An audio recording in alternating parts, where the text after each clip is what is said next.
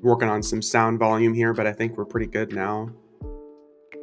Okay, so we've got lots of options for what we can hit today. I really, for sure, want to hit at least some of the planar gods. I want to hit Luclin bosses as well. I want to hit Lord Inquisitor Suru, Emperor Sra, some of those bosses. I haven't done those on stream in quite some time, so I'm probably going to wait until some more people filter in before we start hitting that.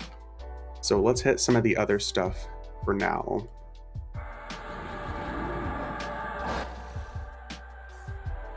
So we've got all these old world dragons that we hit a few days ago on our Shadow Night.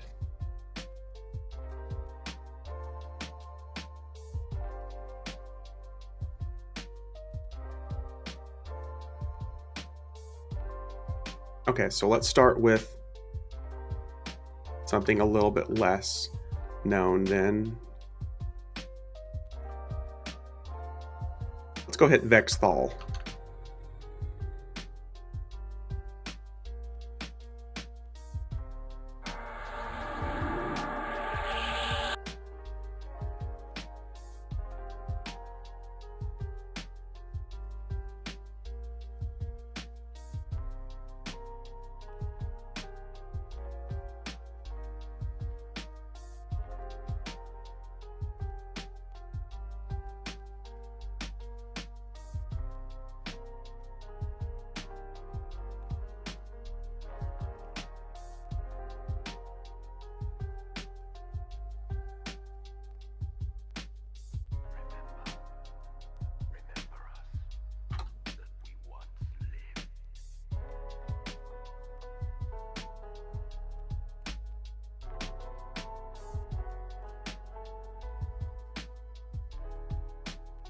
So I don't actually do Vex Thal as often as I should because of the illusions that drop from there. There's at least 3 off the top of my head that drop there. And I need to do them just a little bit more often.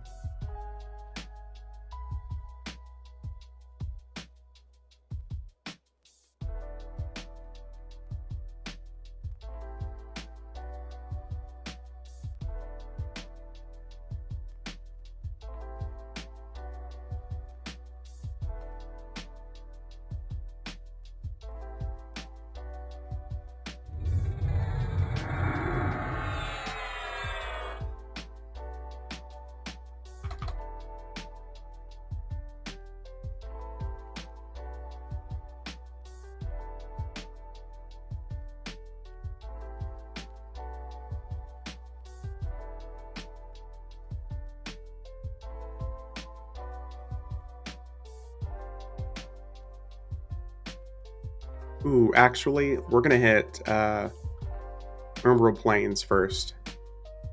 We're gonna get us a little instance of Umbral Plains so we can beat up Doomshade, Rumble Crush. See if we can actually get Doomshade to spawn this time. Because I don't know if the instance is bugged, but in Umbral Plains, whenever you get your own instance, for some reason, Doomshade just doesn't seem to spawn. Maybe I'm killing stuff too fast. But Rumble Crush, we can kill him. We can kill the Fire Elemental guy and the Ice Elemental guy. And they drop pretty good stuff that's good for Twinks. So we can do that for sure.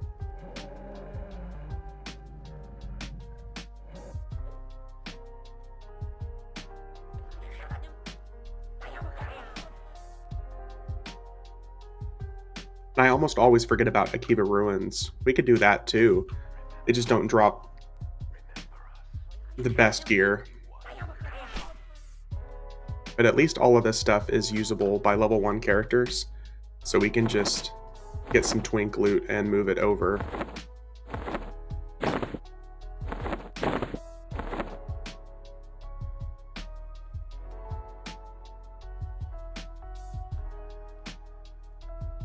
Alright, so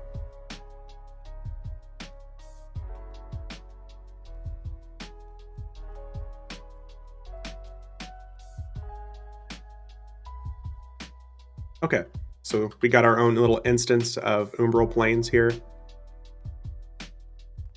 I figured we could go with this graphic because it kind of matches the whole Vex Thal environment that we're going to be in soon anyways.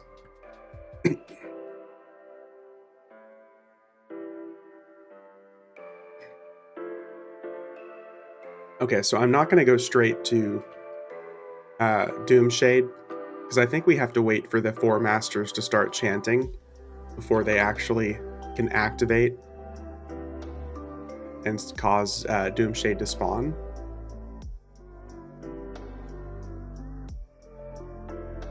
So maybe I'm just killing him too fast. In the meantime, we can go kill Rumble Crush.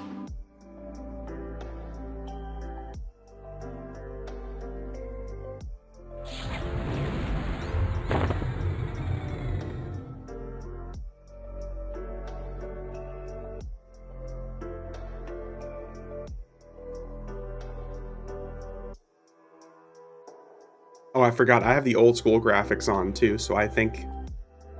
Yeah. They don't even look like the current elementals.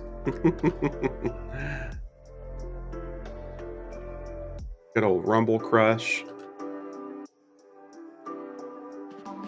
Let's see. Oh, there it is. The unearthly wail fills the air as Dark Masters begin chanting for the coming of Doom. Okay, so maybe we'll get lucky and Doomshade will actually spawn this time.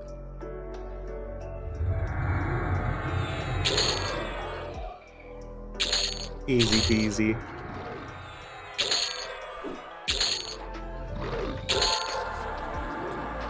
I think we're also going to hit Veeshan's Peak today too, because we've got our rogue, so we can lockpick our way through the doors.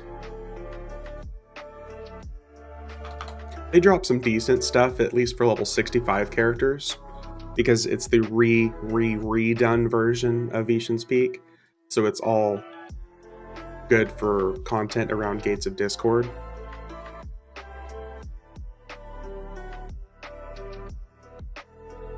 Hey, what's going on, Pixel? Happy Saturday to you as well.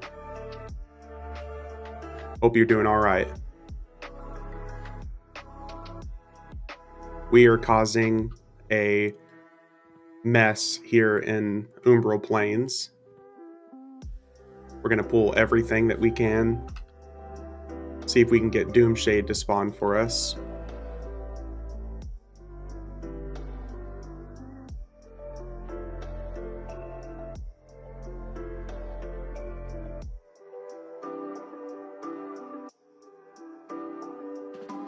But yeah, happy Saturday for sure.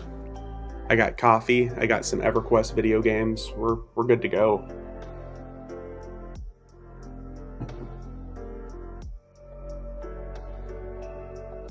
Headed to Kazakhthal Deluge for some progression. I love that area. I especially like the Drowned Kazakhthal area, the one that was done for the Darkened Sea. I really like that area too.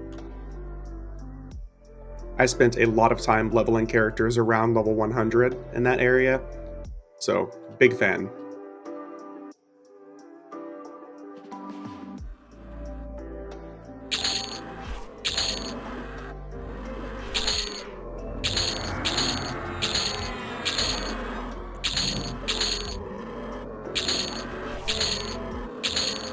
Doing the Darkened Sea stuff right now. Nice. So have you been enjoying yourself? I think you mention that you said that you moved your characters and stuff over to Fury V. Are you having a good time?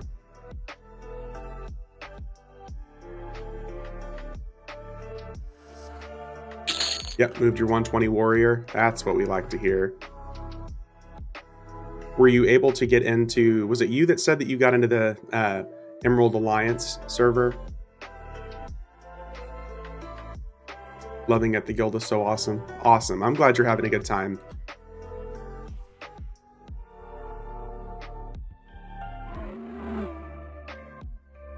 Yeah, I'm glad you're having a good time, because they were so helpful for me whenever I started back and I joined in on the Fury V server. They're an awesome bunch of people. As a matter of fact, I might be moving guilds over to them soon. I really might just join that guild back if I can. This guild that I'm in now, they're awesome. They're a great group of people. They're just not the right fit for me, you know what I mean? Oh, we got Zelnath. Here we go. Oh, sorry, Zelnathak. I've been grouping with some and talking with everyone is so open and welcoming. Awesome. I'm glad it's been a good time for you. I got nothing but positive things to talk about them. Okay, we got a twink breastplate and a twink cloak. This is awesome.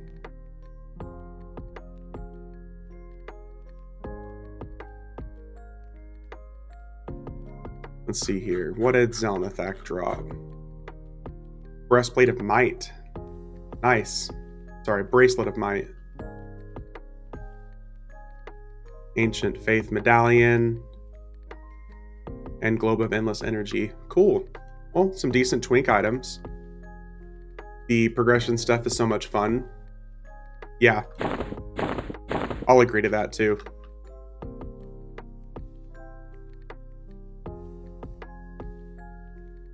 Well, like I said, I'm glad that you found a positive group of people, because with a game that's this old, there, at least in my experience, there are a lot of times that you're going to run into some pretty toxic people.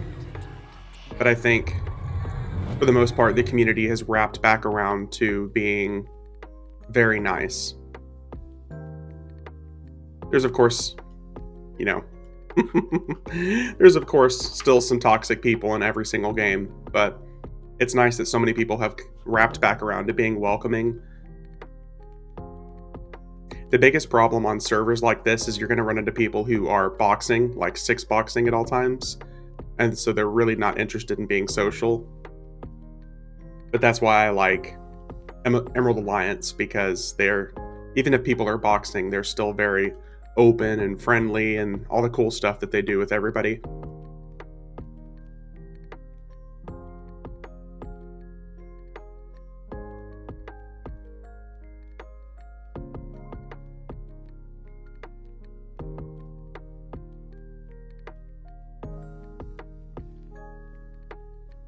Ooh.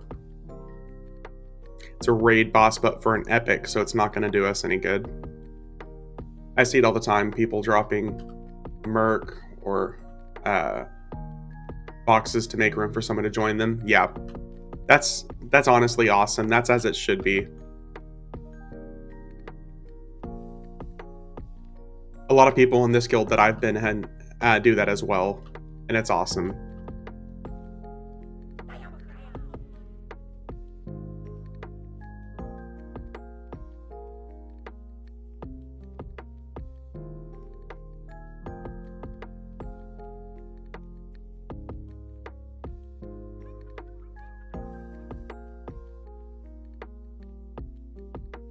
Yeah, what I really want to do today is I want to hit as much different content as possible. I really want to go through and hit, you know, some Luclin bosses. For sure, we're going to hit TAC V. We're going to hit Asylum of Anguish. Probably going to hit some Dragons of Norrath bosses as well, because I still really like killing those dragons. They all drop some pretty good level 70 loot. But all of these bosses drop twink loot for level 1 characters. Assuming we can get them to spawn. I have this problem every time I come through here, where I guess I killed maybe the Dark Masters too fast, and I can't get Doomshade to spawn. Which isn't a big deal, it's just kind of frustrating.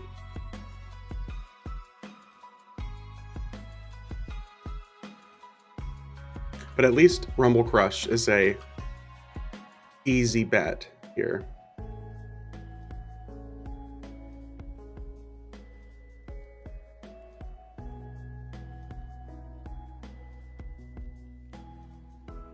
All right, let's get out of here, and we're going to go to... Hey, thanks for the follow, dude. I appreciate it. Thank you.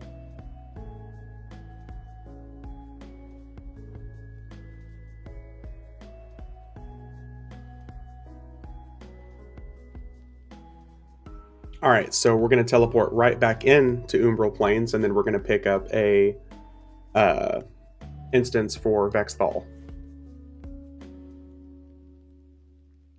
Vex Thal at least has a ton of enemies that can drop loot that we can use. Like I said, we got the 3 illusions that we can get from there. We've got the skeleton bracelet, we've got the human headpiece, and the fire elemental mask.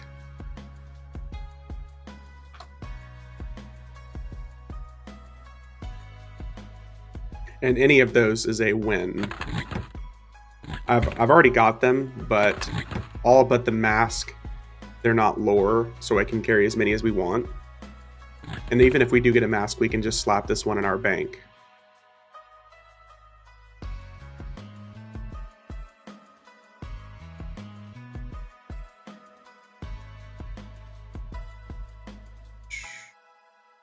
And these bosses in general are camped religiously on this server. Since everything is droppable, Fire Elemental is off of who? It's one of the raid bosses here in Vex Thal. I get their names all mixed up because their names are all very similar. But I'll be able to point out, I'm pretty sure which boss it is that drops it. It's one of the Diablo bosses here in Vex Thal that drops the Fire Elemental mask. I think a couple of them can actually drop it, but I might be wrong. I just hit 110 on my main rogue as well. We'll need to work on some illusion farms. Hey, well, you found a good channel for talking about illusions and stuff, because as you can see, I've got quite a few different illusions here along my bar. For some reason, I'm an idiot and I copied the Earth Elemental illusion twice, which we really don't need. Let's see here. This is one that we don't have. Yeah, we've got quite a few different illusions here. I think I've got all of the old world illusions that are like rogue and bard specific. The hardest one, at least to get in my opinion, as far as illusions, is this Afridi Death Visage, which it's like one of the only no drop items on this server. It's because of a quest line you have to go through for the Buried Sea. But it's a cool illusion. But for the most part, all the other illusions I have are all droppable. And there's tons that you can get by spending real life money. So, do you plan on trying to do any of the Night of Shadow raids when they open?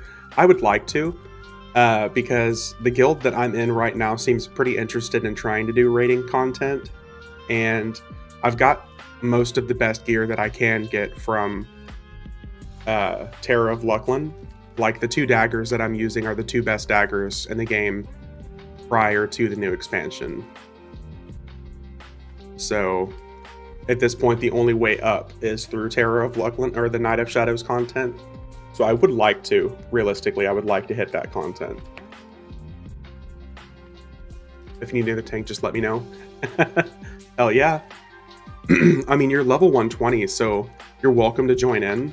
From my understanding, they allow basically anybody in that's over level 85. And as you can see, it's a pretty social guild, but we've got it set so if you want to hide alts, they flag all of their alternate box characters as alts. If we do that, that's the true number of people that we have online right now. So, you know, 8, 9 people in total, and a lot of them 6 box. But they're all, like I said, they're all very nice. A lot of times they'll take boxes out of their group, alts and stuff like that, so you can join it if you want to. But if this guild hits raid content, I would really like to join for sure. I think it would be cool because I haven't done in-game raiding in so long. Here, I'll send you a snap of my breastplate so you can see how I'm geared. I'm assuming you have tier 3 content, right? The tier 3 Terra of Luclin content, all the Luclin coagulated stuff, because that's what I've got too. If you got Luclin coagulated stuff, you're pretty much still, you know, geared out with the best stuff that you can have. Here we go. Here's our lock picks. So we're gonna pick past everything. And since we're rogue, nothing can see us.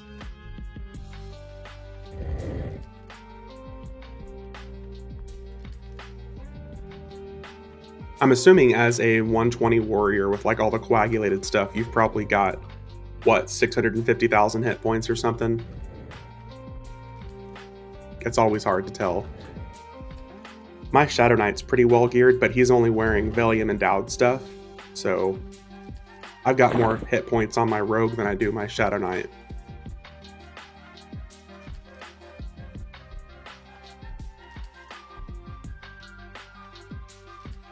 Alright, so this is the first boss, 400k, not ogged out, and I got more AAs to get. Okay, so I mean, you're still relatively well geared out. If you want to join the guild, definitely. We can probably get you an invite. I always try to tell everybody... Ooh. I always try to tell everybody not to expect immediate rating. Because like I said, a lot of us are boxes. Nothing has hit me for over 25,000 yet. Nice. How much AC do you have?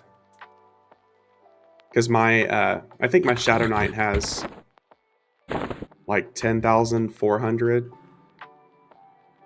with the sword and board on. When I go two-hander, he's only got like 8,800. See, you're still really well geared out.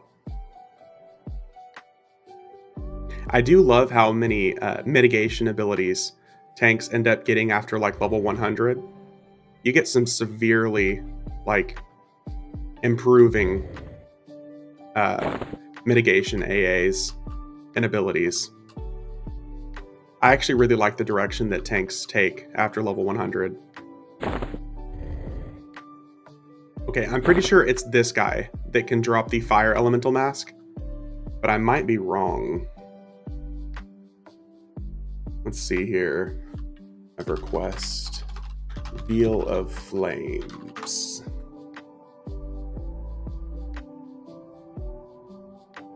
No, it's Diabo Z Zin that drops it. This is not the guy. I sent you a tell with my breastplate. Oh, it's right here. Here we go. Oh, look. Oh, the ensanguinated stuff. Okay, so that's still really good gear.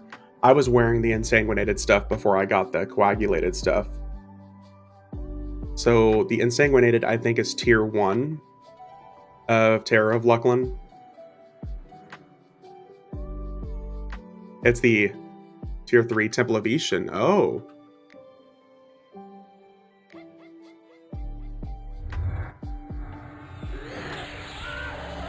Nice. I love it when they just fall over instantly. See, we're getting some pretty good clicky items.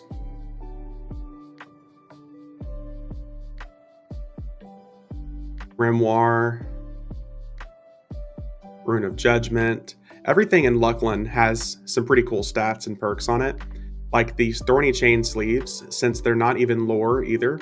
These were great items for DPS classes. You could wear 2 of these. You got like 25 strength on it. You got the attack on it. Some pretty good stuff. And like I said, my favorite part about Luclin content, at least for Vex Thal, is pretty much nothing is lore. So if you got one, you can get several.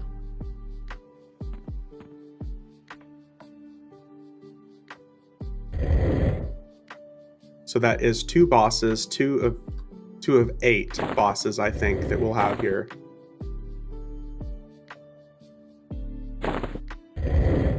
We're gonna wrap back around. because the bulk of our bosses are on the second floor, but there are a few that we'll kill down here.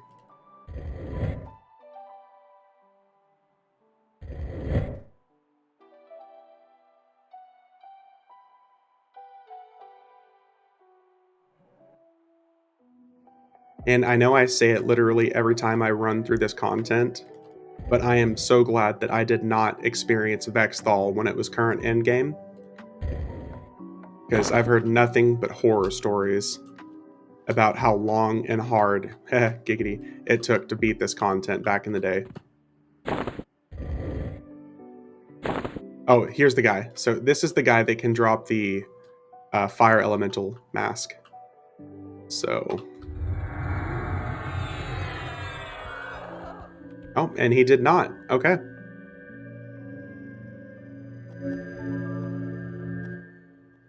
Oh, this guy, nice. So he dropped the amulet of Zul, or Zuzzle, whatever you want to call it. You can summon a flaming sword.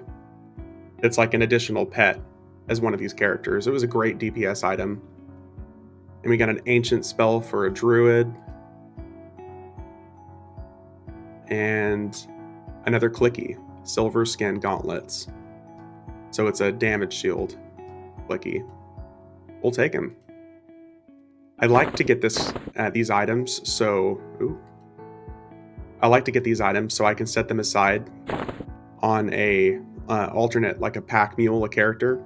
So whenever I level a character from like 1 to 60, I've got tons of stuff just sitting aside at level 60 that I can just run through. And once I hit 60, I've got just tons of gear set aside. All the cool clickies. And I think some of this stuff still sells relatively well as well. Like, the illusion masks in particular, like the Veil of Flame still sells pretty good. If I could spell, Jesus.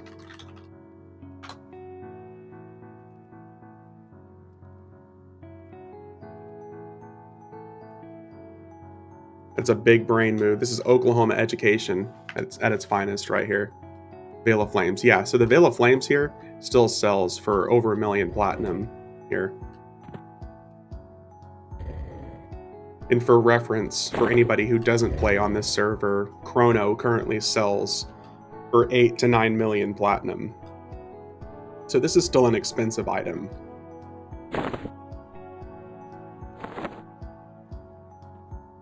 Oop. Run a little bit too fast here.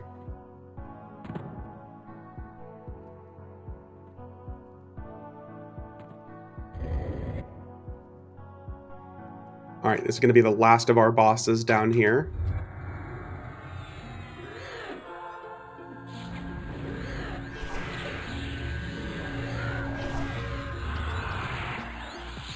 Alright.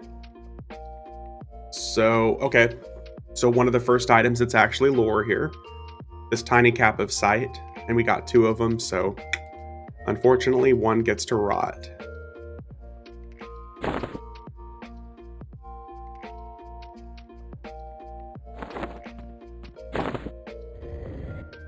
Let's make our way to the second tier.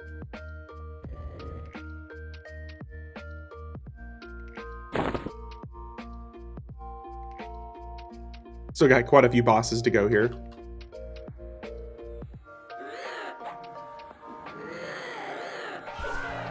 Nice.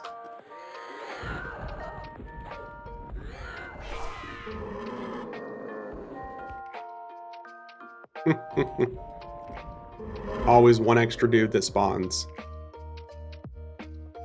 Alright, let's see here. Cloak of Frozen Flames. Crazy good back piece for level 60 casters, because it's got 4 mana regeneration on it. Crazy good stats. Earring of Falling Stars, a good melee weapon. So we're getting some really good melee equipment. So our next melee character, which is probably going to be a ranger, is going to be decked out. Especially at level 60. Okay, we're gonna go in the south wing here.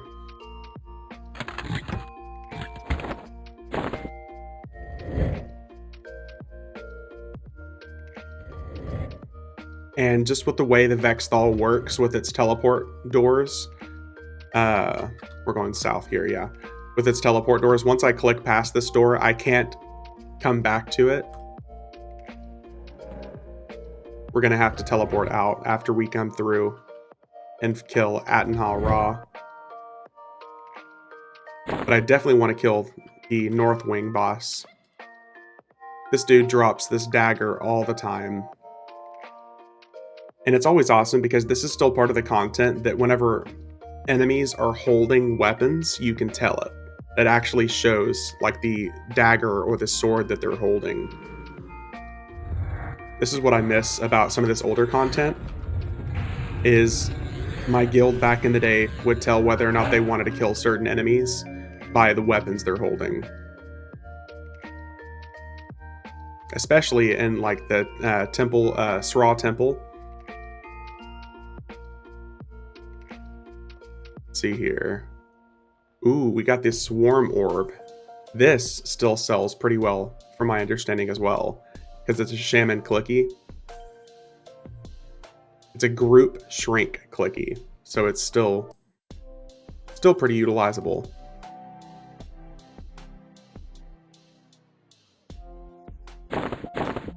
Maybe we'll have to make a shaman with other things. Okay, so now we're making our way to the tier 3 bosses here.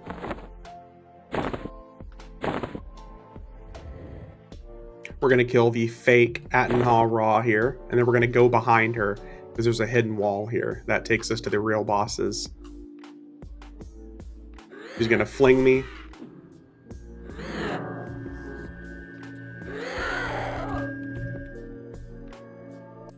Alright, what do we get?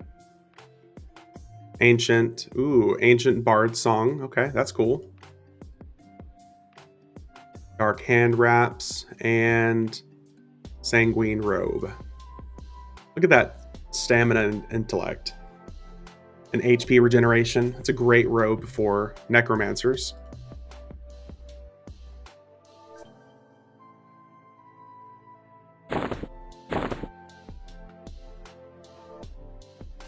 Okay, cool. So now we're going to come back this way.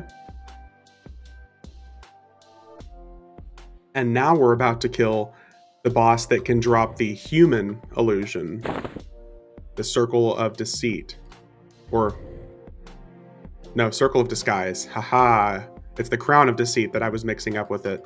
The Wood Elf and the human illusion have the same graphic.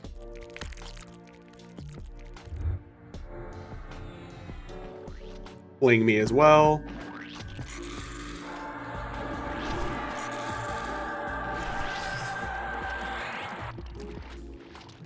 Aw, man.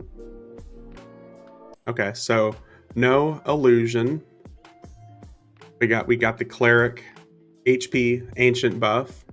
We got the wand of everlasting water. So you can just continue to summon all the water that you want without having to pay for it or using a different spell. And then the warrior, the plate class legs.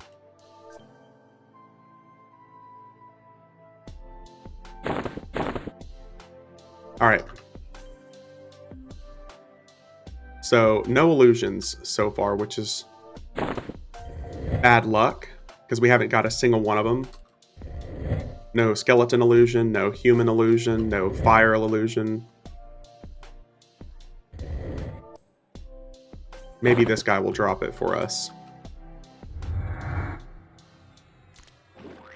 Ooh, he almost died in a single hit. Oh, we got it. Circle of Disguise. We got the human illusion, so... And another Bard Ancient spell. Okay, so this was a successful run.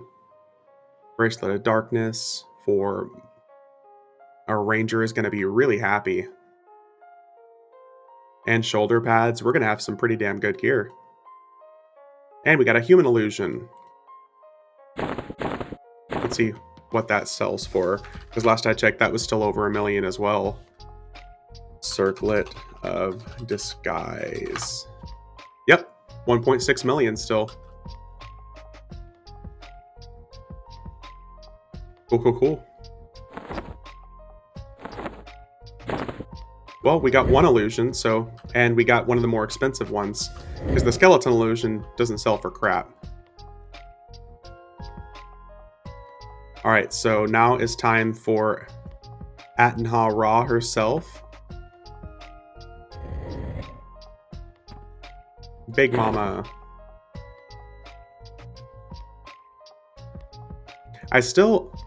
Even these redone graphics, I think still look pretty similar to that. This is obviously just more purple.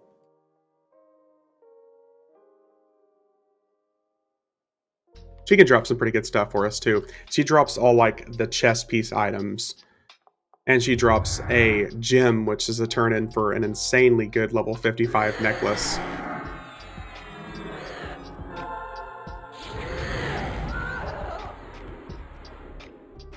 Easy peasy. What do we get? So we got the plate chainmail. Okay. We got the ancient gift of ageism. Leggings of judgment for caster. And another clicky item for intellect casters. Unlocking this passive ability, alternate advancement ability, increases your mana pool by 250, which is really good for level 60 characters. 250 is a big chunk. And then this, which we'll go turn in afterwards. That necklace is just insane at level 55. Because it's got like 8, I think it's got like 8 mana regeneration, 8 health regeneration on it. We're going to teleport out here, and we're going to run back and fight one more boss. Because there was a North Wing boss that we missed to teleport up to her. Gotta make sure we kill all the bosses here. Vex Thal is a really good zone to hit if you can just run through it like this.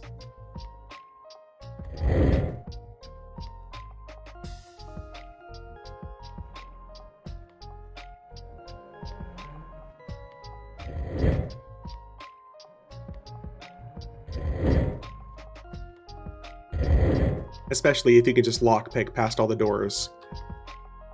Because almost every other door is locked.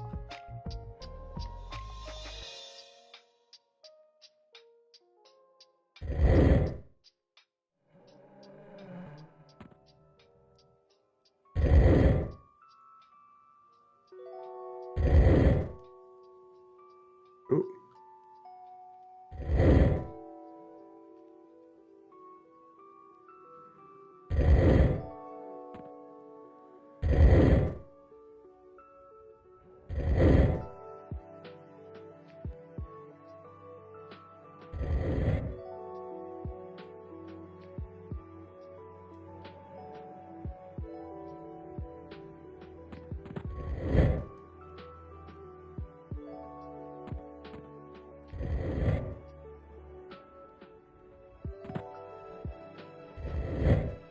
Okay, here we go. Now we're going to go north and fight the last boss here. This guy can drop a really good Bane damage Shisar sword, which is good if you're going through and you're fighting Emperor Sura like we're going to do after this. Can't forget about Lord Inquisitor Suru and Emperor Sura. Here we go. Last boss for this zone.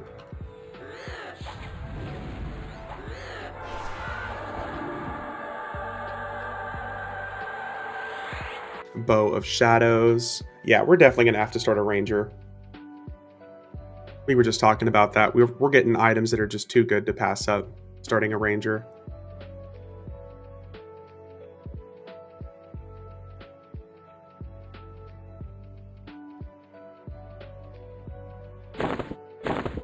Okay, Let's get out of here.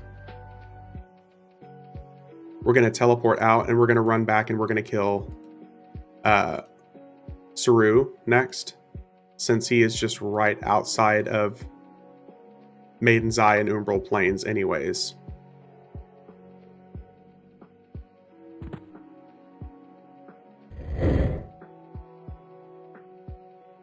Teleport out.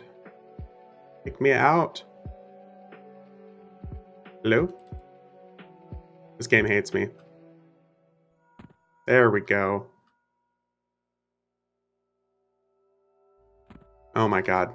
Okay, so Fiorina V is going through its typical Saturday afternoon lag.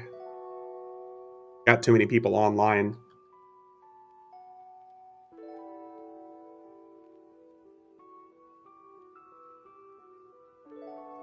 Let me out!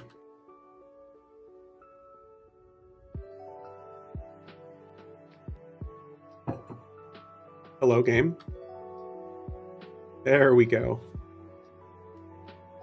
Good evening. How's it going, Six? How you doing?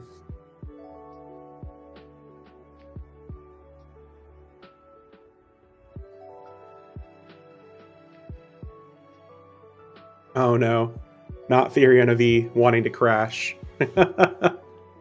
Just great, awesome. Heck yeah. Happy Saturday. I figured it's Saturday, so let's get some Saturday gaming in. What's going on, Les? How you doing? We are currently waiting on the servers to stop shitting the bed so we can actually zone out of this area. It'd be a shame if the Fiorina V servers crashed after all the hype I'm giving behind it. I'm like, yeah, man, there's so many guilds here that want you to play.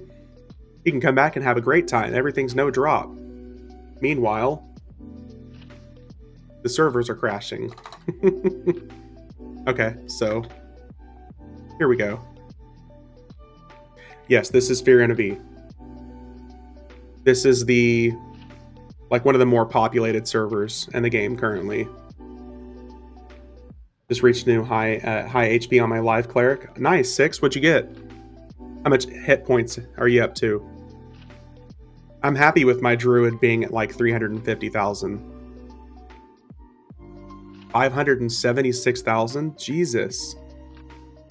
That's insane. What is that? Are you using like tier 3 Terror of Luclin gear? Buff, that is? That's insane. Well, as you can see with all these buffs I have down here, my rogue is at about 507,000.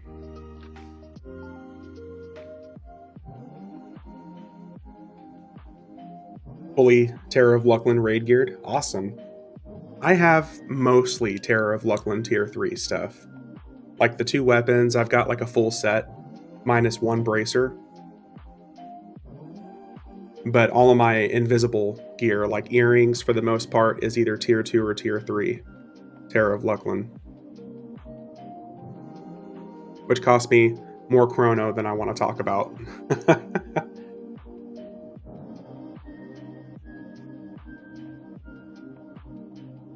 Thankfully, if I'm absolutely desperate, I can sell a lot of this stuff that I'm picking up and try to make some of that money back.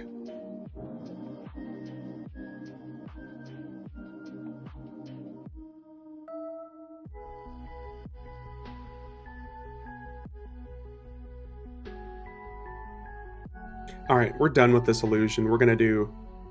Let's do skeleton for now. And summon our little mount. It did take a lot of sitting time on raids to get it. I'm happy with the result. Awesome, though. I'm pretty excited to give some of the raiding a try, if I can, with this guild. Because, I mean, I already spend a decent amount of time on this game anyways. It would be cool to get like some content recorded for the raids. Because of all things that I see at least streamers doing for EverQuest these days, pretty much everybody is either doing like low-level group content or like P99 stuff, which is awesome. I love P99. That's why I'm probably going to switch over to it after a couple hours of this. but there's not really anybody who's covering any of the current endgame content, at least streaming, that I've seen. You have decent tanks and healers in the guild? I don't know. That I'm really not familiar with. I do know we do have some pretty nice people. One of the people that lets me in his group all the time is a Shadow Knight that boxes, and his Shadow Knight's pretty insane. He'll tank like 10, 15 enemies at a time in the level 120 Umbral planes. So I don't know in reference of like how good that is for raiding content, but we'll literally take like 20 enemies at a time in Umbral planes.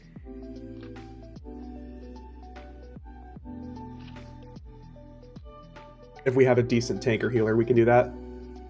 There's people from ROI that stream raids, ROV that stream raids, and a few others. Cool, gotcha. That might have been one of the guys that I've seen. Usually plays a warrior. I think his name is Zaknafine. He's like the only one that I've seen as far as like what I've been able to catch so far that's done some of the in-game raids. Which I find fascinating. I like seeing the new EverQuest stuff. So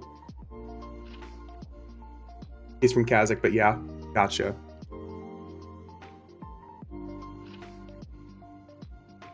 He does stream in-game raids as well. Cool. Yeah, I think I saw him doing some of the Night of Shadows beta content.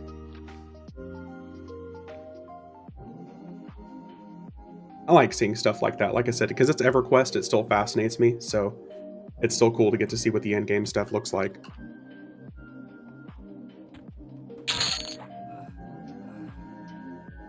The ROI female streamer also streams her Valhalla Druid. Ooh. A Druid streaming. That would be cool to watch. Druid's one of my favorite classes in this game, so that would be pretty cool.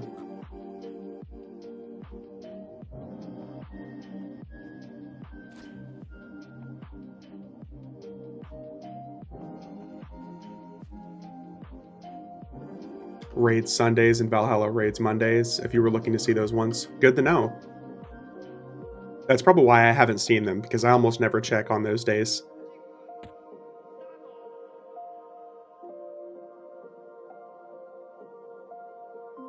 Sweet. We got our instance. Now we just got to wait for it to populate, and we'll teleport in with our handy-dandy key. Oh, thanks for the follow, Red. Thanks for sticking around. I appreciate it.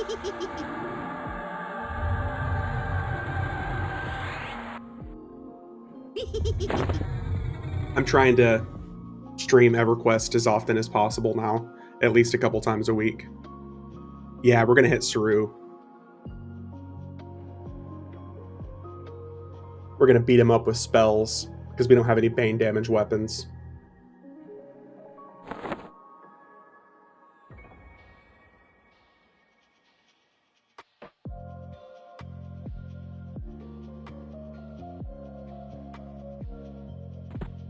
But you are correct, not a lot of people stream higher end regular EverQuest stuff. Yeah, I really don't see it that often. Like, the most popular stuff I've seen on EverQuest, at least for streaming, is always P99.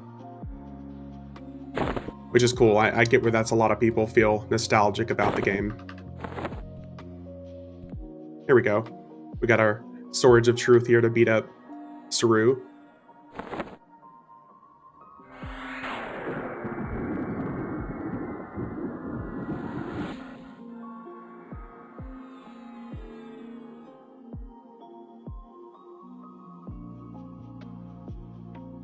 I think also a lot of people who only played old school EverQuest, I feel like a lot of people are intimidated by what EverQuest is now, which is totally understandable.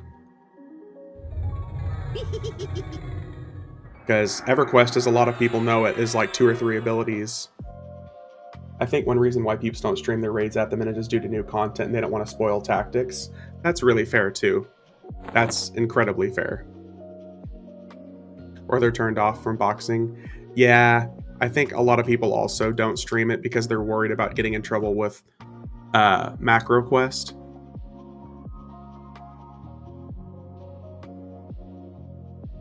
Because I have heard of Daybreak being or dark ball gaming, whatever you want to call them. They're not very kind to people who have macro quest going while they're playing EverQuest and they're streaming. Although they do seem to turn a blind eye to it when they're not streaming, so... Oh, we're going the wrong way. This maze. Stick to the outside.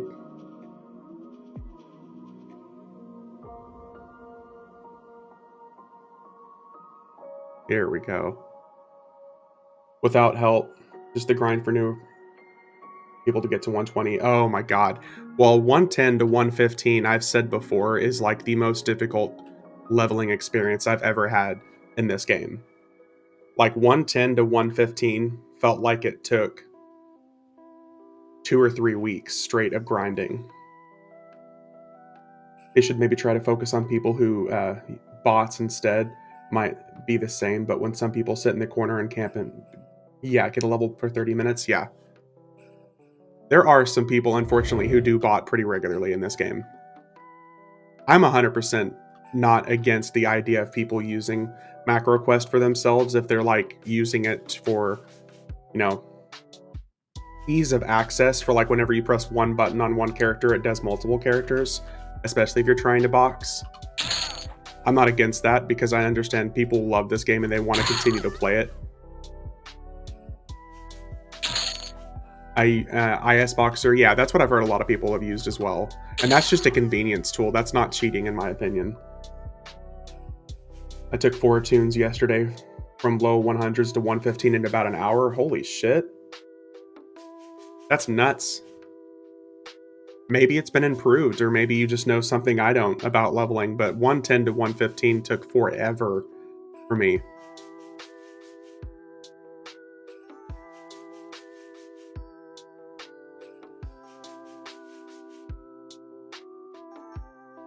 Let's see here.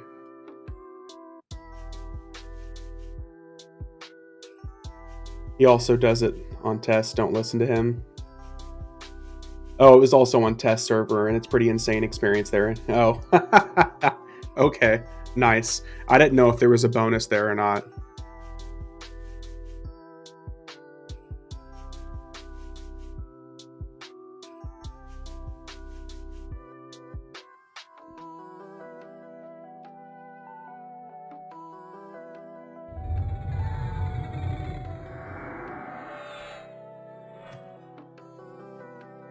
That's insanely fast, though.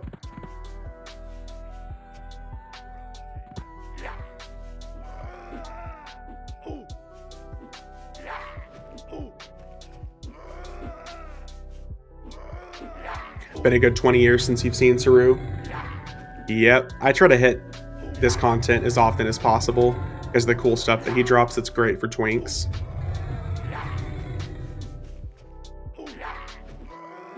And like I said, I like fighting him because all that's hitting him right now, it's my abilities.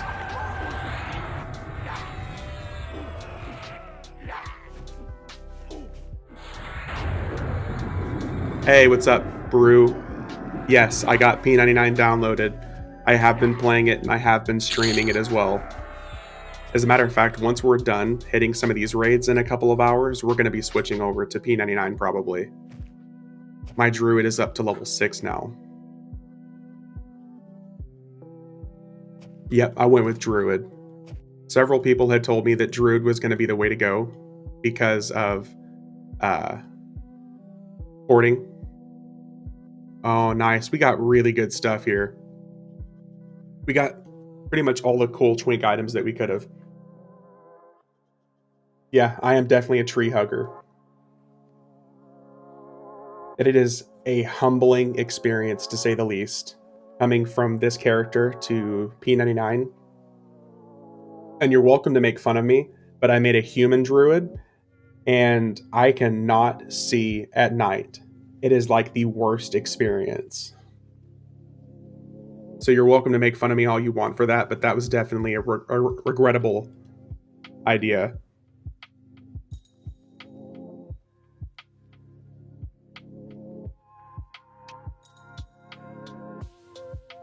Hey, what's going on? How you doing?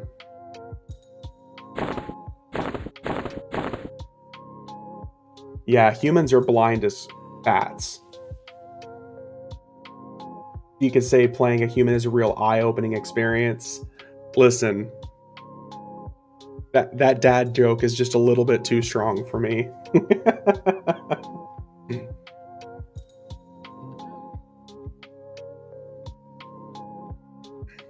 Just popping in real quick. Well, thanks for stopping by. I appreciate it. Yeah, it's been a good day so far. We hit Vex Thal, we hit some Umbral planes, we killed Rumble Crush, we hit Lord Inquisitor Suru, and now we're about to go kill Emperor Sra, whatever you want to call him, Big Snake Emperor. Because he can drop some cool stuff for us too. Luclin romp, yeah, we're beating up all the Luclin content right now. Alright, let's get out of here. My very first Chera I played on EverQuest was an Ogre Warrior, lasted for 2 hours, got stuck in every door and killed in Freeport. That sounds incredibly accurate. Ogres are great for their frontal stun immunity, but the only reason I ever play an Ogre now is if I have a Shrink clicky.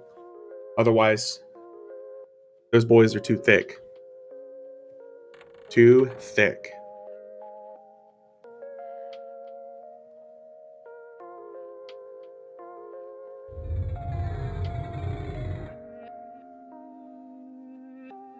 Alright, let's get some of this debuff off of me here.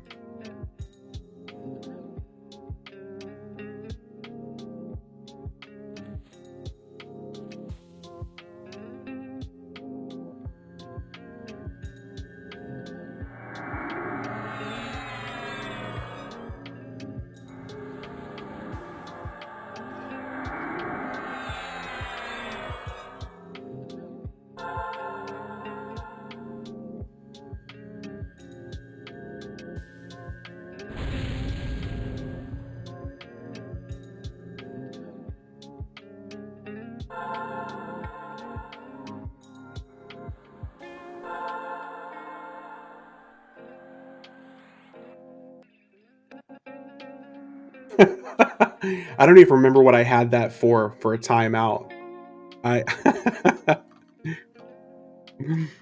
Sorry, man. I don't even remember what I had that for. Let's see here. What did I have? Posture check, hydrate, timeout.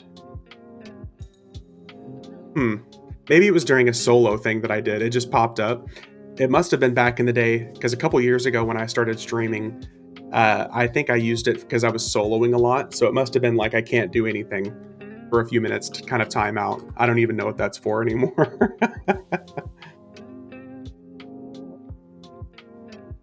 Okay, so let's see here. We're going to transport over to the Twilight Sea.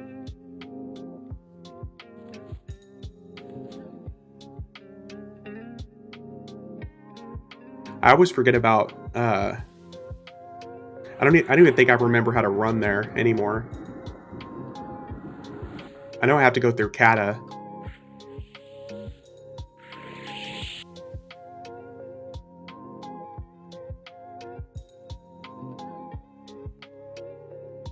But for those of you who are just coming in, we are beating up pretty much all of the Luclin bosses. We're going to go back and kill some Veeshan's Peak content here just shortly as well. And yeah, we're just pretty much knocking out anything I could think of. We're going to kill some of the later content as well, probably, like Gates of Discord content, Omens of War content. We'll probably end up hitting that stuff in a little bit too. Thanks for the follow, Unknown. Unknown name, unknown. I appreciate it. Thank you. When inside Sura Temple, can you please tell me the way to Emperor's room? Because I don't remember it right away. Oh yeah, I'll show you. I like Sura Temple because it used to seem very, very confusing to me. And after all this time of hitting it and going through it and doing it over and over again, it's still very confusing to me. So thankfully we have maps on this server.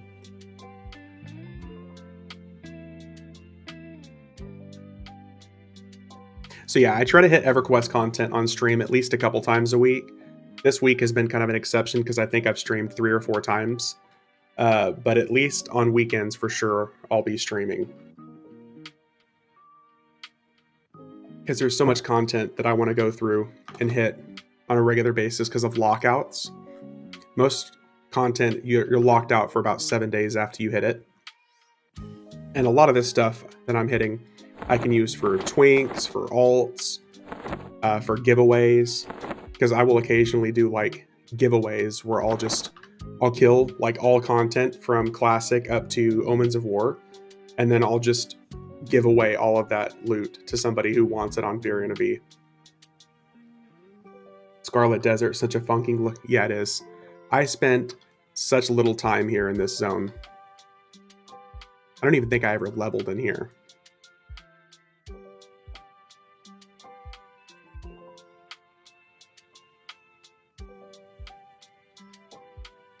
Time to make a Variant V character. I mean, you might as well. Because, let's see here. I think it was early 2021 when I was really getting into streaming that I would have like giveaways, whether it was Krono, loot, stuff like this. I'd get all these mounts from like Lord Inquisitor Suru, Emperor Sra. We'd get these really cool rare mounts, weapons, equipment. And then, like I said, I just have like a giveaway on my YouTube channel.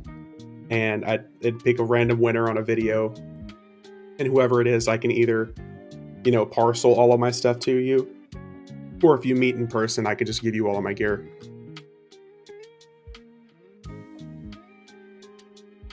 Maybe I should do that again, because that was pretty fun. Otherwise, a lot of this gear will just go to like an alt or a pack mule, and it'll just sit there and rot.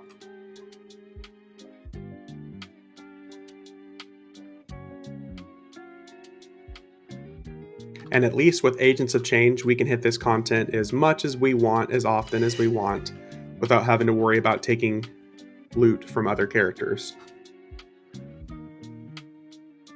Because some of these guys are still camped religiously because of the items they drop.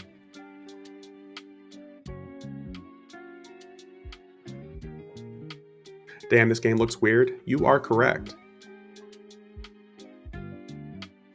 Agents of Change is a blast. Yes. Yes, it is.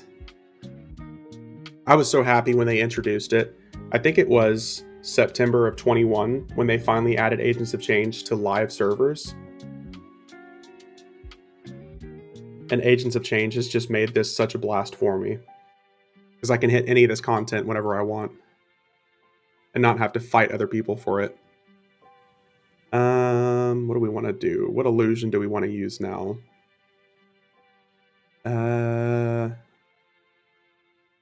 Guess we'll do Ixar Skeleton Illusion. Gnome. Yeah, I can do Gnome. The agents provide instancing. Yes. Yeah, the Agents of Change, they give you your own little instance. So this entire zone is just me in it, and it spawns all the raid bosses. Love the old days nose. Yep.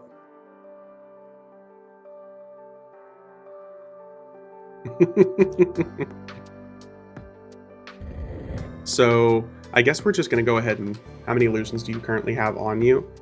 This is a bag of... That's 40 illusions in this bag.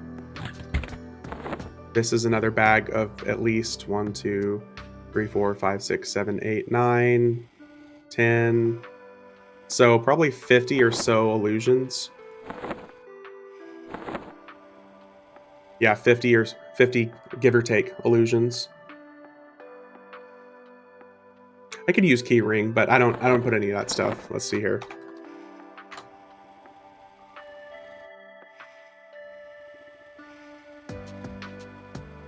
Just a lot of the old school stuff, not really much of the new stuff. Dreadspire, Demiplane of Blood. No, I don't use an illusion keyring, no. He doesn't need keys since he's a rogue. I mean, that's a fairly true statement. Okay, so do we want to kill all the guys here, or do we just want to kill just the Emperor? No, we're going to go to the basement. Let's go to the basement.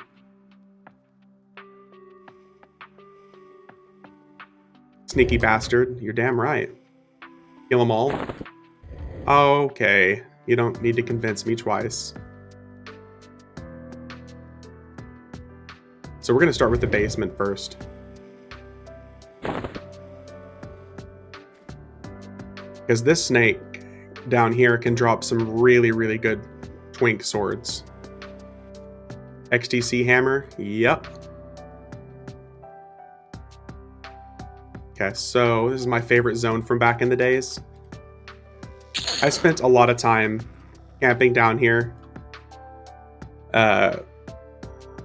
for the Vashir mask. I spent a ridiculous amount of time here trying to farm the Vashir mask.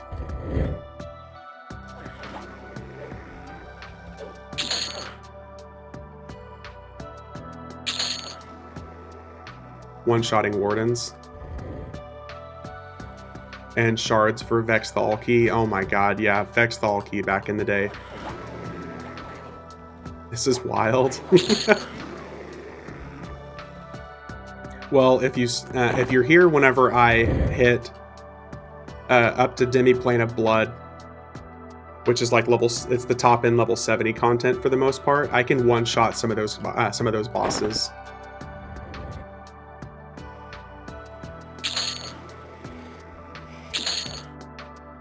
So those are like level 80 raid bosses. I can one-shot those.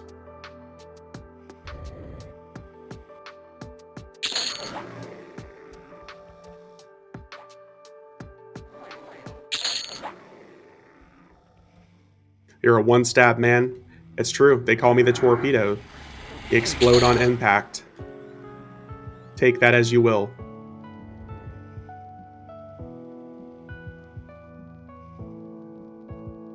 I actually don't remember Demi-Plane raid. Demi-Plane a Blood raid I really like. I think it's pretty fascinating, but that's because I love the Miss Moore stuff. This place took so long to clear back in the day. One stab man, my wife calls me that sometimes. That's pretty much what I was inferring to.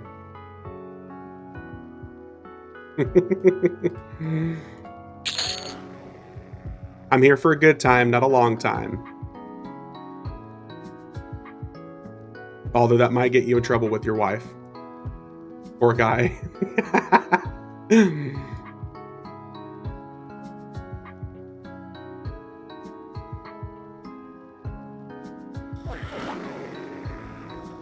Alright, so now we just gotta kill the two named dudes upstairs, and then we should have our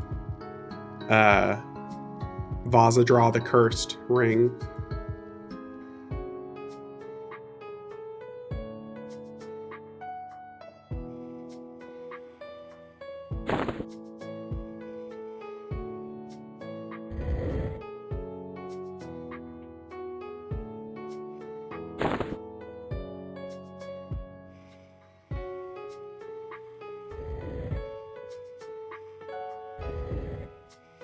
Here we go.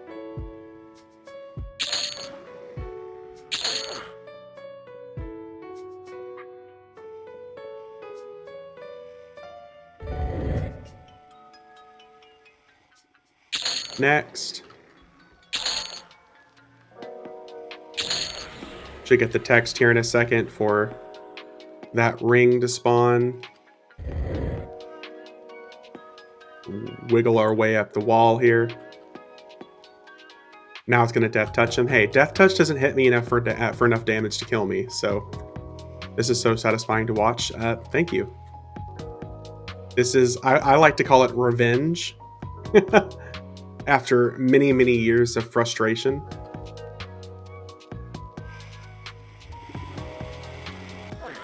But yes, Death Touch back in the day used to be able to kill me. Ooh, he's holding a fist weapon. Let's get him.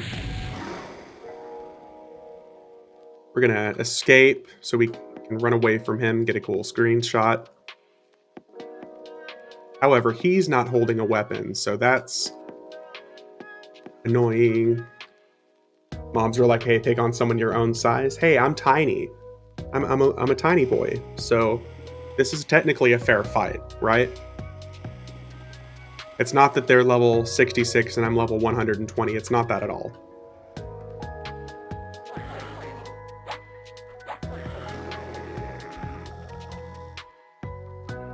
Okay, what did we get here? He has one of the better tank weapons. He sure does. So we got... this stuff is kind of decent, but it's not going to do us much good right now.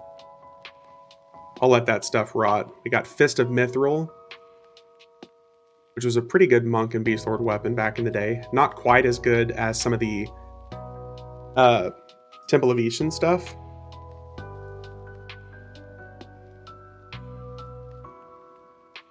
Oh, we got the Claw of Vazadra. Okay. This is an insanely good twink weapon for rangers, which I was just saying earlier that I need to make a ranger, and now I've got a weapon to prove it. I mean, look at this. It's damage 16, delay 20. It's got no level requirement. Yep, we got the Geomantic Focus. And Druid, Monk, and Beast Lord chest piece with the clicky. Very, very nice. Yeah, we're getting some really, really good stuff here. Oh, I almost forgot about this.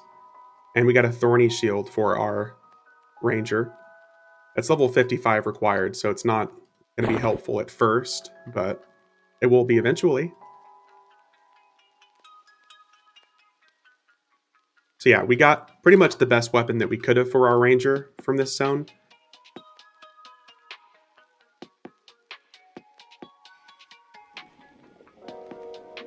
So we're going to go back up here. And we're going to do the ring that spawns... there are 3 mini enemies that we have to kill to spawn this boss. I think we start this way. Do we go this way? I think we start this way. Yeah, we start with this guy right here.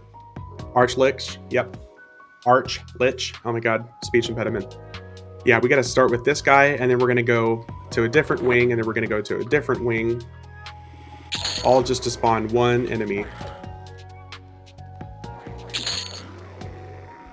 We're also going to kill the High Priest, because he can drop a cool hammer. Okay, so let's go back this way. Oh, this way. We're going to finish up down here at the 3rd floor, eventually, is Doom level of EverQuest. And the Creator. Oh yeah, we're definitely going to kill the Creator. Yeah, Suru Temple was a rough time for a lot of raiders. I think we got to go up this way now.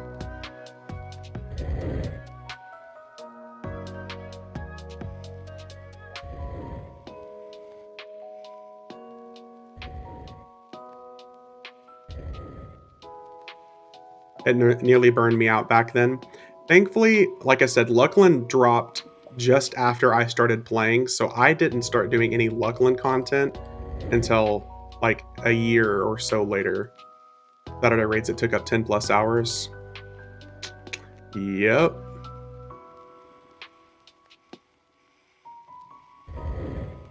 Imagine trying to have a relationship with somebody while you're doing that. Pretty sure that would just get me in trouble.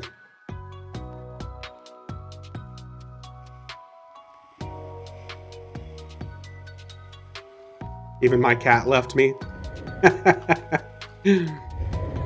Oh, we just got hit with the trap. Disarm trap. Another glory of being a rogue. This is number 2 of 3. Nice. He just took a flat 200,000 damage.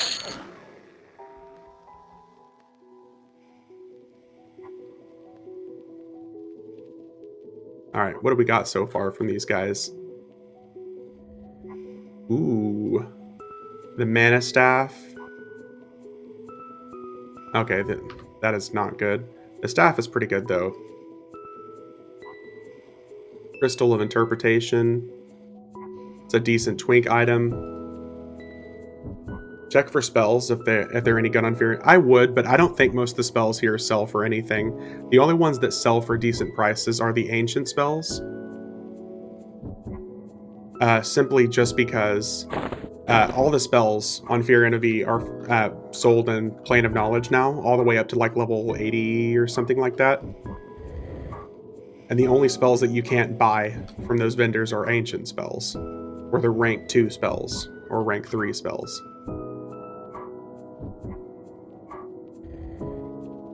So the only thing that's ever really worth keeping is the ancient stuff. Or if you're doing like Omens of War content, you obviously want to keep like the ancient runes and stuff like that. Once sold Remove Greater Curse for 200,000 years back though. Yep. If this doesn't tell you how big of a nerd I am for this game, I remember asking for one of my birthdays. I asked for my mom to spend $200 on me on EverQuest because someone was selling the looting rights to the chest clicky for the druids and monks and beast lords here. So I spent $200 on that chest piece and the loot rights to the sword. I remember my mom was so disappointed in me. She was like, "There's really nothing else you want to spend your money on?" No, Mom. I need the fat loots. That's hardcore, yeah.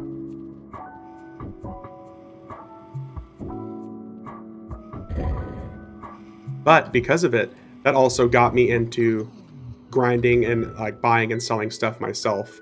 Asmon levels, yes, indeed. I understood that reference. Yeah, I was pretty obsessed with the game back in the day. Disarm trap. Another trap. Oh, this one actually knocked me out of hide and sneak. Curse of Ragzagoon. But yeah, that's what started me in my loop to buying and selling stuff on EverQuest myself back in the day. Aren't we all into a game? Yes. Yes. You are correct, sir. We got Zerkis, the creator. Oh, he died in a single hit too. Peasant. Bone Chiller. Okay, another pretty decent ranger weapon that we can use once we're high enough level. I held a party for the web cage I played on when I was on. Oh my god. The epics back in the day. Look at this. If this is not a twink item, I don't know what is. Shield of the Creator. It's got 6 mana regeneration on it, and it's got no level requirement. For the web cafe I played on. Oh, gotcha.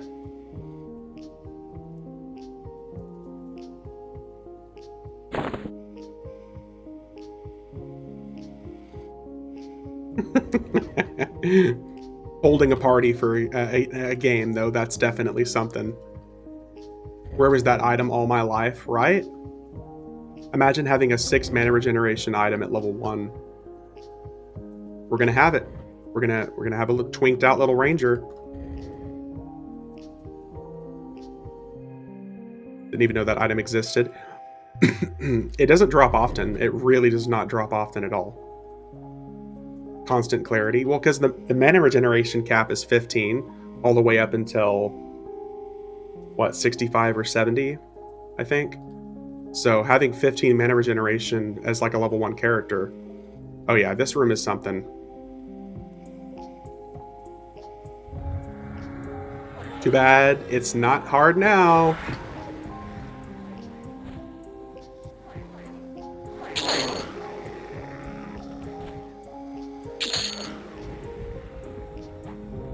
The only problem is targeting, because everything is a caster.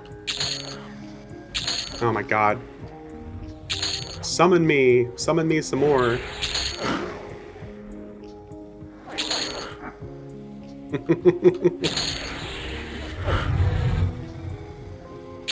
Oh, here. I didn't even think about it.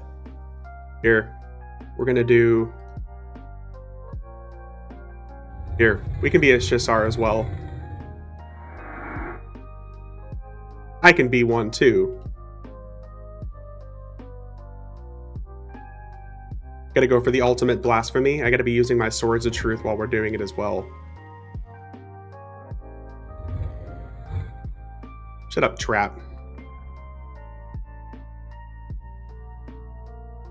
Alright, we're gonna go back down now. We're gonna finish up the Archlich ring here. Come on, let me out. Hello? Am I doing something? Am I too big? I think I'm too big. There we go. I was too tall to exit out of that room.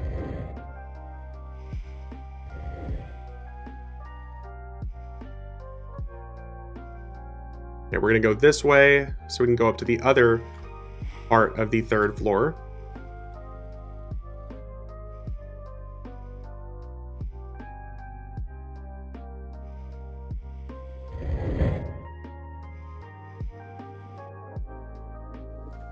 We've gotten some pretty good loot here so far.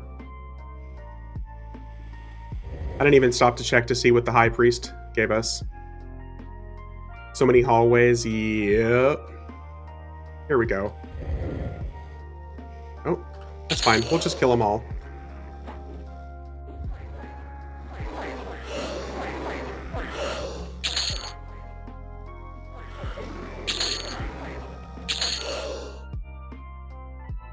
Okay, let's see here. Yes, the other raid of many, many hallways. Here we go. Here's the Archlich. Not holding any weapons, though, which is kind of disappointing. But that's okay. Ooh.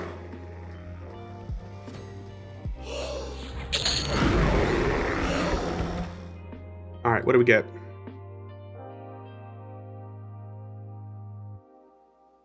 Ooh, the Paladin two-hander.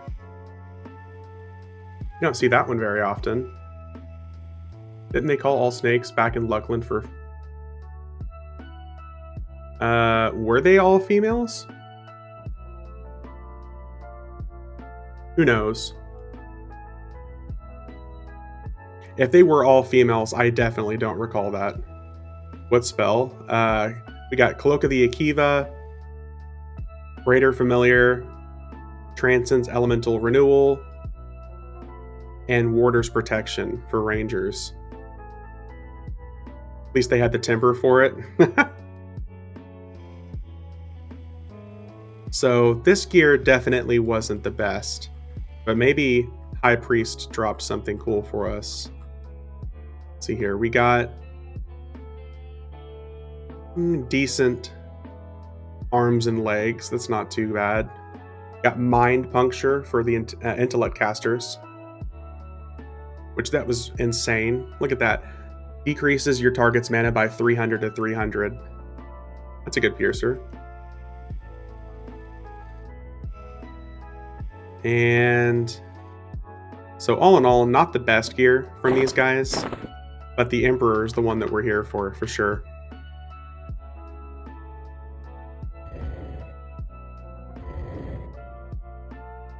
All right, let's go back down. Stupid traps. I would stop and disarm them, but it's not going to do me any good. Cloak event. He always drops the cloak for sure with the Codex Endless, Mindless, whatever it is, Intellect, Blicky on it. He always drops one of those. The Blood of Straw, the giant golem, though, he drops really good gear for Twinks, though. He drops, like, typically the belt with all the hit points and stuff on it. which is really good.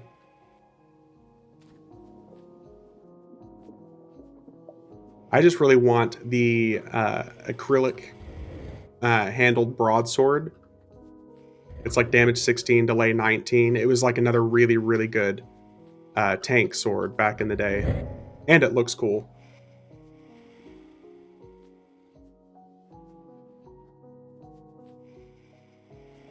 Alright, we're going to the important one, which we actually need lockpick for this.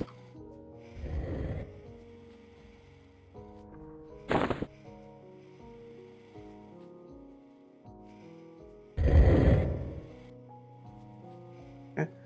This guy right here, this Shisar Arcanist, is the PH, this placeholder for the Vashir illusion.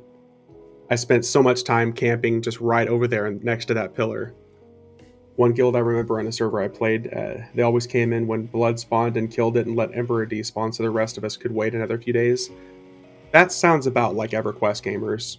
There used to be a similar issue with the Avatar of War and the Idol, because if you killed the Idol, it would initiate Avatar of War, but some people would just kill the Idol and then wait for Avatar of War to despawn. Because, you know, that's what EverQuest gamers do sometimes.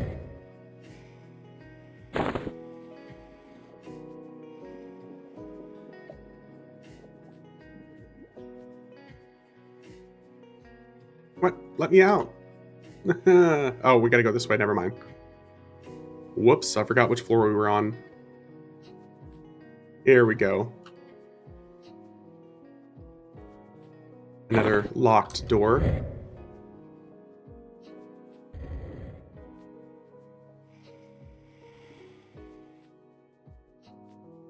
You drown in those tubes a lot of times. I think the vast majority of drowning I did in this game was in that stupid Kedge Keep. I drowned so often in there, especially when I was farming for a piece for my Druid's Epic 1.0.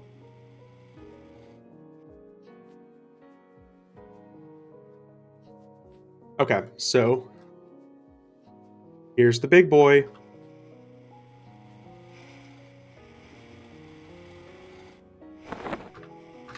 You still have to hold lockpicks to open doors.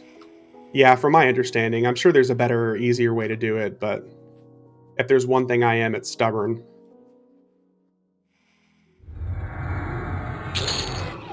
Sadly, this version of Emperor, before he actually spawns 6, he always holds that sword. If he despawns and actually respawns with the sword after, will be good. But this initial version of him is always holding that. And now we just get to wait for him to actually spawn. Mace of Confusion, insane twink weapon, and the belt. So really, really worth it. War Song, Hammer of Souls. Yeah, that mace is insane. For a level 1 healer, like a druid or a cleric, that's just a nuts one-hander, because it's got no level requirement. You got 100 hit point, 100 mana, 25 wisdom, and it's 21-23, so you're just over here hitting stuff like a melee character. And typically this guy requires 2 pools of ads for him to actually spawn properly for me, because I'll kill them so fast the game doesn't register that the ring should spawn. So typically I have to kill them 2 or 3 times because they're on like a 2-minute respawn time. So we'll chill out for a second, wait for these guys to respawn again, kill them, and then we'll get him. What do you do with the gear you end up... with the gear I don't end up using? It really depends. A lot of times I'll do like... Sometimes I'll do giveaways. Sometimes I'll put it on alts. Sometimes it'll just sit on like a secondary character and just pretty much collect dust. I've got like 9 or 10 characters that are just full of gear from these runs. But yeah, sometimes, like, if somebody comes in and they're just like, hey, I just made a new character, sometimes I'll just randomly hook them up. I'll send a parcel over a whole bunch of gear. Since it's all droppable, I mean, it might as well be used. I want to get my Shadow Knight going again. I want to get some joint gear. Well, maybe you'll get hooked up. We get lots of Shadow Knight gear to drop for us. Okay, let's go ahead and kill these guys again. This time, we're going to pull them all right on top of him.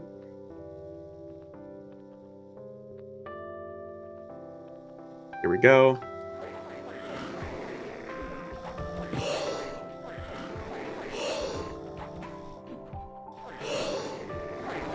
Okay, so he should pop here in just a second.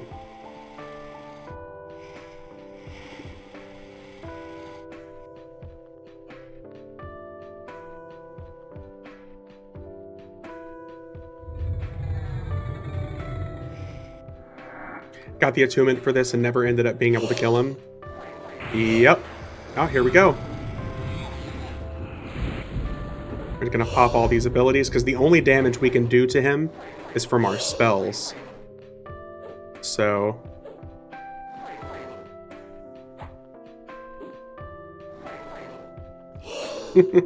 I do have a Bane weapon that I could use, but I just started playing on live for the first time since LDON. Ooh, played on P99 and Agnar, but trying out live it's been so far, but I'm like 31 in 2 days, which seems crazy. A lot of people have that experience, but welcome in. Welcome to EverQuest Live. You've got a lot of content ahead of you. It is definitely much easier than anything you're going to experience on P99. But solo and with the mercenary, you can easily take yourself from 1 to 75.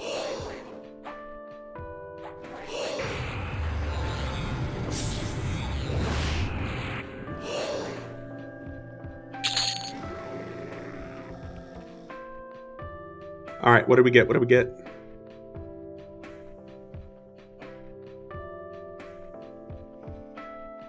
Oh, look. Okay, so he didn't drop the other cloak. Okay, nice.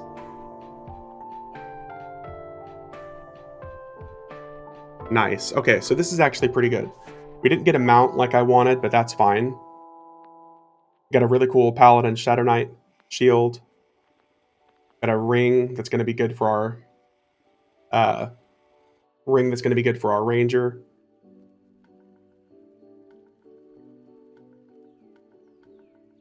Oh, on Fear NV as well. Nice. You're in a really good server, especially for the sheer amount of people that are playing the game. So, good choice.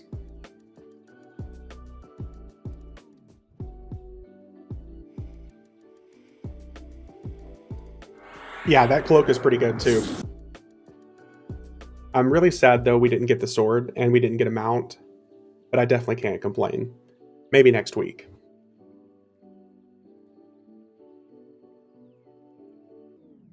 So we gotta get these stupid debuffs off of us. 107 Druid on Fear NV and 120 on Test. Ooh. Antonius Bale, since I'm being European, so suits me well. That does really suit you well though.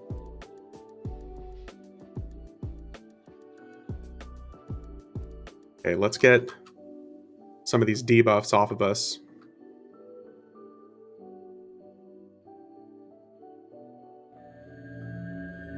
Saw a YouTube video about it being good for /barter.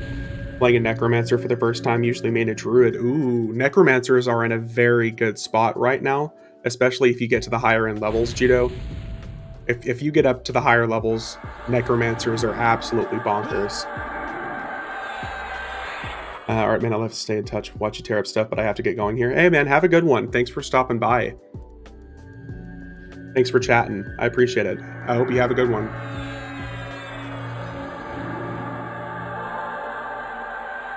We're going to keep beating up some content here for a little bit.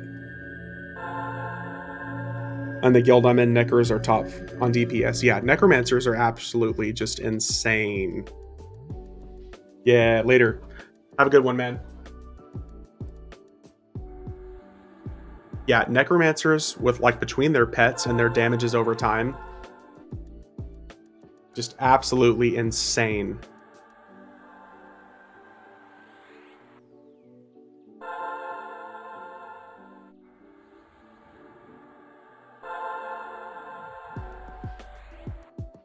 There's actually a necromancer on the test server that I'll watch on YouTube quite often.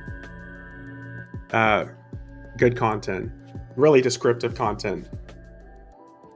We have one who's dealing between 1.4 and 2 million per boss fight. I mean, it sounds about right.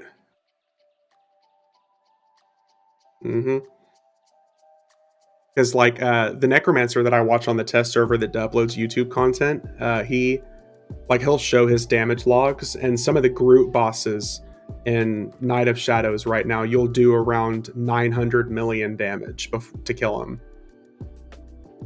And it doesn't take him too long to get that much damage. Which again is bonkers, but...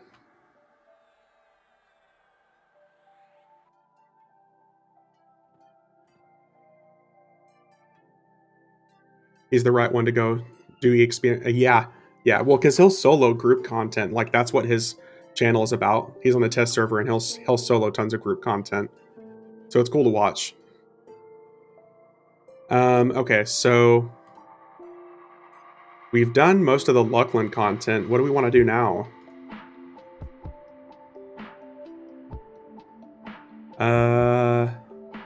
Do we want to go Kunark, Valius, or we want to go to some of the harder content like TAC V?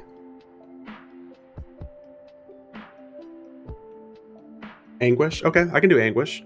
I know I've been talking about doing that one for a while, so let's hit Anguish.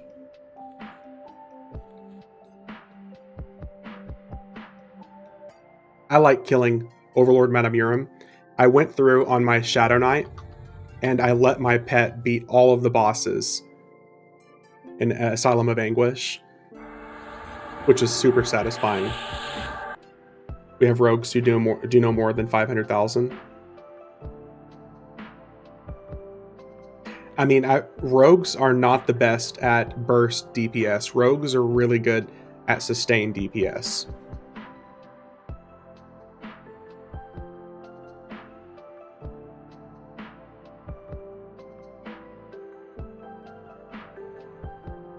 So in general, that sounds about right for rogues. Because I think when I was like measuring my DPS, I think my damage was maybe 3 to 500,000, depending on like the duration of the fight. If I was actually behind the boss and not just flanking it or in front of it.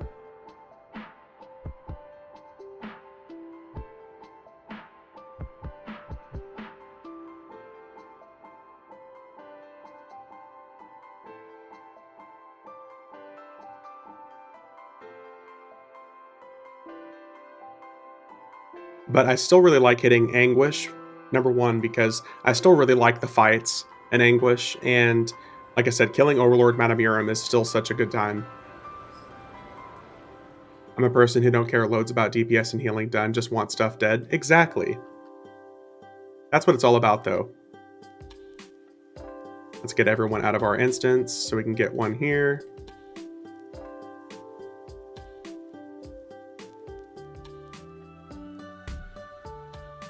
It is cool to be like at the top of the DPS charts because I am a damage class and that's what I want, but it's not that big of a deal to me if I don't get it.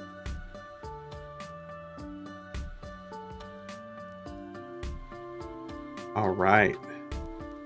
So there's one fight here that takes a while to kill. And if you've done Anguish before, you probably know which one I'm talking about.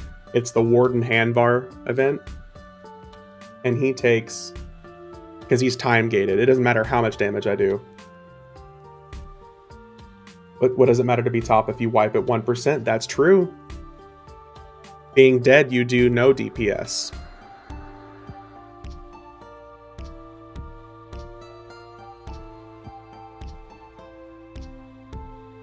The Warden Handvar event is, it's the one that's time gated because you can only do 25% damage to him at a time. and he spawns ads, and that they're timed like every 5 minutes. The Overlord Matamurum one is the one that teleports you across the zone.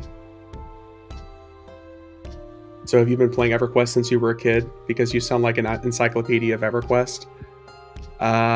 Yes. Let's with a short answer, yes. Unknown, I've been playing it for most of my life. Hanvar is the last before Overlord Matamurum. There's one other between Hanvar and Overlord. There is the Magus, or Magus, whatever you want to call it. It looks exactly like Hanvar, but it's the boss that's inside of the room with Overlord Matamurum. But yes, Unknown, to answer your question, yeah, I've been playing most of my life. Me and my brother were introduced to EverQuest back when I was 11. And this was 2001, I think. So we were introduced to EverQuest by a friend of ours. And I started playing at that time, and I dug really deep into EverQuest. Like all through junior high and high school and college, I played EverQuest.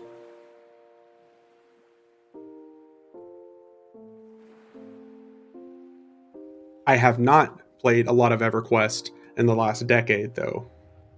I came back about 3 years ago. I started as 21 and I'm 44 now and still going. That sounds about average, yeah.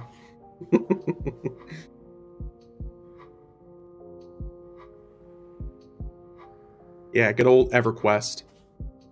It always gave me a case of what I called it a case of the Tuesdays. Because my guild would do a lot of our raiding on Tuesdays, where anytime I was ever sick, I would miss on Tuesdays, the same time that my guilds just so happened to be raiding. Same, though 43. Yep. Some of the lifelong friends I've made have been through EverQuest. They don't call it Evercrack for nothing. Yep. You're damn right. Had a break to World of Warcraft, had to stop. WoW because yeah, WoW was like Tom and Jerry on TV. Yep. Evercrack, indeed. So we hit him, we backstabbed him 1, 2, 3, 4, 5, 6. We backstabbed him 7, 8 times. Nice. We got a single backstab in for 8 times and knocked him down to 13% health. And nice. Mace of Tortured Nightmares. And the Infernal Staff of Fiery Fate, which is a really cool two-hander for casters. It's got a really cool graphic on it too. But this Mace of Tortured Nightmares I used for quite a while back in the day.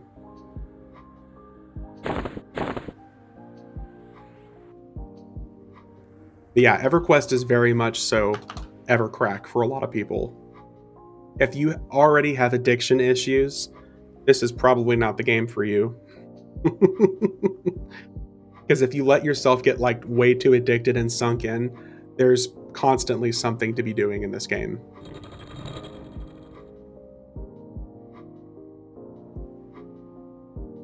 Thankfully these days with EverQuest, my time starts and stops when I stream. So if I only stream for 10 hours a week, for example, that's the only playtime I really get on this game.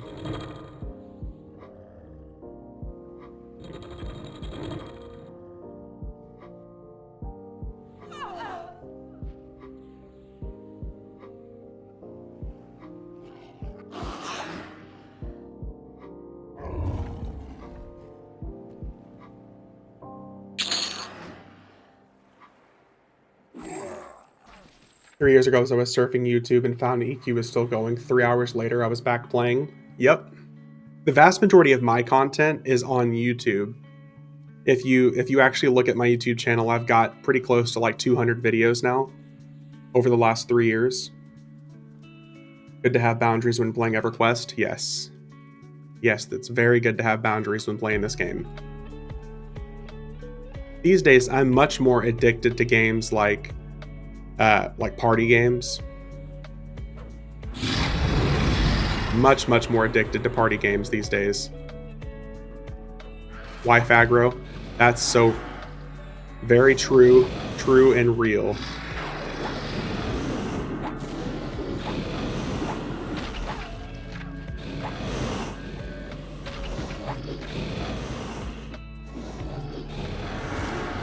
Thank God I could remember my old account name and password.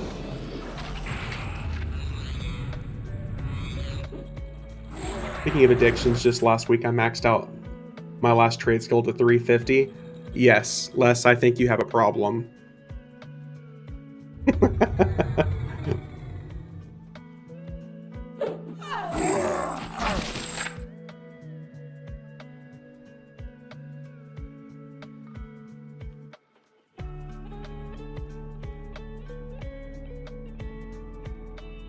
I remember the trouble that people in my guild would get into because of their wives. Because of their inability to control their playtime. Ding35, hey, grats. Do yourself a favor, Judo. If you're actually planning on sticking with the game, and if you're subscribed to the game, open up your alternate advancement window here and click auto grant enable. If you're actually subscribed to the game, click auto grant. So after like 51, you're going to start getting auto granted every single available alternate advancement point to your class.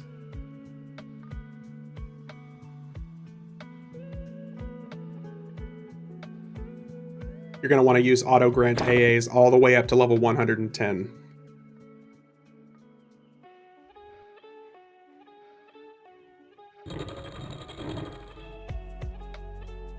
So this way, instead of having to stop and worry about leveling and hitting AAs as you're going, it's basically just auto-granting all of your AAs that you need, all the way up to level 110. Free AAs.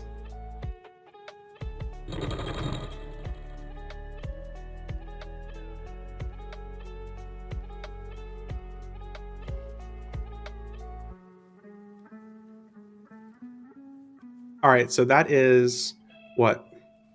2 bosses down. Now we're about to go fight Tyr, the big old chimera.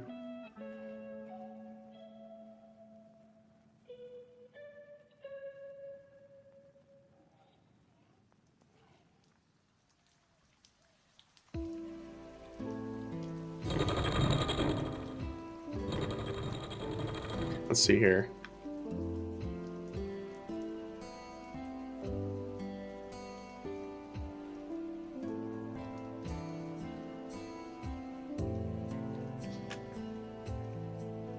And it where Overlord Madamir imports you to? Yep, it is. You are correct. After enabling auto grant, you need to log off and back in or level your character. Yeah. Or if you, I think if you zone as well, I think it might count that as well. But yeah, whenever we're fighting OMM, it's going to teleport me right back here where this little auger is standing. Assuming I don't kill him beforehand. If you do enough damage, you can kill him before that that kicks in. If I can do enough damage.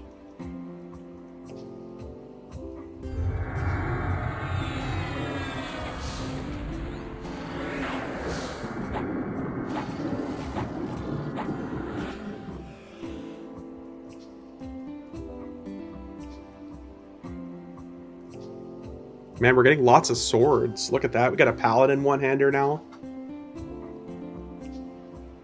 Good weapons. Let's see here. Necklace of stability. Look at that with heroic dexterity on it. These things were necessities during this time frame.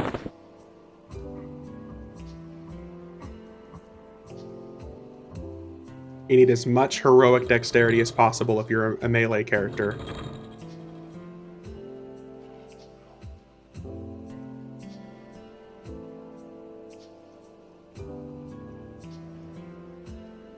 Hero stats on... yeah. Yep. They added hero stats retroactively on a lot of content. So you'll even find hero stats on stuff down to Lanes of Power now, I believe.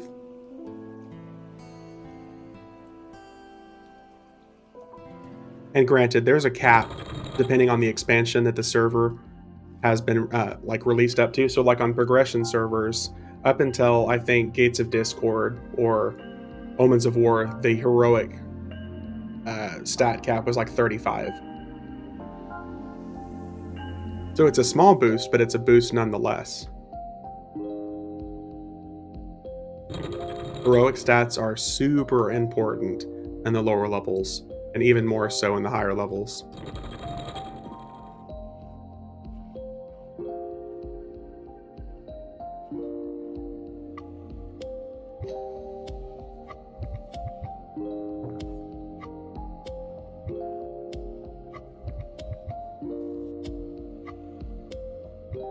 Alright, this is a bit of a long fight, let's just say that. This fight and Vishamtar the Fallen, a dragon that you'll fight in Dragons of Norrath, these two fights are both pretty long because of their time-gated event you'll see here. But anyways, it's not hard by any means, it's just a long fight, so we'll just go ahead and get started here.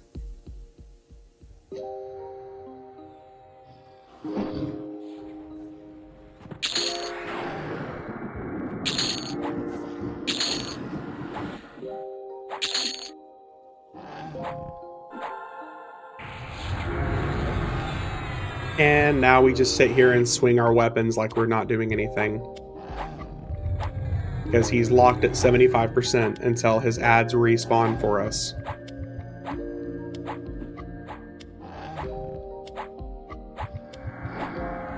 Just gonna turn my attack off because it's not gonna do us any good.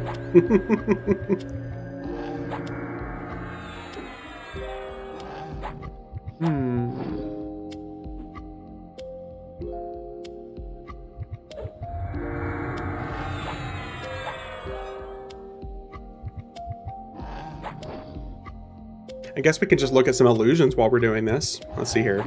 So this is the Riverrail Deputy illusion. This is probably one of the most expensive illusions I have on my character. But I really like it because it's a Riverrail Deputy. What's not to love? My ranger just found statue up. Ooh. Wait, are you on the Fear and V server? Did you actually find that up? Because that is really camped.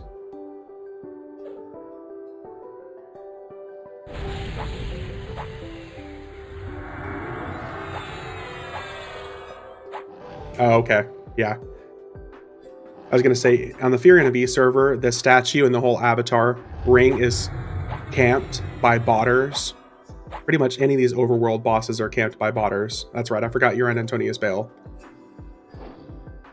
But botters and spawn campers camp pretty much all the overworld bosses here because they can sell those items.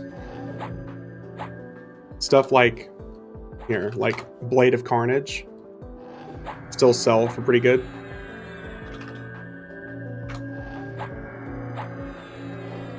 Tribute for your epic, for your cleric, nice. Yeah, like Blade of Carnage that you can get from the Avatar of War. It still sells for, you know, 100,000 to 250,000 platinum.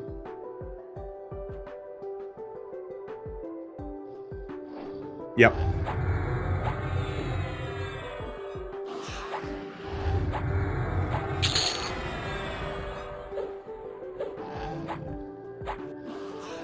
All right, we're gonna do another 25% damage to him. And then, yes, the Jan illusion, I do. I have the fire one.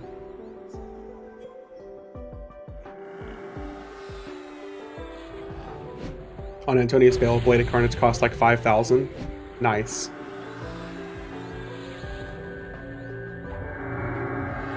Yeah, I wanted the ice Jan illusion, but fire one's fine enough. The perk that you get for this, the perk that you get for this illusion is just what is the amazing benefit. He's a damn twink.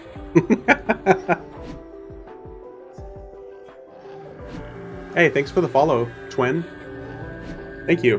Thanks for sticking around. Yes, my character is pretty much a twink. Especially if you're talking about all the illusions that I have.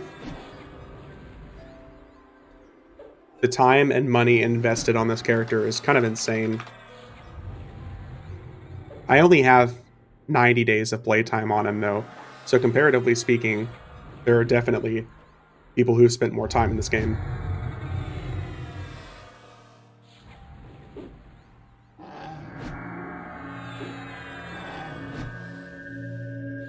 But yeah, I've got the Jan illusion. Probably one of my favorites is... I didn't mean it that way. I know you've been working for it. No, I don't take offense to it at all. Thank you. I played EverQuest many years ago. I will enjoy watching you play. Well, thank you. Welcome in. I hope you like what you see.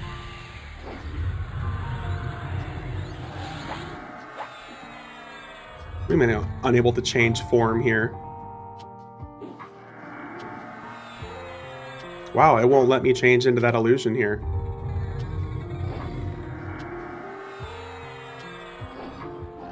Fine, we'll look at the Spectre graphic instead. No, don't worry, Six, I didn't take offense to it at all. If someone ever calls me a twink in this game, I don't find that offensive at all, because I think you're right. Whether it's an alternate character, my main, or anything like that, I don't mind being considered to be a twink in this server.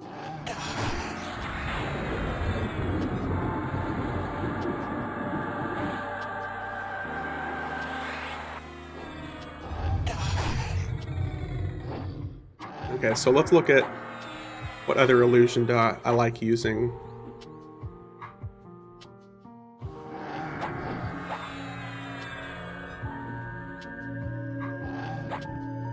Oh, here we go. Sarnak. That's another one of my favorites.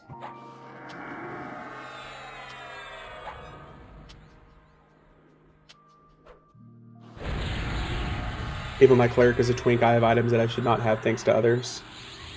Yeah.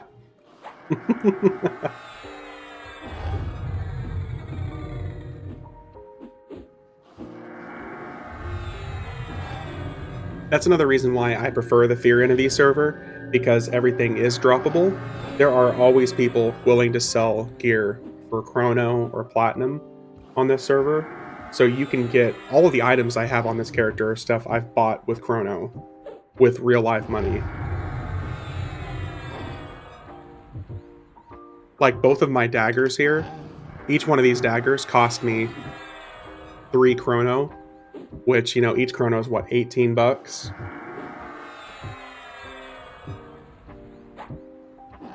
The epics are not, no. Epics are still no trade. Yeah, epics are still one of the items that are like no trade on the server.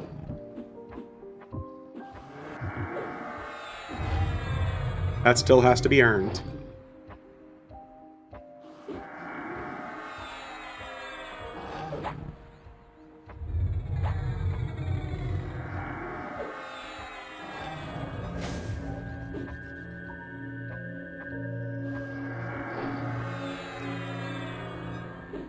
Good thing if you ask me. Oh, 100%. Do you know what they would sell for if they were tradable in this server? It would be insane. Because some of the epics that are still so usable. Shadow Knights to this day still use their Epic 2.0 in endgame content. Because it is still so overpowered. So if people were selling epics in this game, it would be insane. I mean, you can pay somebody to do the quest for you, but still. Zek Earring, Epic, Shawl Quest Augment, and other quested items, yeah. I still use my 2.0 shield on raids, yep. Ooh, we got a Beast Lord weapon, and this. Okay, so these shoulders, they've got ferocity 5 on them, which is absolutely bonkers for characters of this expansion. Like, I was playing on the Mischief server whenever it dropped. Not whenever it dropped, but last year around April and May. And whenever Omens of War dropped on that server, when shoulder pads of warfare were actually dropping, people were paying 10 Krono for them because of ferocity 5.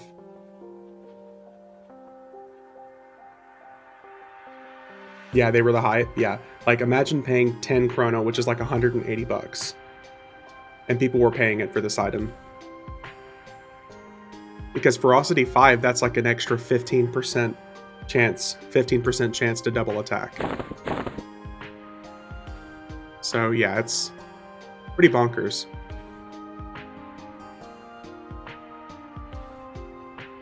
All right, let's go over here.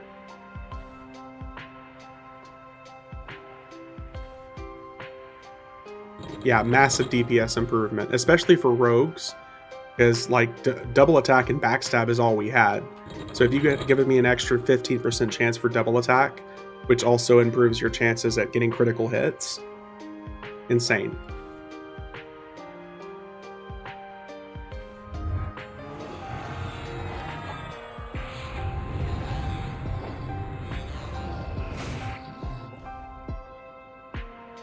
Screen shake, screen shake.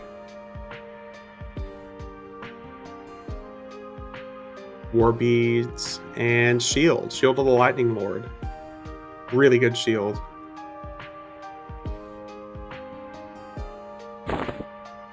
Alright, here's the big boy. Which is cool. He's actually scowling at you, but he won't actually attack you until you do his little text. You made a person mad now. I did make him mad. That is the whole point. We want to make him angry. Because realistically in the storyline, we've been chasing him since Gates of Discord. So it's a whole 2 expansion storyline in the making.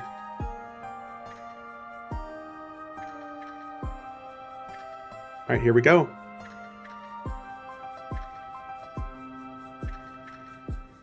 The way he stands there. It's a cool model. It is, because he got his like a hand on his chin.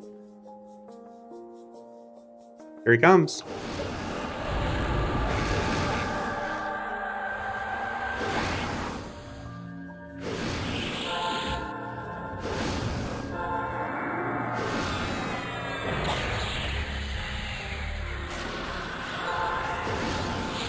Fippy Darkpaw story arc. Oh yeah. So we didn't do damage fast enough to him, so he's locked at 5% here, and here in a second he's going to teleport us out.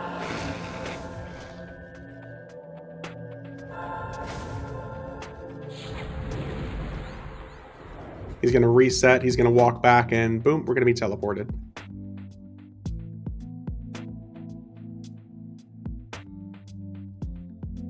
Sometimes, if I bring like my Shadow Knight and my Berserker here with me, there's been a couple of times where you could technically still kill him faster than that animation hits, unless it's been changed again recently. But he looks so cool though. Look at his creepy eyes.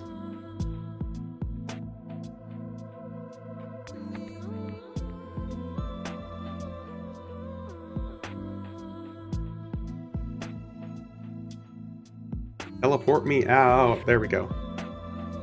Finally. Yep. And now there is even a timer as well. Once the first person clicks back on the doorway to get in, you have like 30 seconds to engage him. Otherwise, he'll despawn and you have to do the whole fight all over again.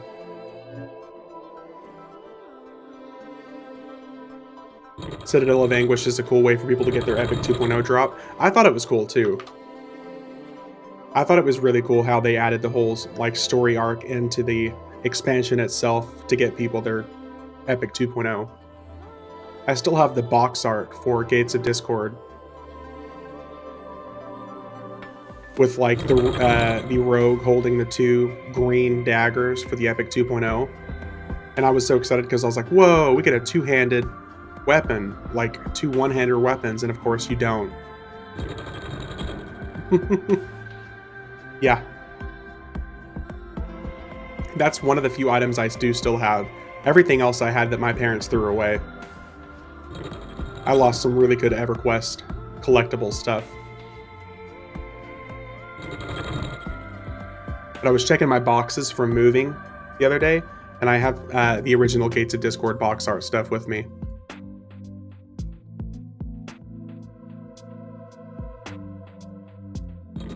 Or sorry, not Gates of Discord, Omens of War. I keep saying Gates of Discord, I mean Omens of War. Alright, let's finish him quick before he goes back up to 100%.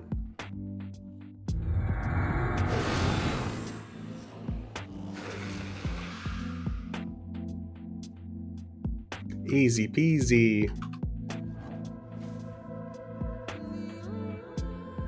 So we got the Chains of Anguish. Look at those heroic stats. And the cape.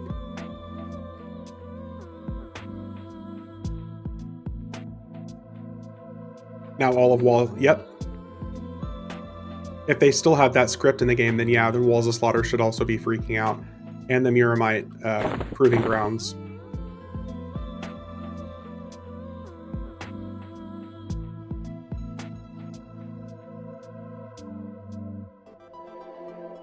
Well, alright, that was Omens of War in a tiny little nutshell. Oh, I can't remove, everyone has to leave. Nice. Manually quit my characters from the expedition here.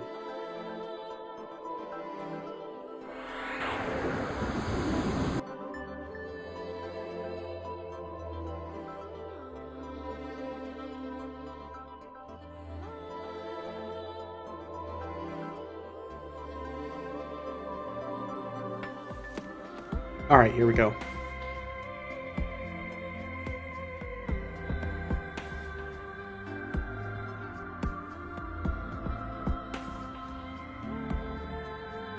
Oh yeah, I forgot there's actually a command that you can do that.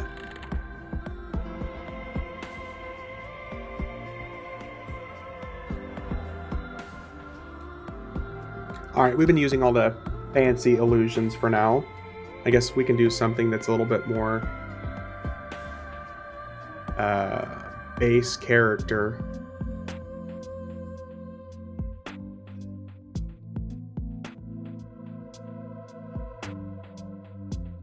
Here, we're just going to do a Wood Elf illusion for now.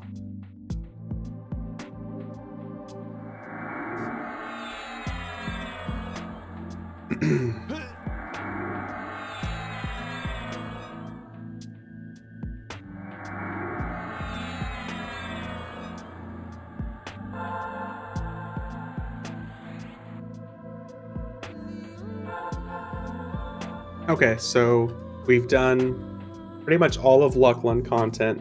We've done Anguish. Do I want to go back to Temple of Veeshan or like the Valius content, or do I want to do? No, let's do Valius content. I want to kill Avatar War. See what we can get from him. I find it quite fun that I can get all hyped up seeing these old targets, just the memories, I guess. Exactly. That's why I still do it on a regular basis. Ooh, we could do the Dragons of Norrath.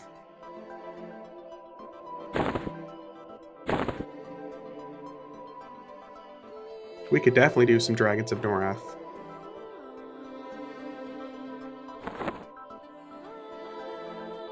Let's go beat up the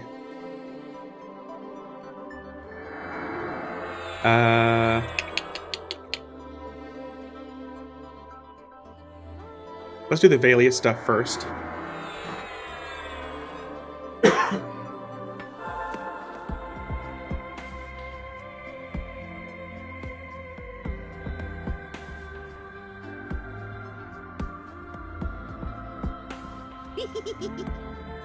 Oh, Woshi.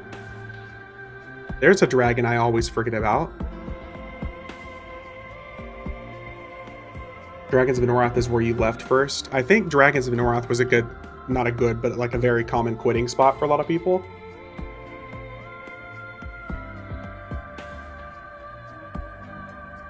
The quitting spot I saw most people quit at was Gates of Discord.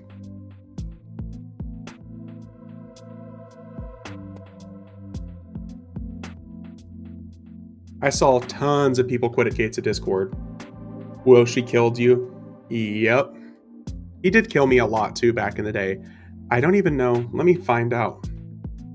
Oh, we get an Agent of Change for Waking Lands. Agent of Change, Waking Lands.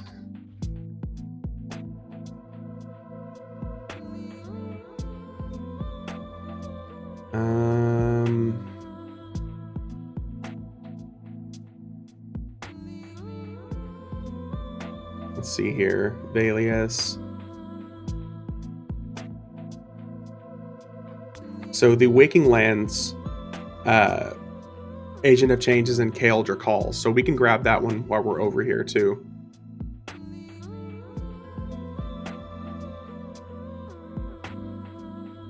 Claws of Veeshan faction?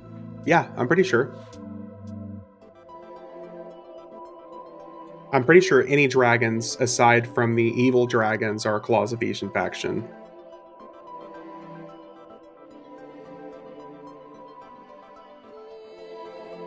A lot quit during Gates of Discord just because the flagging sucks without a valid guild, and even trash mobs hit like a truck for a change. Yep. That is a very real statement. Yeah, Kalandakar is different because he's actually banished and he like eats other dragons. Yeah, Gates of Discord was insane for my guild. Like, number one, it was not just the expansion that caused people to quit, but it was the time that it released. Gates of Discord dropped the same year that World of Warcraft and EverQuest 2 dropped. And, like, there was a huge flood of people who left because they were ready for a new game. Because you had some people who had been playing EverQuest religiously since 1999. So 2004 is when that stuff dropped. So like EverQuest 2, World of Warcraft, a flood of people left. But yeah, Gates of Discord was another very valid reason for people to quit because it was so hard. Kalandakar was a traitor. Yeah, Kalandakar was a traitor because he ate other dragons. That's why in the one of the most recent new expansions, Claws of Veeshan, he's got 2 heads now.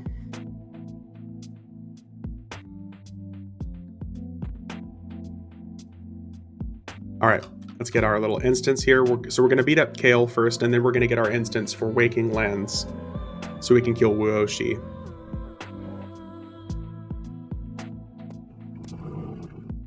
But at least this way we can kill King Tormax, Avatar of War, get some other twink gear.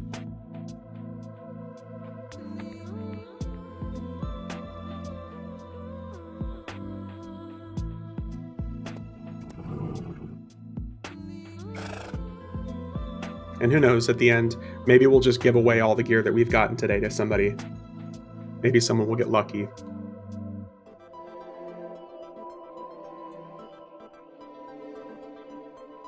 The only stuff I would like set aside is like some ranger gear.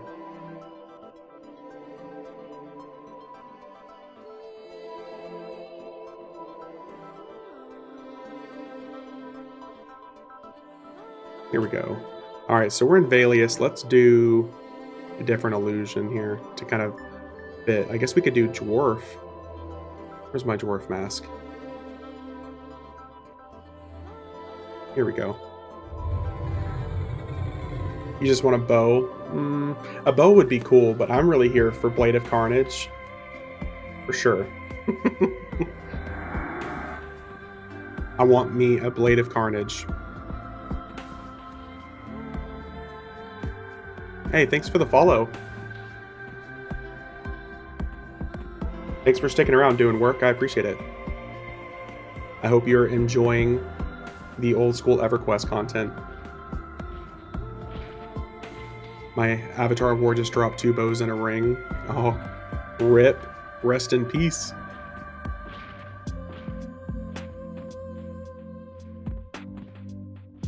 The one thing I don't need from him is another Barbarian mask. That Barbarian mask has just like plagued my drop rate. Because it's not, you can't really sell it for much because it's so common. And I've already got like 1 in my bank, 1 in my shared bank, 1 in my Dragon's Hoard. So I really don't need another Barbarian mask. I really want Blade of Carnage, a ring, and the helmet probably. 2 Blades of Carnage and 1 helmet is what I need. But then I have to move stuff around. You guys can see my atrocity that is my bank space. It's just filled with tons of gear. It's just been sitting there. Here we go. Good old King Tormax. He is holding a Horn of Isagra, whatever it's called. Good old piercing dagger, it looks like. Let's get behind him and let's backstab his ankles.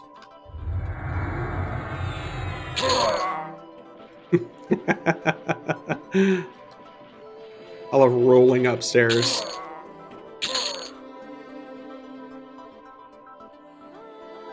Ooh, I always forget about Dane Frostreaver as well. We could kill him. Oh, never mind. I guess he's holding an axe instead of a dagger.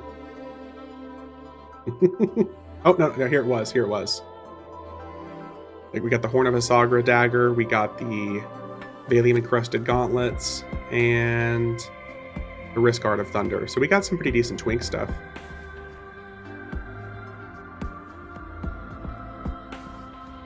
You know what? I'm not upset about that at all. Oh, we've already got one of those chilling on us. Rest in peace. Lore items. Okay. So that was King Tormax. Let's go beat up the Avatar of War now. There was one time about 1.5 years ago when I killed the Avatar of War that he dropped 3 Blades of Carnage. Best event ever for Avatar of War. Never ask where you're from. I'm in Oklahoma. So United States, Oklahoma.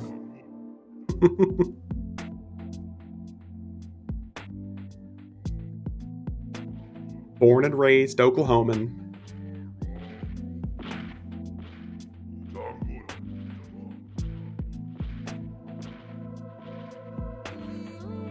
Denmark. Oh, that's awesome. I think you're one of the only people I've talked to so far on Twitch, at least, that's from Denmark. I've met a lot of different people from Twitch, though.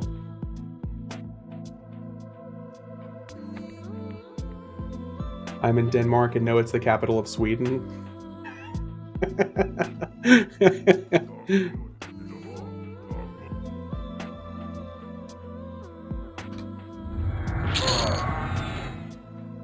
You're in Oklahoma also? Oh shit, nice.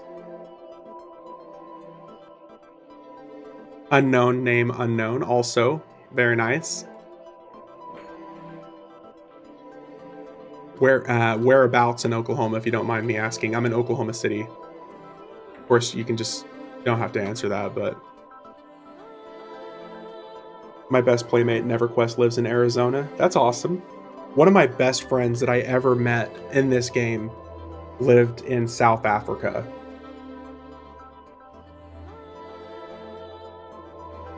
Like, I played with that guy for years. Of course, we had crazy different time zones. Tulsa, nice, cool. New Jersey, Pixel, alright. So we got some people from all around. Just shows how how big the game is. Yeah. And for reference, a lot of people don't talk about it. Back in the day, a lot of people never really knew this, but like there were never any Chinese or Asian servers for EverQuest. So a lot of people who played EverQuest they played EverQuest on entirely separate servers. Keeps them all over, very nice. Exactly. Yeah, like I said, a lot of my best friends I've ever met have been from playing EverQuest, so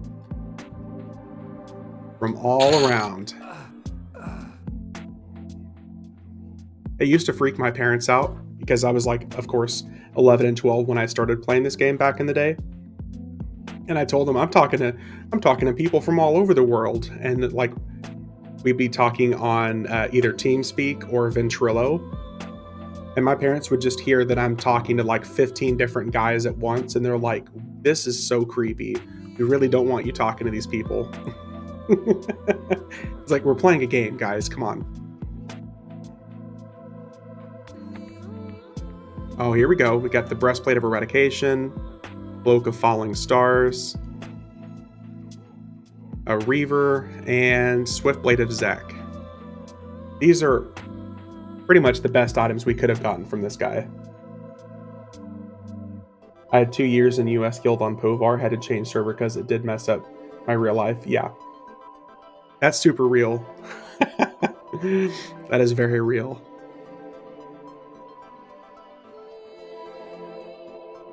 Some of this stuff I've already got on my character, so sadly it's just going to have to rot, but...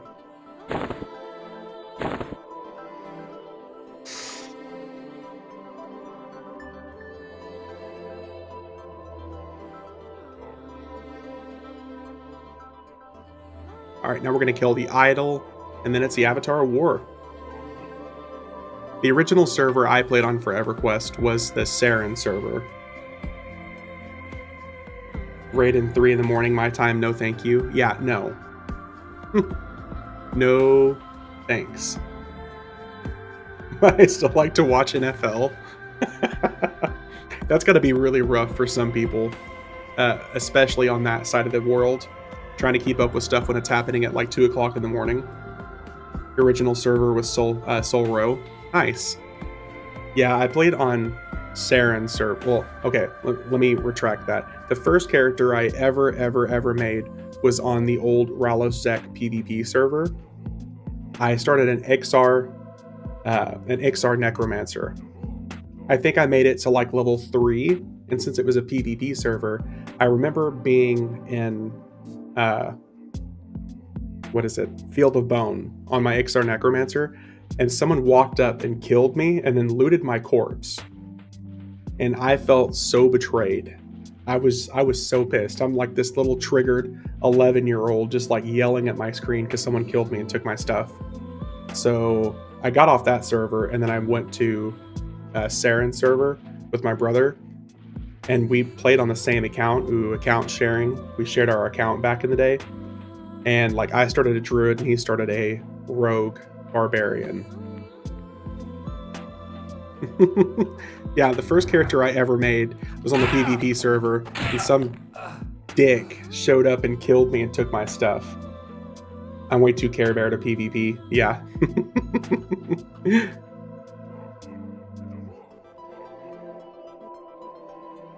I got my first exposure to this game from somebody just showing up and slapping me around and taking my stuff.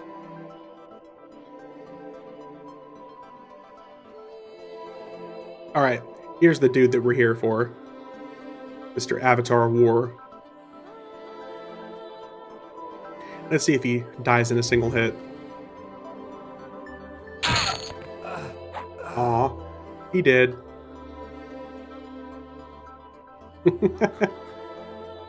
Oh, we got it. Look at that. We got 4 items instead of 3, too. We got a Blade of Carnage. Nice. Very nice.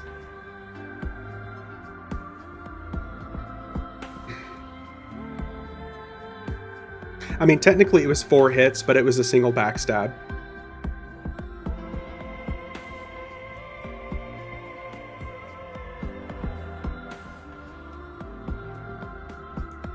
But yeah, he got slapped around a little bit. So not only did we get the stuff that I wanted from him, we didn't get a mask. I'm so happy. We got a Blade of Carnage.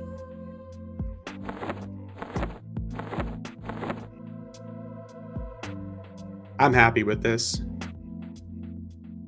And the best part about making a ranger is now I get to put a Blade of Carnage on him and really take aggro as a ranger and be the good little floor tank that rangers are. Because if you play ranger, you have to be a professional floor tank. There's no other way to play them. So where's our other ranger weapon? Here we go. So we got our Blade of Carnage and our Claw of Vazadraw for our ranger. So we got a damage 16, delay 20 slasher, and a damage 15, delay 20. So our ranger is going to be very well off.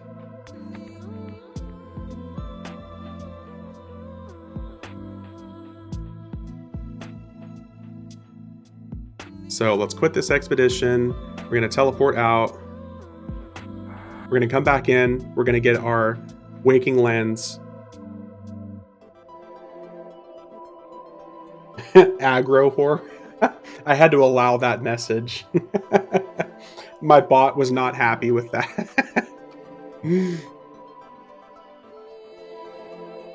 But yes, if there's one way to play a ranger, is you have to make sure that you're taunting, you're pulling aggro, and then you're dying and then yelling at the healer. No, don't worry about it. I'm just messing with you. I haven't messed with my bot at all. So certain words it considers like aggressive and it will block it until I can allow it. Don't worry about it. You can say that all you want. This is not like a major PC or a no cursing zone, so. And that's always when weapon shield ends. Hey tank, wake up. Hey, thanks for the follow, Judo Chop. Thanks for sticking around as well. I appreciate it. It's been a really good stream. A lot of new people in here. I appreciate you guys stopping by. I try to have a good little time playing some EverQuest a couple times a week. So I appreciate everyone coming in.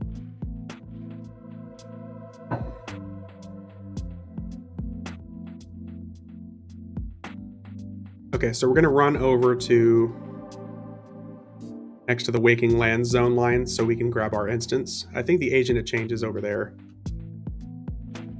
I love this channel. It's fun and nostalgic. Well, thank you. That's exactly what I was aiming for. Do you use the Brewell maps? I'll switch between the Brewell maps and another map. But the Brewell maps I used for a really long time. Because it'll like pinpoint like where enemies, where certain enemies spawn and stuff like that. Of course, I don't have anything set so I can see enemies when they're actively spawning. It just tells you typically where the named would spawn.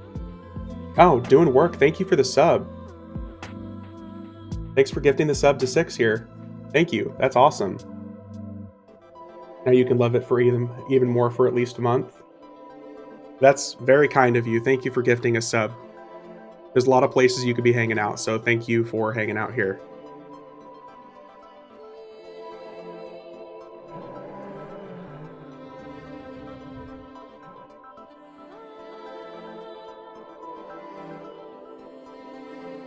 Hey, thanks for the follow, Necro. Hey, we're getting some more people in. Thank you.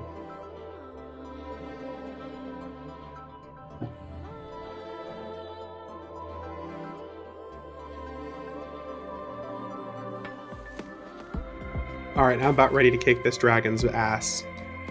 I always forget about Wuoshi as a target, which I really shouldn't forget him because of the number of times that he used to kill me as well.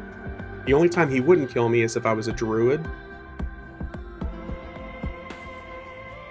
But, you know, we're a rogue now, so we can go kick his ass.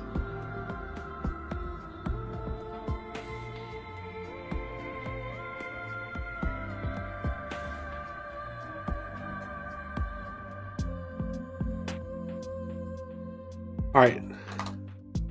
I guess we could also, theoretically, we could go hit Tunair. But the Plane of Growth events are just so long.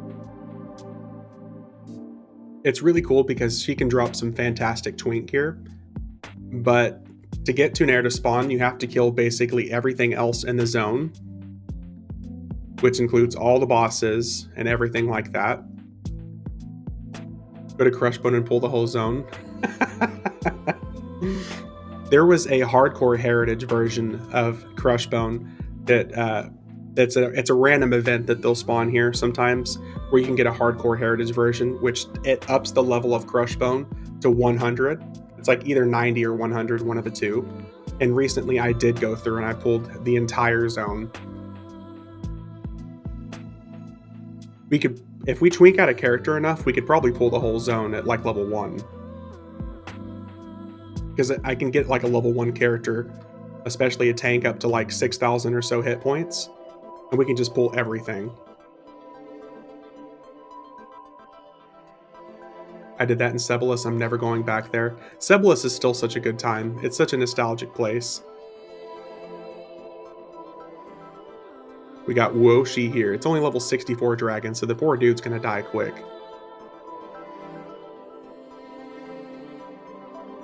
Was just enjoying Taco when he started playing EverQuest. I remember when I started back in 2001 and I made a dwarf rogue on a separate server than my dad and older brother. And eventually my dad paid for my character to be transferred to the same server as him, so I could play with him. Most of my time was played on Nathaniel Marr. Oh, Nathaniel Marr! That's awesome, because Nathaniel Marr ended up being merged into the Saren server eventually. So it's cool that the servers end up getting merged in like that, though. That's awesome. Welcome in, Necro. Thank you.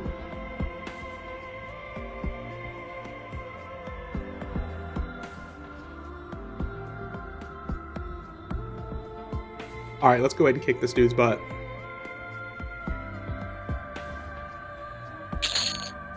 I only hit him for 46,000.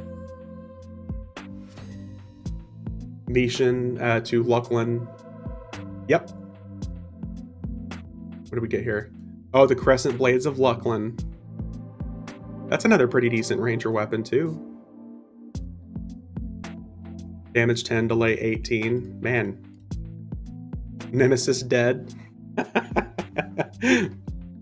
If there's one thing that I am happy that this channel can serve people, is like some sense of revenge for how annoying some of these bosses used to be. So that is very real. So many of us used to be tormented by some of these enemies. It's such a good time to come back through and just kick their butts.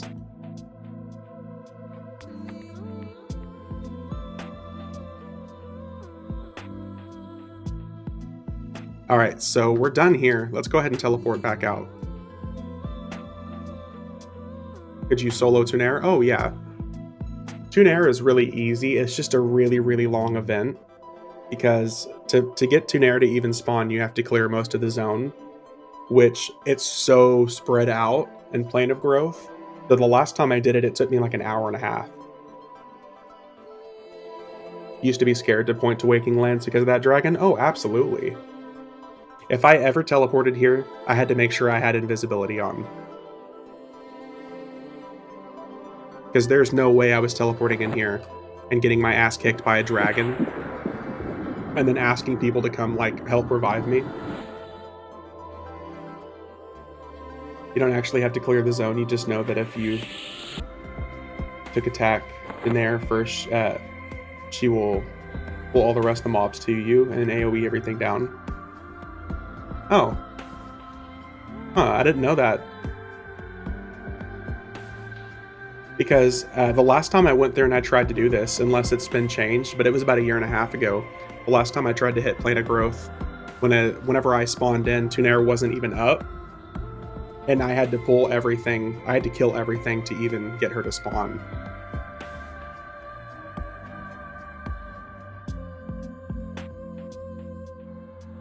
She does have occasional enemies that will attack you.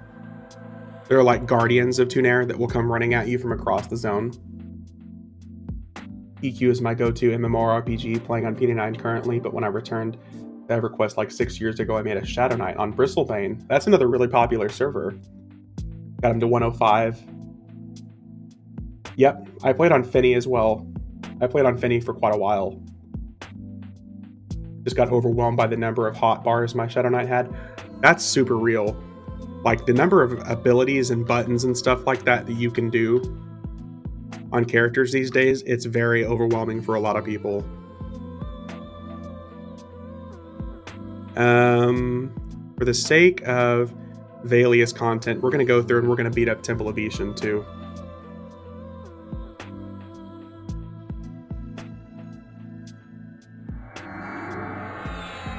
Yeah, it is very common for people to get overwhelmed.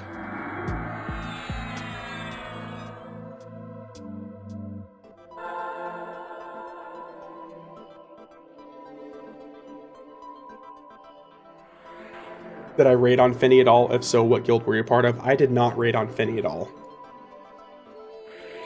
I wish that a lot of the TLPs I had joined in on at the start, I wish I had joined in and actually joined a raiding guild, but most of the time I would usually start like on a guild. I'd maybe get to like level 60 or level cap, and then I would end up quitting. I do raid in game and I only have 4 pages. They're all in between %1 and F4 keys. So yeah, if you set up your hotkeys well enough, it's not that big of a deal. But it is still pretty overwhelming if you think of it like from the perspective of a classic EverQuest player who's used to having like kick or bash or taunt and maybe one other ability and then maybe some spells. If you look at that in perspective to what they have now, like even my rogue that has, 27 different abilities, it can be pretty overwhelming. All right, we're gonna do Firebone Skeleton now. Okay, let's go to Temple of Veeshan. There will be occasionally I'll get lucky enough to find the dragon up out here, but he's camped pretty commonly, so.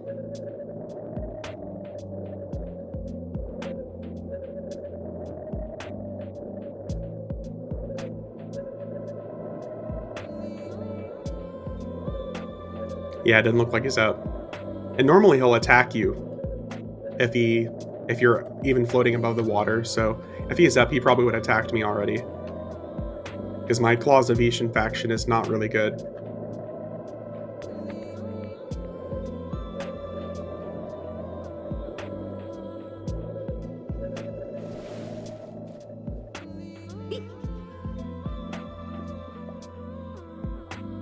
Damn female dragons. Yes, they will aggro you from across the zone. I wish I had track, man. The temper, oh man, yeah. This is where sometimes I'll just load up my like 120 bard and I'll run him through these areas just because I can use track.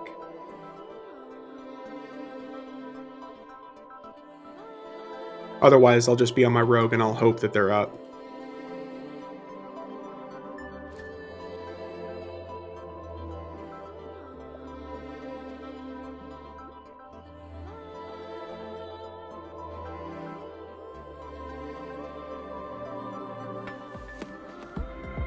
Here we go. Okay. And there's been a few times that I'll get my own instance of Western Waste, and I'll basically like pull all the dragons in the area from all the shrines. I'll pull them all together in one little bundle. It's annoying kind of fighting some of these dragons because a lot of them use Dispel. Speaking of Dispel, we also need to go to Kazakhthal. We need to go kill Kazakhthal after this. I keep forgetting I need to go to Plane of Fear. I gotta kill all the golems, see if we can get some Amulet of Necropotence going on.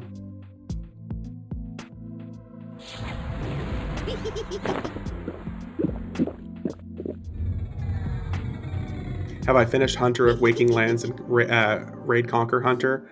I don't think I have. Western Waste? Western Waste I've probably done.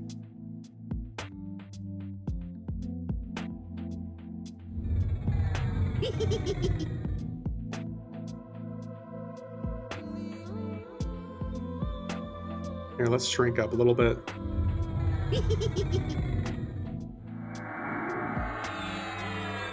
I've done 2 or 3 fear raids. Everyone ended up in Endless Night of Corpse runs. Yep, that sounds about right. Plane of Fear and Veeshan's Peak are 2 of like the most horrible raid experiences I've ever heard of.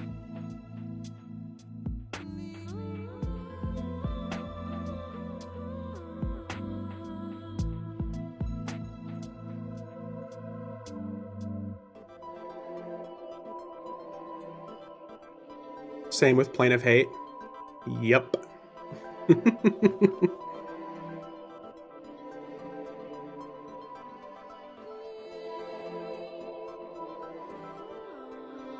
But hey, we're going to get some Temple of Veeshan in.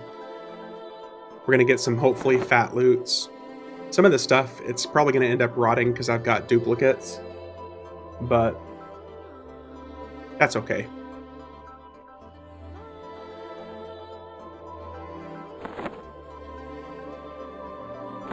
So we've got about 4.5 full bags full of loot so far. 40 slot bags. So we got some items. Do Dozakar when you're there. Yeah, I can kill Dozakar. He's such a tiny little dragon. He's got like Sontalak's graphic, but he's just a tiny little dragon.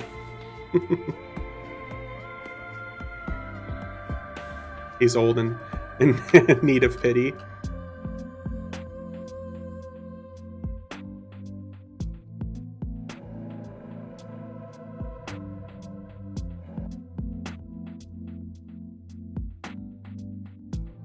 To be fair, he is called Dozakar the Cursed, so he is in the wing that you can kill repeatedly because he deserves it, so...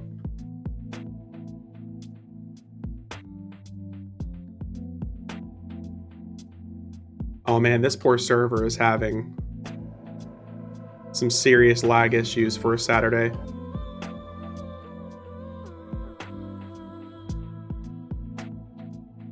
They gotta have like 3,000 people online right now. Ain't he out of Klandakar's family? Well, Klandakar is a black dragon, and Sontalak is not, so I don't know if he's a part of the same family.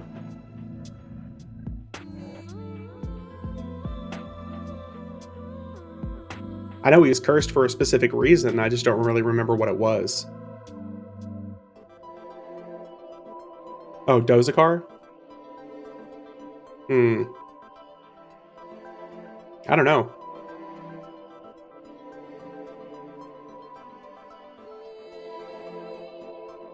There we go, it finally let me in.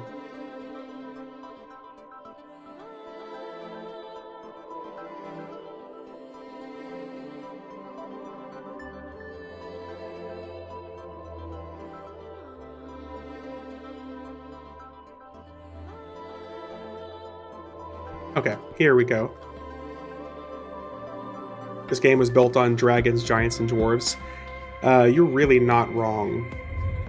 I will say one of my favorite later expansions was the Serpent Spine because it brought back the dragons versus giants like story, and I loved that expansion because the dragons, giants, and dwarves being all like rivalry here on this Valia server was so cool.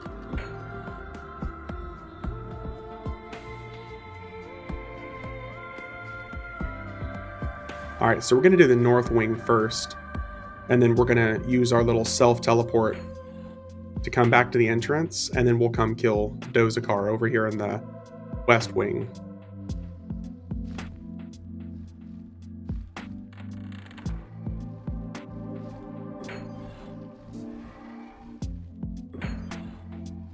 Alright, I'm here for some cool weapons. Let's get some cool twink weapons to drop.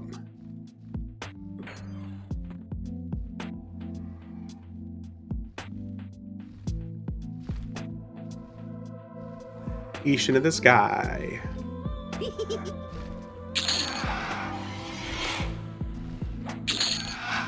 The good news is most of these dragons don't have crap for hit points.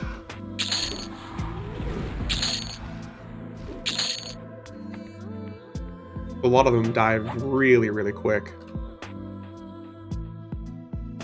Oh wow. I always forget about that weapon. Not much for stats, but it's got a cool damage delay on it. We already got one on us, so some of the loot gets to rot.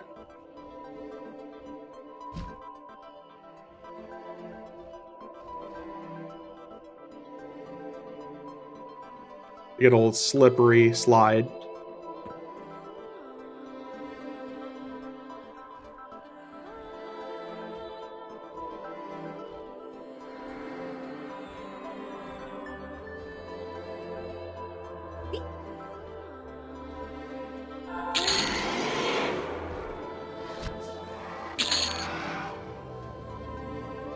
Easy enough.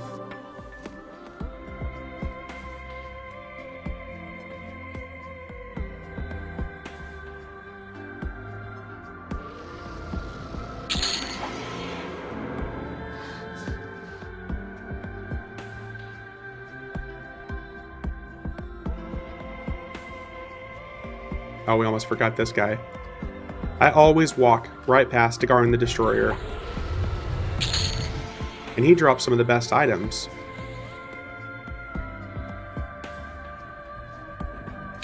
He drops an insane haste belt that's really good. It weighs like 25 pounds for some reason. Let's see what we got so far. Ooh, really good neck piece. We got the Grim Aura clicky fingers. And I know I already have one of these sitting on me, so I can't really use that, but let's see here.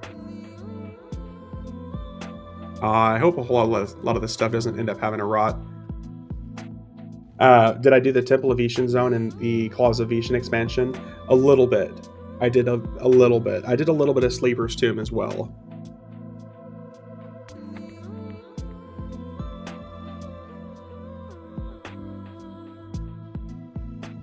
Nice. Okay.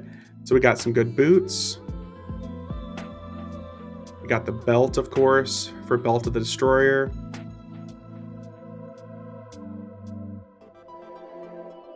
I did Hole of Hunter in 2 nights. Was a pain. Oh yeah, the achievements.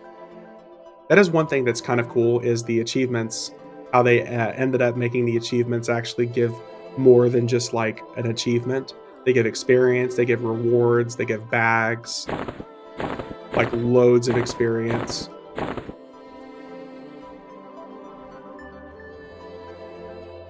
AAs, yeah, tons of AAs.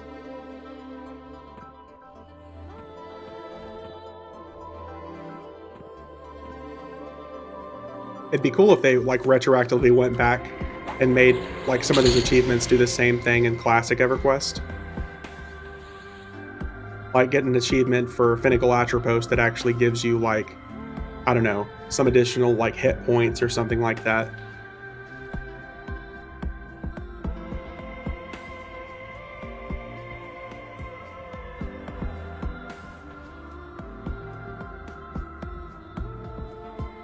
I'm really excited to see what they do next with progression servers.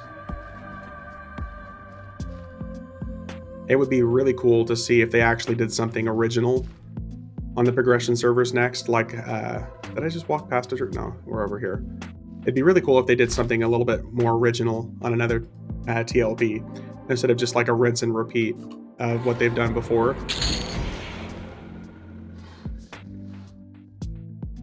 I think I said it a couple streams ago, but one thing I really want them to do is a server where any race can be any class.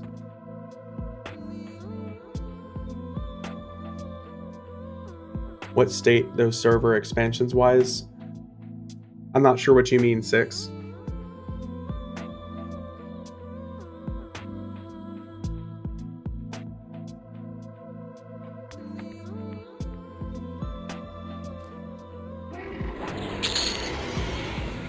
In prog, oh, like the progression servers.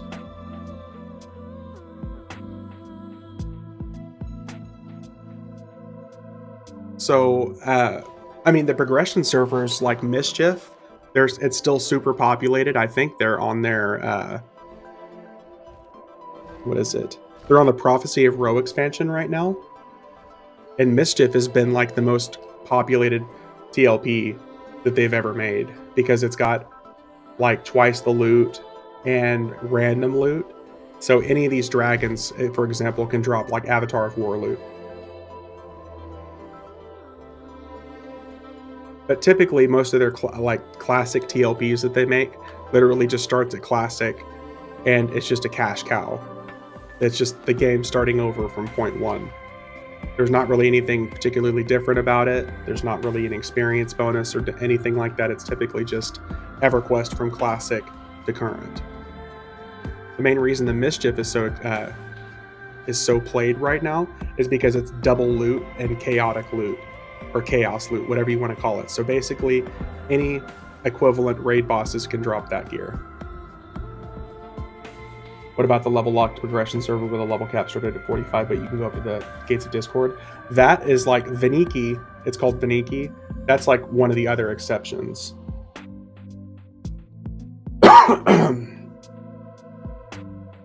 yeah, Veniki is like the only other one that they've done that's been like an original idea, where it's meant to be content that you take from a lower level, which I thought was a cool idea, and you get some cool achievements for it.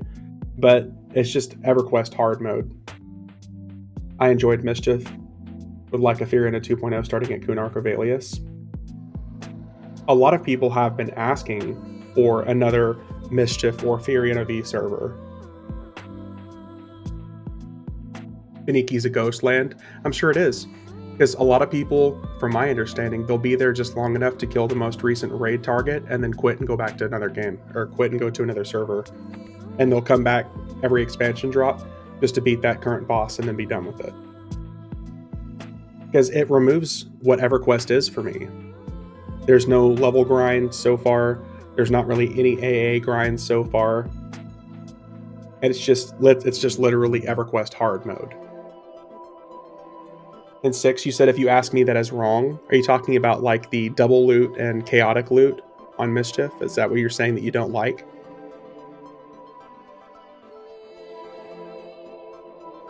Because I think it's cool. I really like it because it's twice the loot and it's all droppable like it is on Furion V.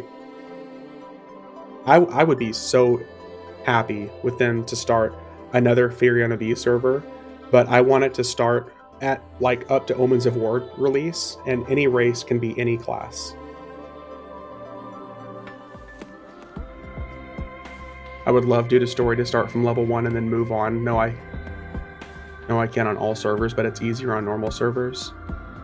Okay, so I got you, 6. So you really just want another classic EverQuest TLP. You want to experience the game patch by patch, expansion by expansion, the way it was meant to be released. Because there are some people who love that, and I've got nothing against that.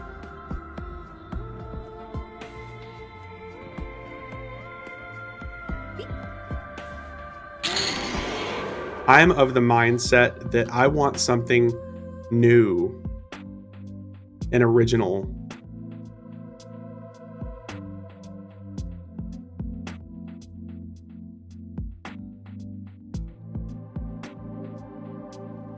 I'm just overstarting a server in Classic, no real flavor for non-Krono farmers. That's just it.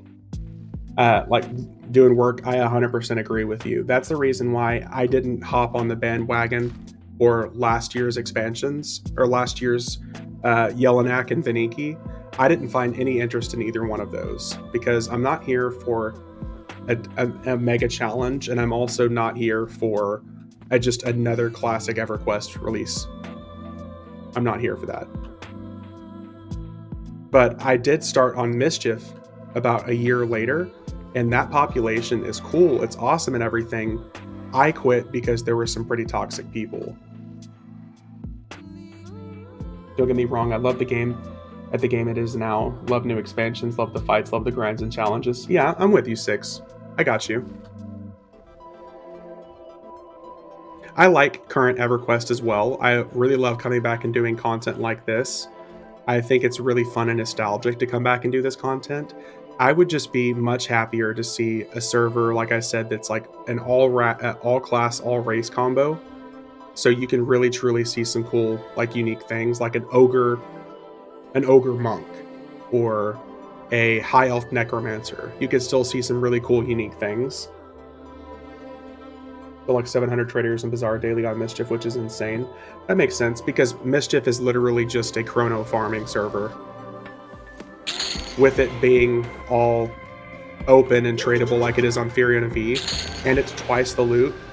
Guilds will gear up twice as fast and then take the loot that they don't need and start selling it. Nothing worse than having toxic people around you. That's just it, unknown. That's another reason why. I mean, I found like there were some really, really, really cool people that I will always remember on Mischief, because I originally made a guild on Mischief, and there were tons of people who joined, and it was a solid time. It was a really good time, but there's always one or two bad apples to ruin it for everybody else. I love to see a healthy server with a good mix of people, good player, and a good tease when some kill something and none struggle with and then help out. Yeah. Like, I mean, EverQuest has always been, in my opinion, based off of community. And that's why if I'm on a server where there is either A, no community, or B, a toxic community, that's more dead to me than anything.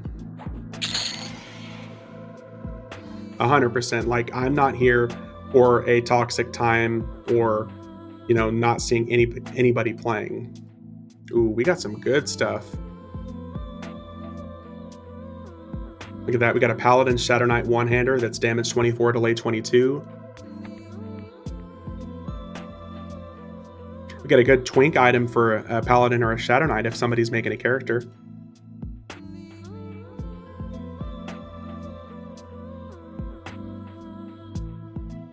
Man, we got some pretty decent items. Aw, 2 Dragon Rib Clubs. Unfortunately, those have to rot. I'm on second guild on my server, but hey, I still get input from the peeps who done it and before my guild did. That's cool. I like it whenever there's actually helpful people on a server. You got people who are like, hey, we've done it this way before, try this. Base Smasher, here we go. There's a really good two-hander for a twink.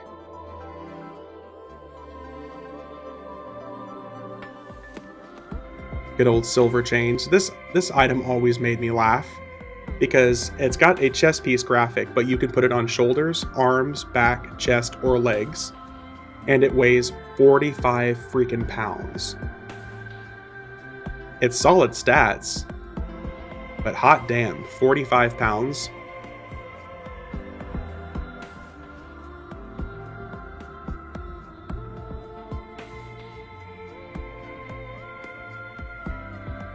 We got some really pretty good loot this time. Shield of Midnight, Shield of Dawn. Oh, we got the Paladin and the Shadow Knight shield to drop.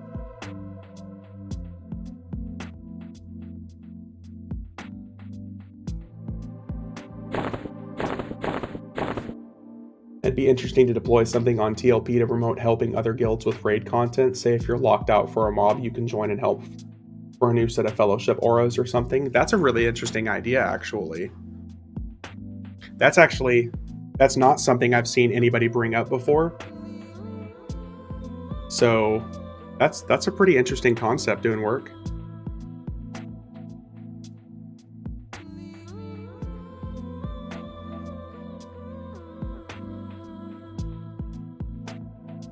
That's something I would even recommend maybe posting on the forums,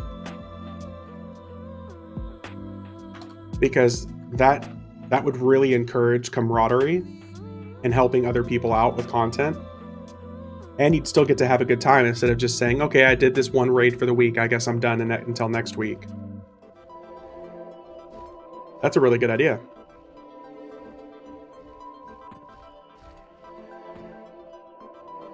Oh, here we go. Vulak Air.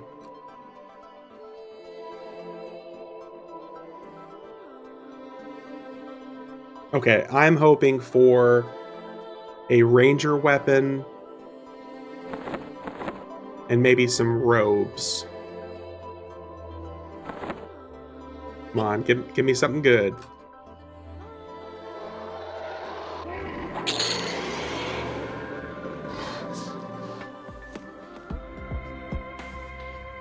Okay. Or we can get the really interesting two-handers.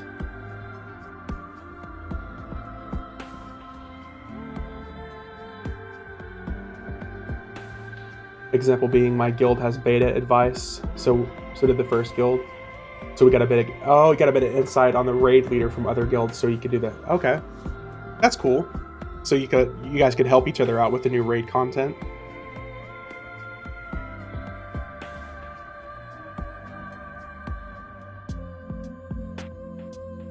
Okay, so we didn't get the ranger weapon like I was hoping, but we got a really good clicky two-hander. The Palladius Axe of Slaughter, which is kind of a classic Valius weapon. We want to beat the US. You are not the only one who feels that way. And we got 2 ancient spells. Oh, we got the Ancient Master of Death, so we got the ancient spell that turns necromancers into the Spectre graphic. Nice. This was a pretty good run.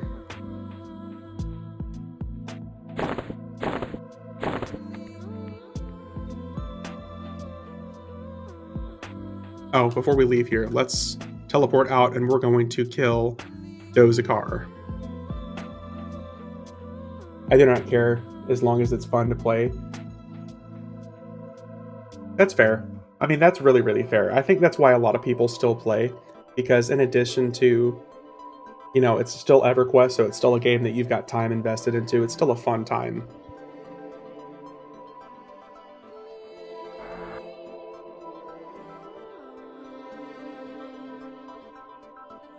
Because at the end of the day, if you're playing a video game and you're not having fun, then you're not spending your time wisely, in my opinion. I get being addicted to some things and you feel like you have to do it because, that's just how it works mentally. You're like, I'm here, I've put all the time in. If I don't continue to utilize the time and the effort spent, then I'm wasting my time. That's such a annoying feeling.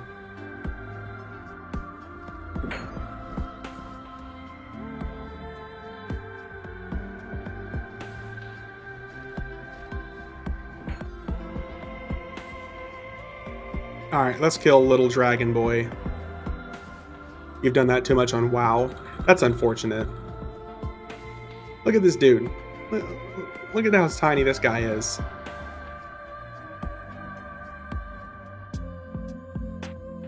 Were people only there for themselves? I think World of Warcraft also has a different community of people. For sure. There are definitely some people who cross over. Like, I love playing World of Warcraft. I even went through and I played the whole most recent expansion. I have like a level 70 Destruction or Devastation Evoker. I love it. It's been a great time. But there are definitely a lot more toxic people on WoW because there's simply just a lot more people.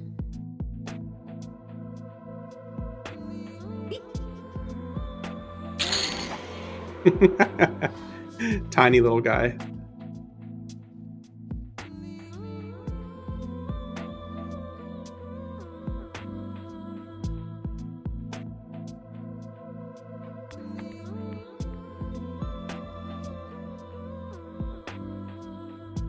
Never understood Doza's loot. Everything on this side of Temple of Veeshan is all meant to be crafting content. It's all for gear and for crafting stuff. Because like all the equipment that these guys drop, it's just stuff that you combined for trade skills to make loot. This is where you can get all the class-specific Valius dragon armor.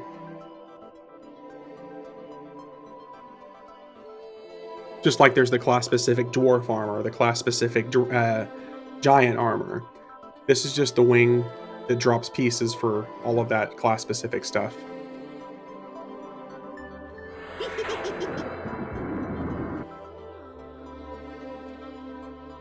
This is the Plane of Sky 2.0 wing. Yep. This is what's most commonly rated on a lot of other servers that I've seen, because this is where people farm and churn out gear. So you can get all good gear from the North Temple of Veeshan wing, but if you want to actually make dragon equipment and stuff like this, you can only raid the East wing, otherwise you lose faction.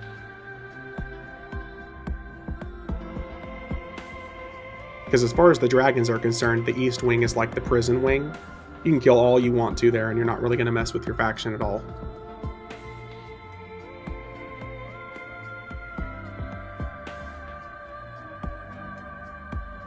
Okay, so we've hit a lot of different stuff. I don't know what I want to hit next. Do we want to kill... I guess we could do some newer stuff.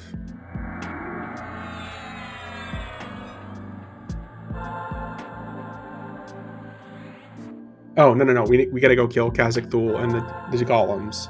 I used to hate Hall of Testing raids, because I did have faction for it, and I ended up sitting in front of the door dragging friends. Yeah.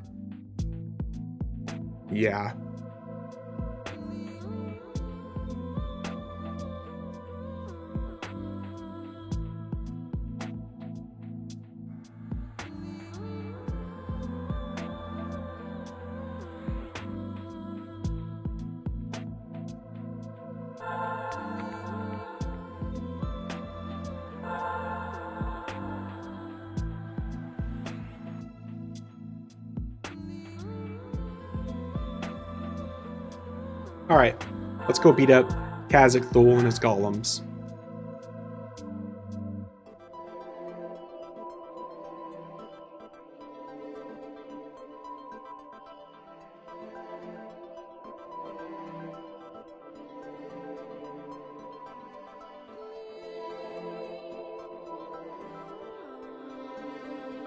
This is still a raid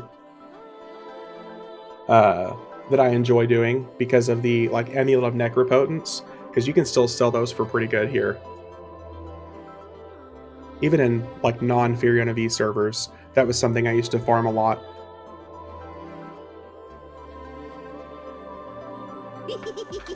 Let's see here. 62,000, 98,000, or 400,000. I mean, that's still pretty good.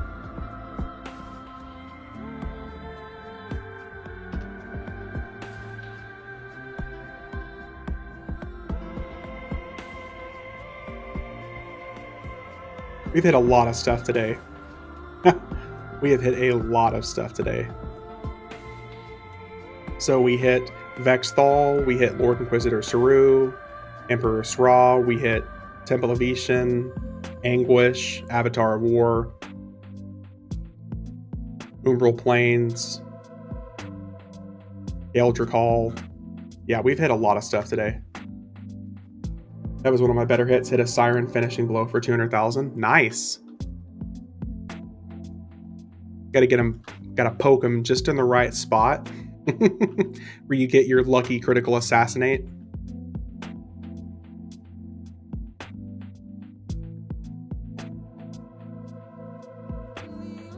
Hopefully you guys get to see a good assassinate from me at some point on here, because like I said, most of the time whenever I assassinate something, I usually hit it for 6 million. But sometimes you'll get like a double or a triple lucky critical assassinate in there, and you'll hit it for 6 million apiece.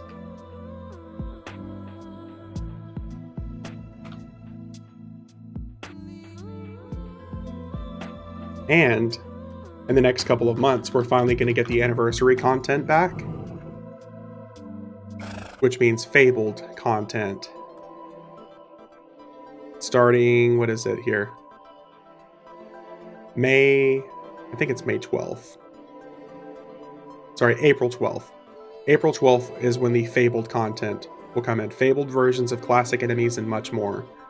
So April 12th is the day to count down to for fabled content, and I will definitely stream that, because like the fabled Plane of Time bosses and stuff like that, they're all level 90. They are a good time to kill.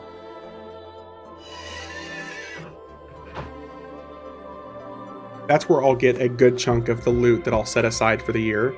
and I'll either sell it or I'll put it on alt, because that stuff sells really well.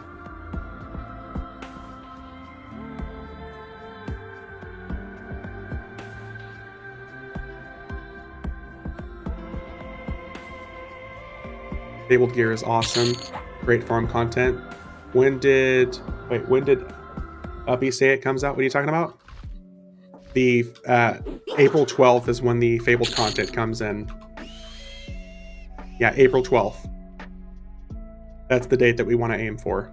Not aim for, but that's the date that it drops.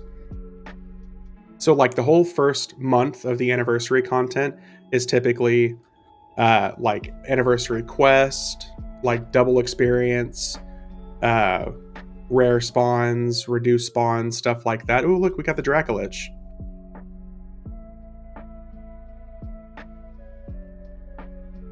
That's when all that stuff drops for the first month, and then from April 12th to typically like May 10th or something like that, you'll have 4 weeks of Fabled content.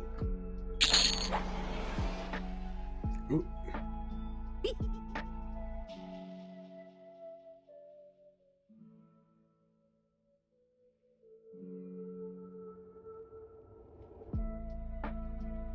Yeah, the Fabled content, that's what I'm really looking forward to. Hey, we got a Epic 1.0 piece here.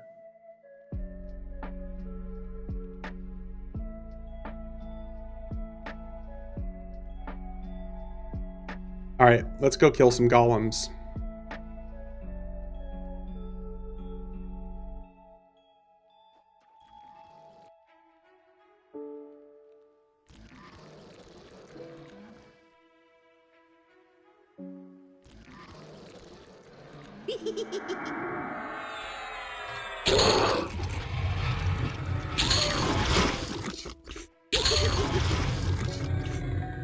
Uh-oh.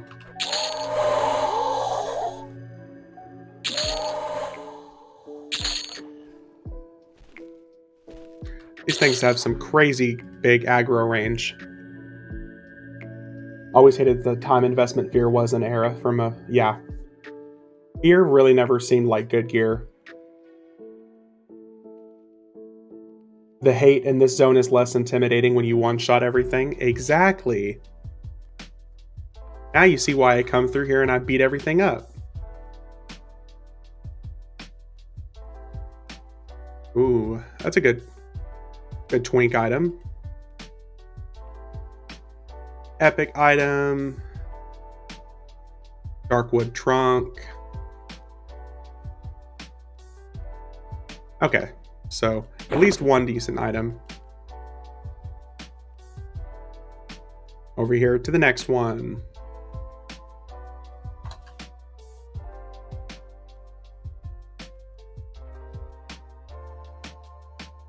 I think it's Dread that doesn't actually death touch.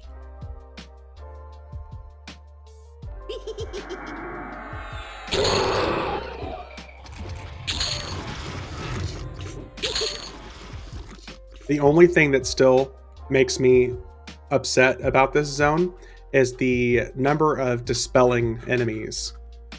Oh, here we go. We got one. Yes, there's another one. Anybody want an amulet of necropotence? If anybody needs one, just let me know.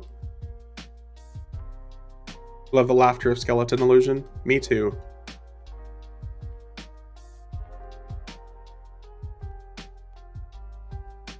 Oh, another one? Oh, that's not lore. Nice, we'll take it.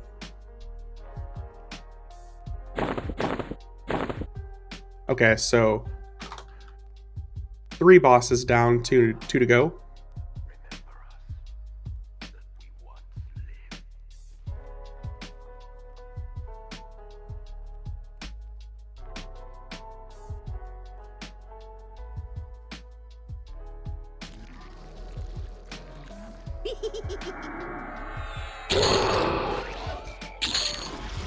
They all die to exactly the same amount of damage. All 3 of those golems I hit for 32,000 damage.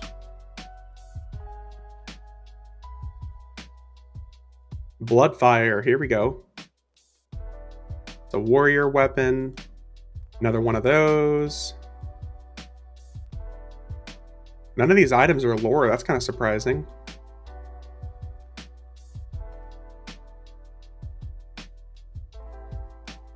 Alright, time for Kazakhthal.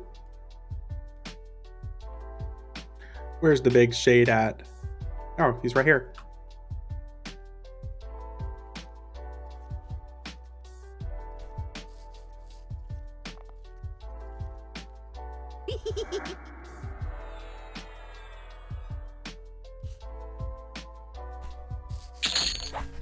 Run! And he still summons everything to his spawn. Or to his death spawn. Or at least he used to. Maybe I killed him too fast for that to actually work. We got Brain of Kazakhthal and Robe of Inspiration.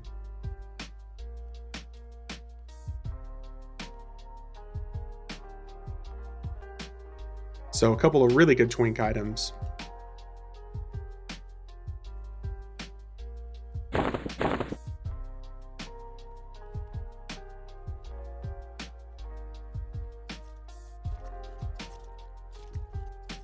All right, we're gonna run over here to a safe spot and we're gonna gate out.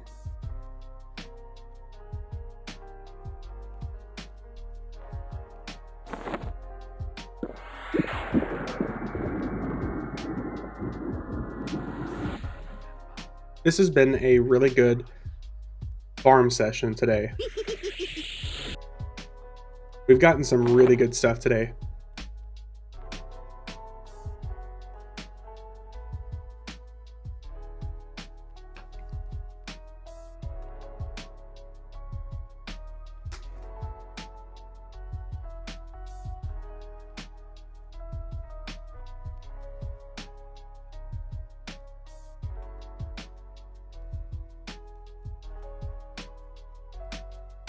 All right, where do we want to go now? Let's see here.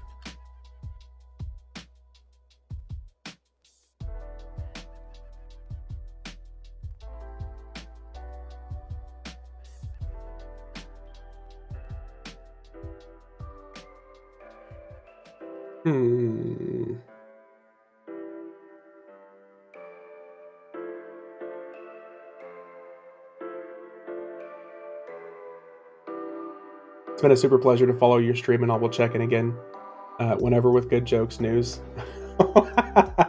Well, I'm glad you've enjoyed it, Six. It's been cool having you here. I appreciate you. Oh no, I'm definitely not done yet. I'm just trying to figure out what I want to kill next. Do we want to kill some more dragons? Do we want to kill Plains of Power gods? You know what? Let's kill some planar gods. Let's do that. We're all right here. So we can go kill some planar gods. Like Ralos Zek, Nathaniel Mar.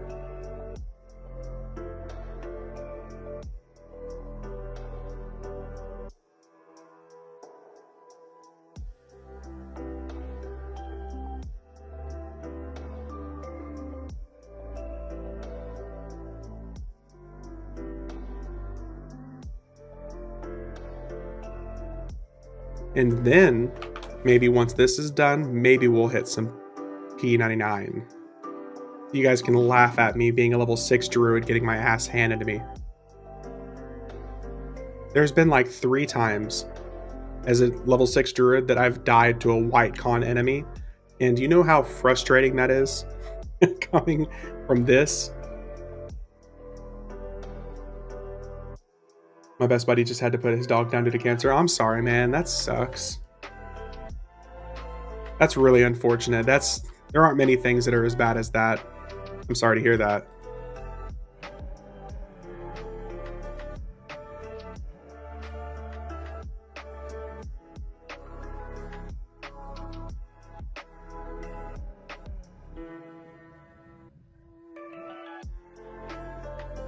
All right, we're gonna kill Ralos Zek first.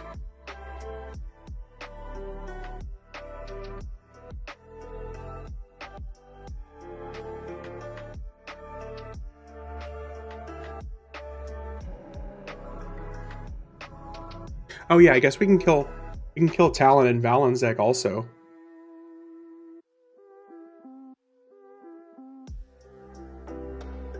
You guys can watch Valenczek glitch out, because even 20 years later, there's a glitch on Valenczek where if you do too much damage to him too fast, he doesn't start his encounter properly, and he'll just run around the whole zone endlessly.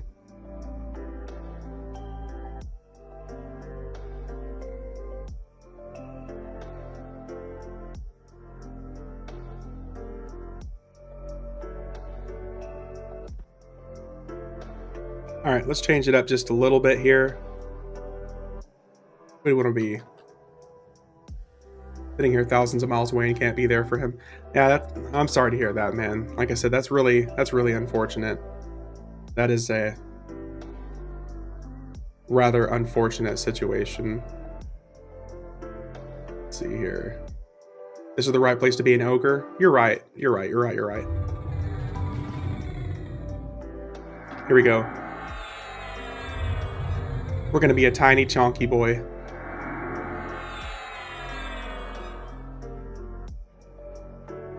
Gotta shrink up.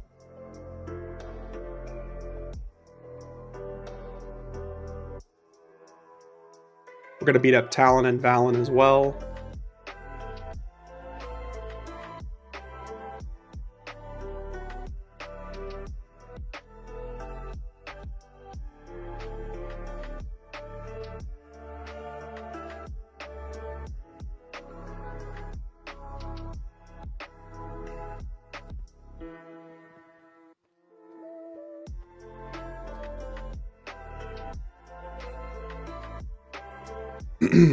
Okay, so if you guys want to watch a glitch, I'm going to hit him too hard and he's going to go down to 1%, and then he's just going to walk around slowly.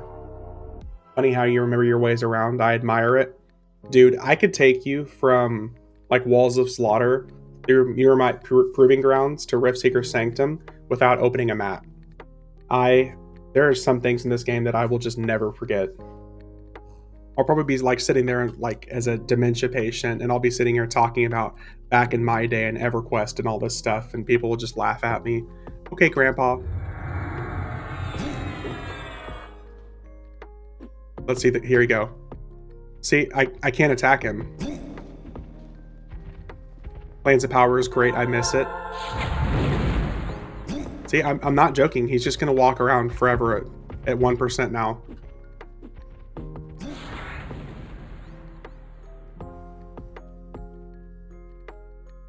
He called me Grandpa. Yeah, Plains of Power is awesome, Nocturne. I love this place. I am family.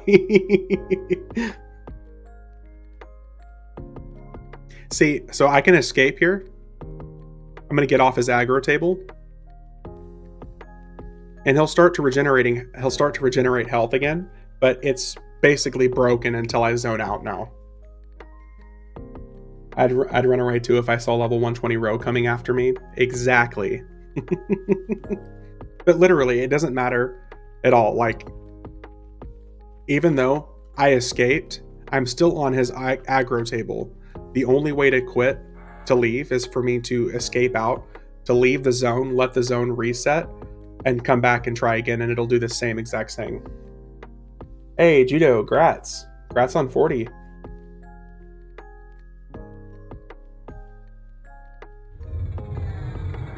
You're leveling really fast. That was what, 35 to 40 in just a couple hours? You have to zone out and come back? Yep. Even though I escaped and I was completely hidden away by Rogue Shroud of Stealth, he still had me on his aggro table.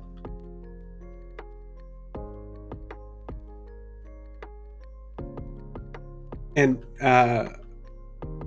is it possible to kill him then? Does he always glitch? Yes, you can kill him. The only way to kill him is I have to take off all of my damage shields, and I have to let him attack me, and then I have to give it like 45 seconds to a minute before I actually damage him. Then he'll despawn and he'll start his ring event. But even my damage shield does too much damage to him. If he gets down to 95% too quick, it resets.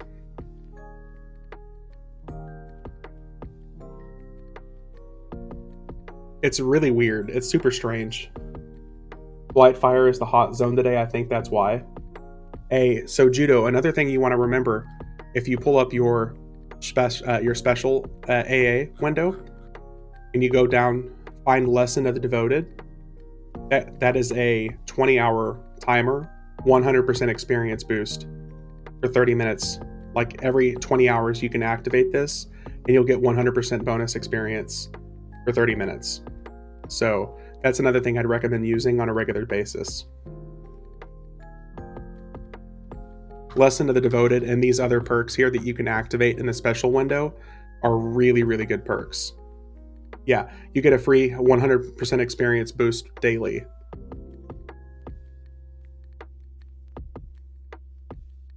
You can also, I'm sure you've also got like your Summon Banker, Summon, Personal Tribute Master, Resupply Agent.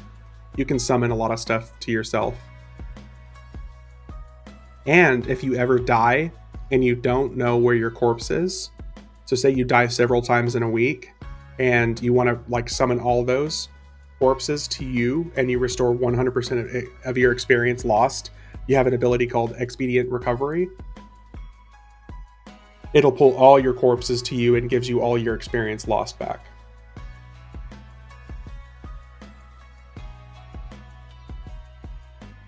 So I don't want to mess with him because he's just going to keep resetting.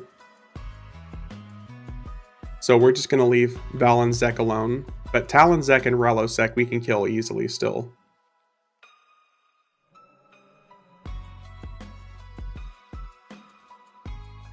But yeah, we'll kill Talonzek. Ralosek. We'll probably kill Nathaniel Marr. We'll kill Solusek Ro. There's lots of planar bosses that are a good time to come back and clap their cheeks for a little bit. This is the revenge stuff that I enjoy experiencing the most because Planes of Power was such a pain. I don't know if any of y'all remember what the keying system was like, but it was horrible. And it's something if Talon is awake, you can't kill the other one. Saw someone claim but didn't want to claim anything yet since I'm so low. Yeah, that makes sense, Cheeto. I would just use Lesson of Devoted for now, since it's free. But 6, to answer your question, there used to be like a blocker for it, where if you didn't kill Talon and Valenczek, you couldn't activate Ralosek, but that's not the case anymore.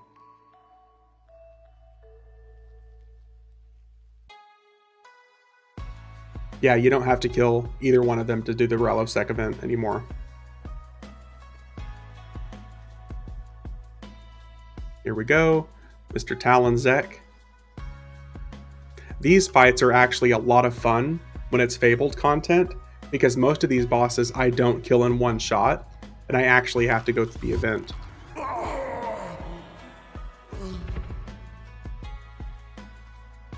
Ooh, we dropped the Battle Fist. Really good Monk and Beast Lord weapon. Spell Haste Earring.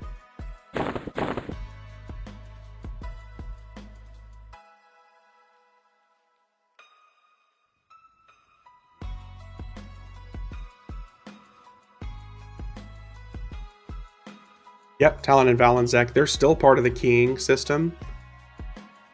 Like all of these bosses, you can still go through and you can manually key yourself from, Plane of Justice all the way up to Plane of Time. You can still manually key yourself if you want to. It still spawns the characters that you hail that give you the back flag. Yep, the old flagging system is still in the game.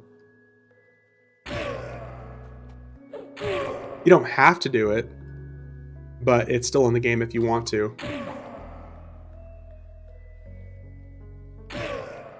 There's even a character that they added in the game that you can hail, and it will tell you which flags you're missing. Who's that sick, right? There are people out there that will still do things in the ways of old, for sure. There are some people who won't touch any zones until they've actually flagged themselves for it. Like, there are still people out there who will go through and get the Trachanon key, the Sibila's key, and Trachanon's teeth. They'll still go through and they'll get that key. They'll still get the Veeshan's, like, they'll still go through and get, like, the Luclin, the Vex Thal key. That's up for them. Yeah, some people are into that experience. I am not one of those people. That is indeed devotion.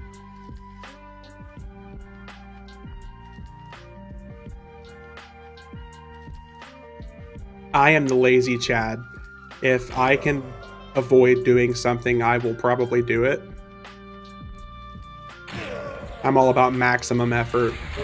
Or sorry, least amount of effort for maximum results. There we go.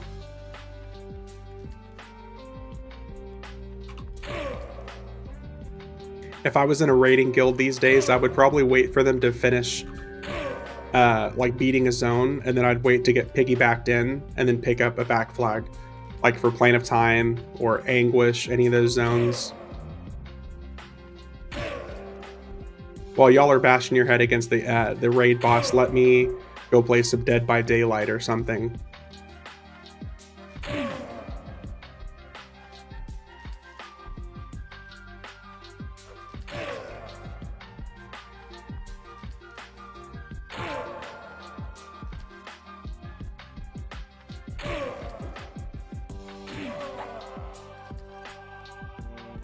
I would have loved that too, but nothing you can as a cleric. That is true. Clerics are essential, so... I'm just another ankle biter. So...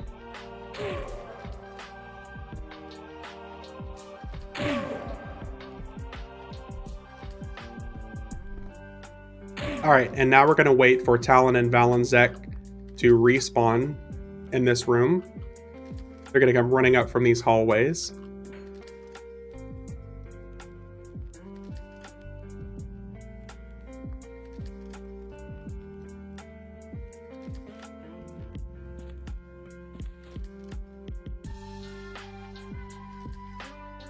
What illusion do we want to be for this? One of them took off my ogre illusion, that little bastard.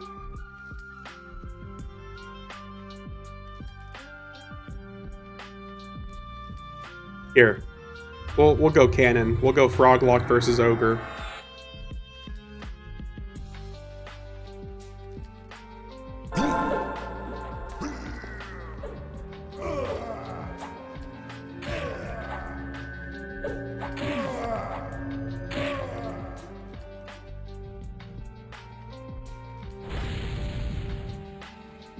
Here he is.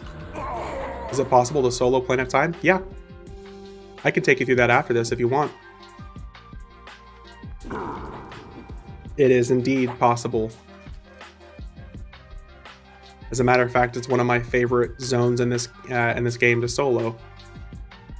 Before my guild came into Plane of Time, I had to waste 3 hours straight in a complete heal rotation and Zegany raid. Ugh. Gross. If there's one thing that's fun in this game, it's obviously a complete heal chain. Got your little hotkey going. Okay, I casted complete heal. Next up is so-and-so. Cast in 3, 2, 1. Boop.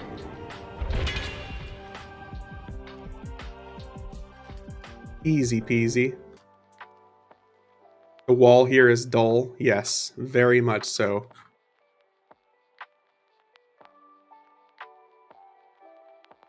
Let's see here. Aw, no Blade of War. Come on. That chump. The fabled version of the Blade of War here still sells for ridiculous prices. Because I've got a couple that were chilling in my bank. Let's see here. Fabled Blade. If there's any here. Yep. No, never mind. Here we go. Fabled Blade of War. So the Fabled Blade of War still sells for like a typical like 2 million minimum on this server. which is still bonkers, but it is an insane two-handed weapon.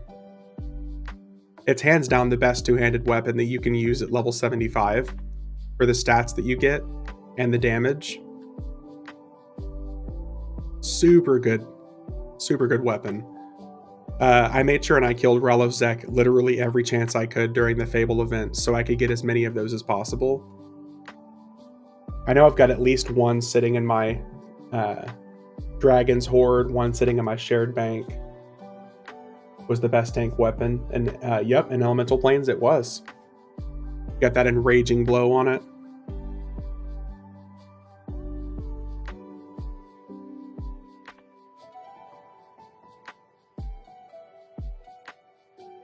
Okay, so we're done there.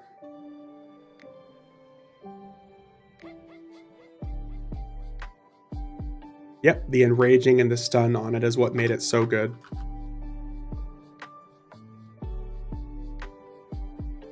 The gear kind of looks goofy on this frog lock, but whatever. Let's take that off for now, and let's do... Here we go, we'll do Illusion Troll.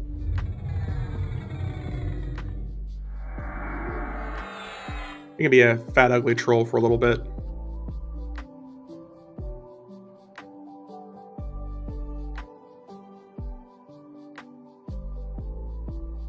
Alright, so we're going to make our way to Nathaniel Marr now.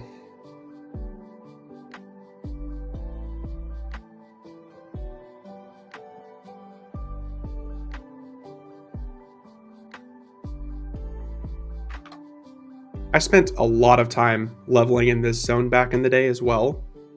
The events I will never touch again are the flagging events here in Halls of Honor. I'll never do those again because there's no reason to. They don't drop good loot. I'll just avoid them at all cost. Yep, Halls of Honor. The only reason I come through here these days is just to go to Halls of Honor B, so I can slap Nathaniel Marr around for a little bit.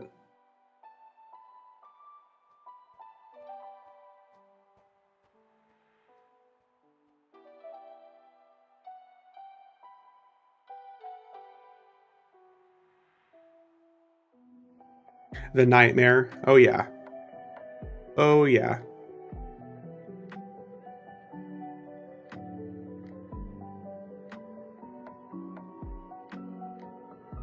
And to be honest, there's not really even much of a point of killing Nathaniel Marr either. Because like the only good stuff that he really drops is like, he drops a really good druid sword for some reason.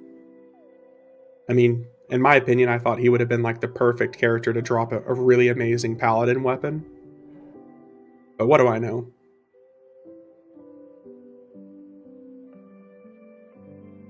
A giant glowing paladin two-handed weapon would have been cool. He's the chain of the progress. Yeah, I mean, technically, still, you have to kill him to progress onto the next areas, yes. But I was just meaning these days there's not much of a point to fighting him.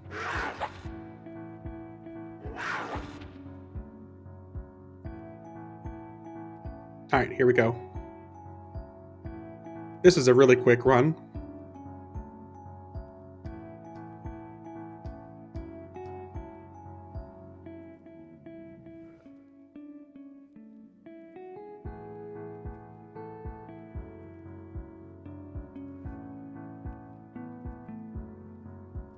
Love the graphics here too. Yeah.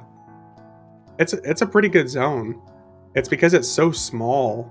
It's very tiny from like zone entrance to Nathaniel Marr all the way back here. It's so small.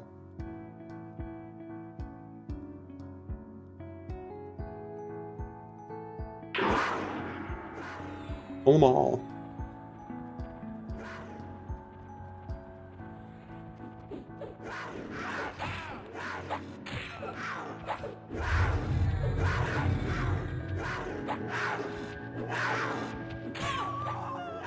And I get to kill a frog. Exactly. Oh, look at this glitched out graphic. Nice. Look how pretty that is. Alright, let's shrink up for this.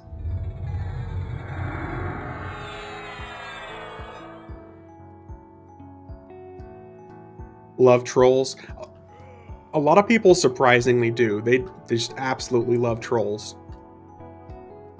All right. All right, Mr. Big Sword Man. Oh, he didn't die immediately. Whoa.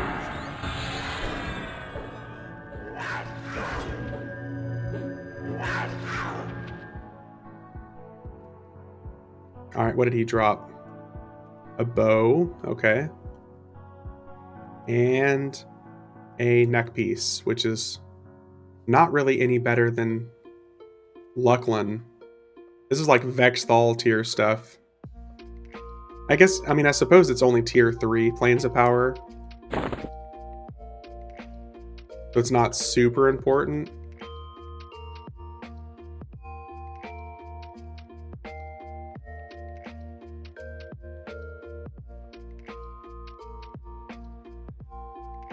Okay, so now we're gonna go kill Solusek Ro.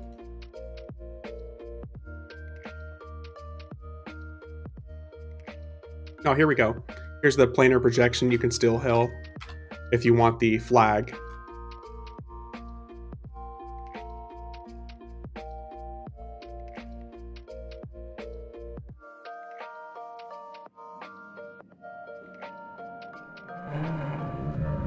Time to leave.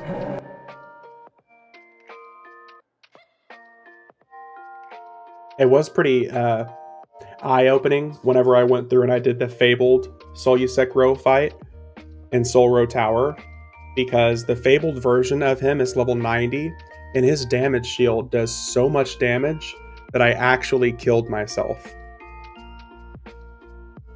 Because the whole point of rogues is that we hit stuff really, really fast.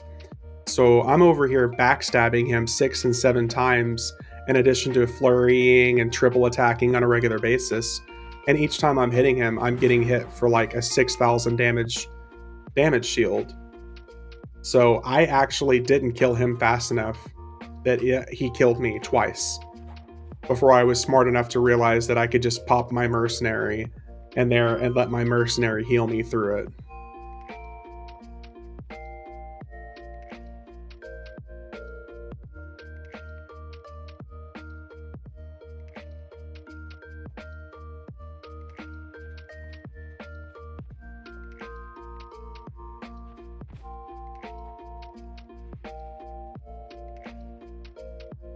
But thankfully, this is the regular version that we're going to fight, so he's going to fall over like a chump. Did I ever experience in caves of Umbral Plains? I never experienced in the actual caves, no, but I did level outside in Umbral Plains. There's a few different times that my guild took me there for experience. But no, never in the caves.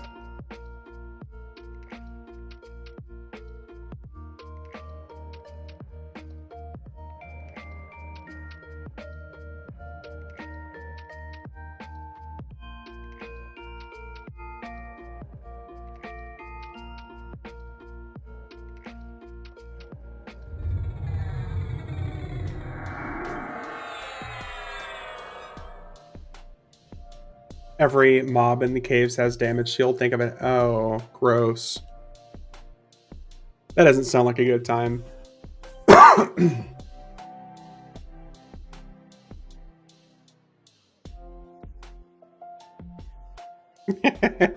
Every enemy having damage shield. Hard pass.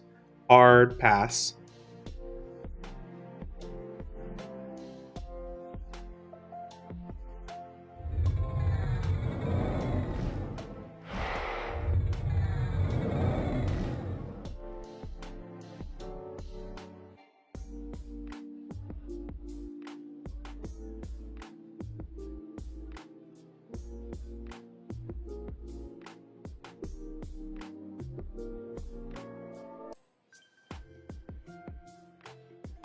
One of the best places to experience in Plains of Power. Oh, dude, Sol Ro Tower? Oh, yeah.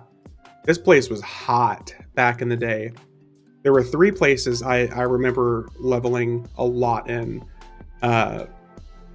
This place, Sol Ro Tower, Bastion of Thunder. Bastion of Thunder, I spent a ridiculous amount of time leveling there.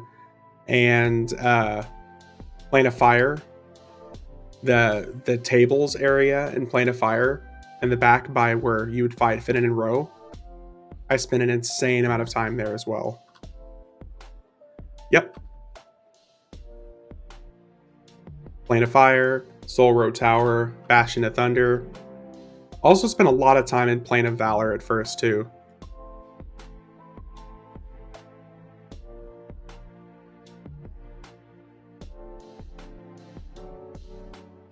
The final boss before the Elemental Planes zone in. Here we go.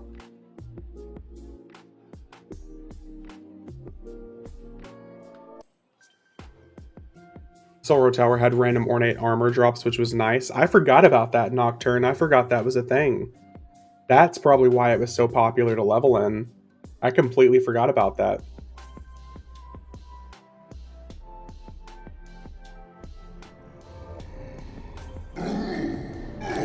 Aw, single hit Andy. Come on.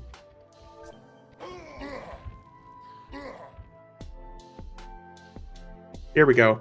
He drops one of my old school favorite weapons. I spent a really large amount of DKP on this back in the day, the Gold Rune Mithril Knife. And here's one of the only other items that I can think of that's no drop. This Orb of the Sun. For some reason, whenever they made this zone, they made this still no drop, even for Firion V. It's really weird.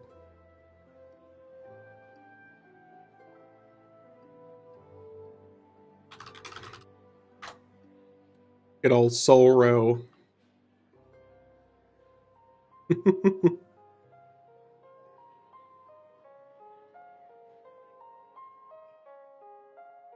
All right, so that is... We hit Nathaniel Mar, Ralosek, Soul Row. Let's... I guess we could just jump straight to Plane of Time. Let's just hop out of here and go to Plane of Time instead. Because at least with Plane of Time, we'll get some stuff that we can actually use at level 65.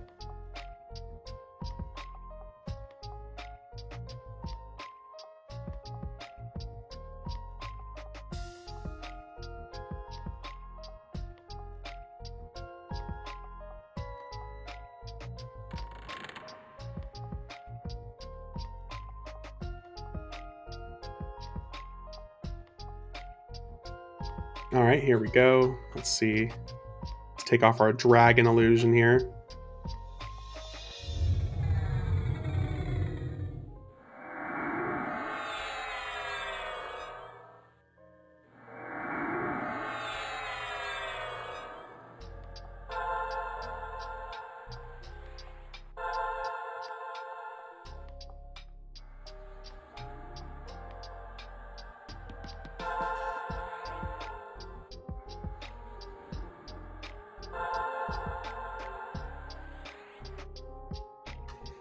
I tried soloing time on my Shadow Knight a while ago, but the trials were so annoying I gave up.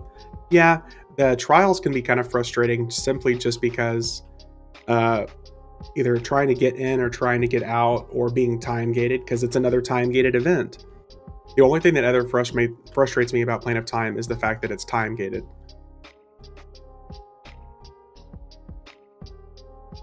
There's a large portion of the first tier and the second tier that's time-gated. Which is funny, haha, Plane of Time, but like it's actually time gated.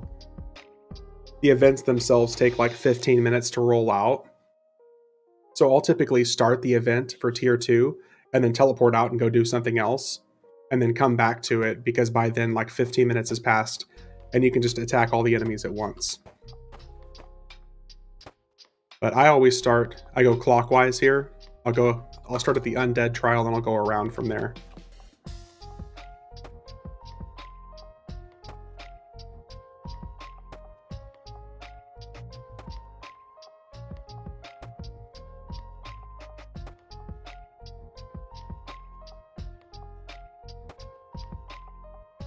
Trials won't reset if you're not there. Nope.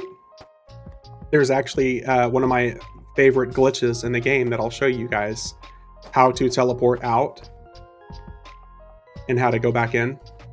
Don't finish the first trials in 60 minutes, it's game over. Yeah, you are correct, but thankfully there's a way around that.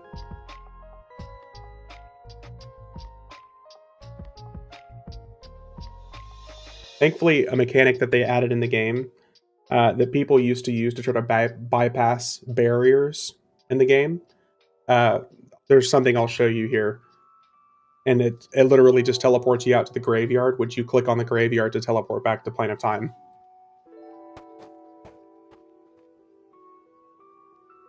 It's super simple, because I used to bring my druid box in here with me, and I would just I'd teleport us out over and over again. Now there's no reason to.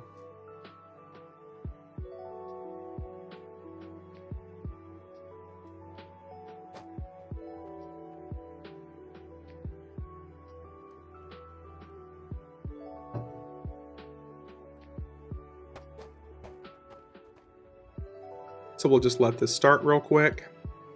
Let's see here. Let's put our buffs back on.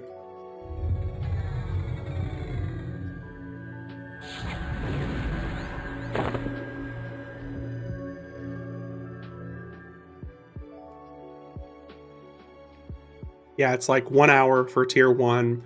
I think 1 hour for tier 2, 3 hours for tier 3 or something like that, or an hour and a half. I can't remember. But it's super simple. Once you actually know what to do here, it's really not bad.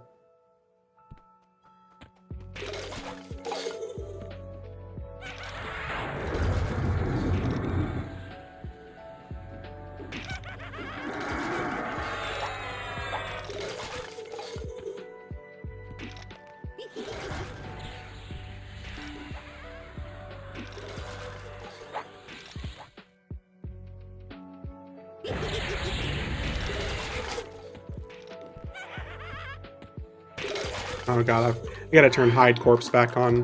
Hide corpse, always NPC. There we go. Okay, so what we're gonna do now to teleport out of here without having to use any teleport abilities, you're gonna pop on your horse. You're gonna run straight at this wall. Just hold it. You're gonna get right here in the center here in just a second. Once you stop moving and you're still holding your forward button, it's going to teleport you out here in just a second.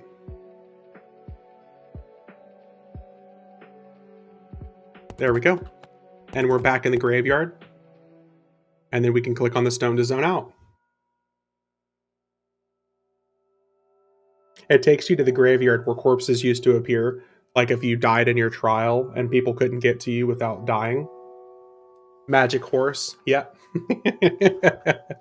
It's any mount that you can hop on. It's because people used to use mounts and shrink to finagle your way through walls. That instead of just letting it let you bypass the door, it just teleports you out. How much for the horse?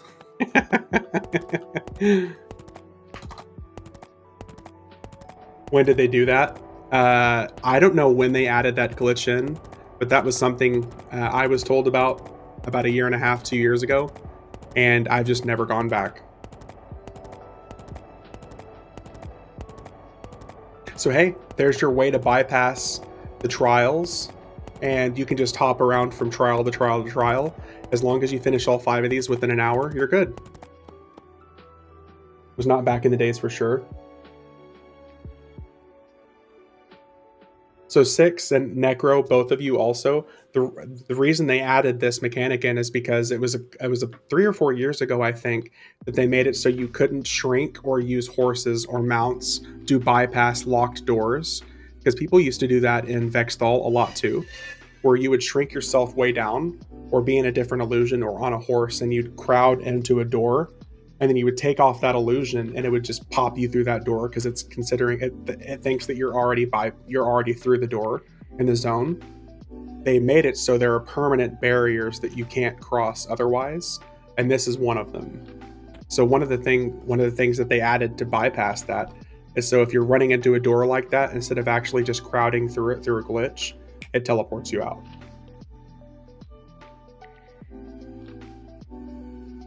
Back then I remember spending a whole day to bind peeps at Dial. Yep.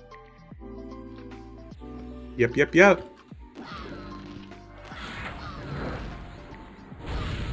Like I said, it's definitely one of my favorite glitches, because it just makes doing this zone that much easier.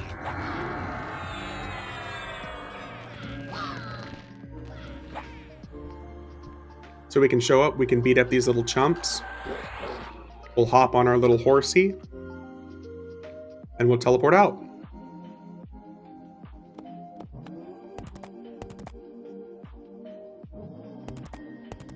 Boop. Simple as that. So we'll do that for all 5 trials, and then we'll do it for all tier 3, or sorry, all 3 of the tier 2 trials. And then after we beat the final tier 2 trial, we just take that straight to tier 3 and you're good to go.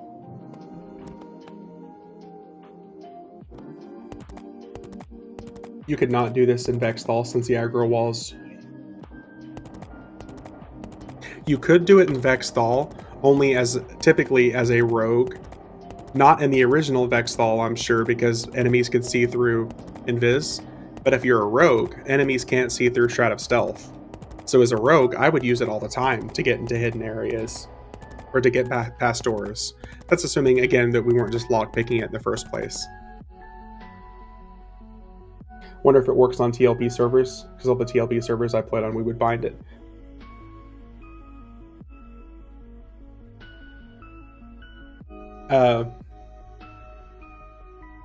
That's a good point, Necro. I really don't know. I'm sure it does work on TLPs. It's got to work on TLPs, because typically they don't work. They almost never do something on one server without doing it on the other, unless it's a test server. So I'm sure it would work on TLPs just fine. But it's such a great way to bypass it. I just know been pointed out sitting at a wall or a door, because then everything would come. Yeah, well, because that's another thing I was talking about in a stream I did earlier this week, 6, is I would use like the shrink pull method way back in the day. I'd shrink my character down like in areas like Castle Mesmore, and I would get up into walls like right next to him, and I would shrink myself and then just be like faced into a wall, and I would use that to aggro enemies. It's a great way to pull without having to use like line of sight. It works like a charm.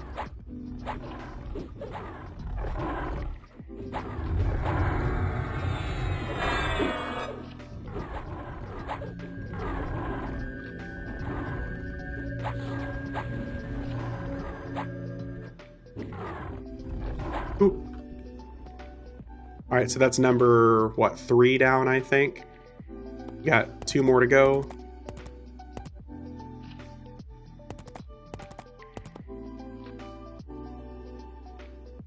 Magic.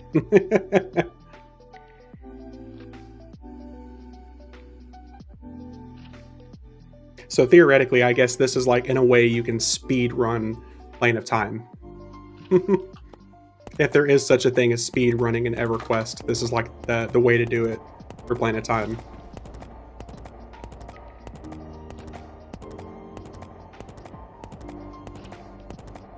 But this is what I've been doing for Plane of Time, you know, at least every couple weeks for the last year and a half.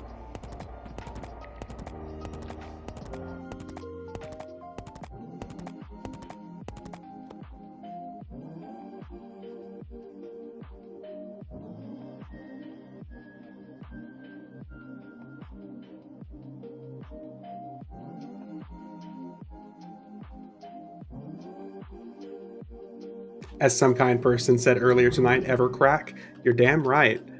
If there's one thing this game is, it's addicting. This game is incredibly addicting, but it's cool. It's awesome. Let's see here, what do we want to be now? Do people still kill Vox and Nagy? Oh, dude, absolutely. Like, even on this server, they're farmed now more than ever. Because another addition they made earlier, 2022, is they removed the banishment from Vox and Nagy, so anybody over level 52 can now attack and kill Nagafen and Vox. Now waiting for my cleric for Emperor to spawn. Now you showed me the way. Get it.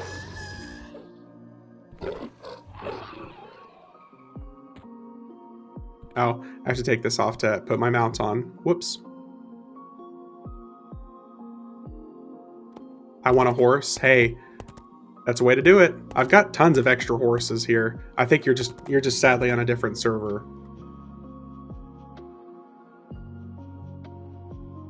I spent 6 months raiding those two for my paladin epic weapon. Yep. Yeah, Nagathan and Vox are still camped religiously. Because like I said, now anybody of any level can attack them. So, but hey, if you ever want to, you can get your own instance of Soul Bee or Permafrost. As long as you have 6 characters and one of them is subscribed to the game, you can get your own instance of any of these zones.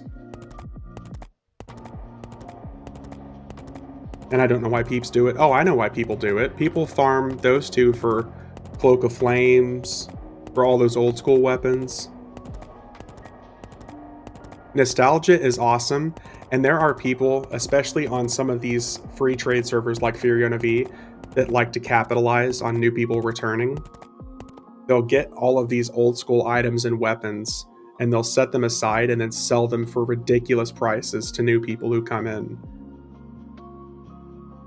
They're just Krono farmers is all. Some people will do that when people like me will just hand out loot because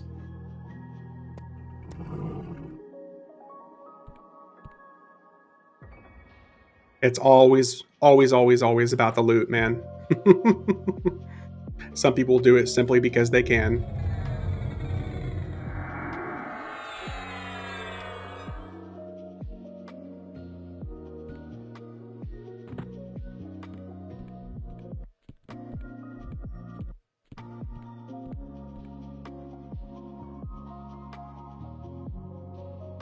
So if you come poke me on Fioriona V, yeah, I'd help.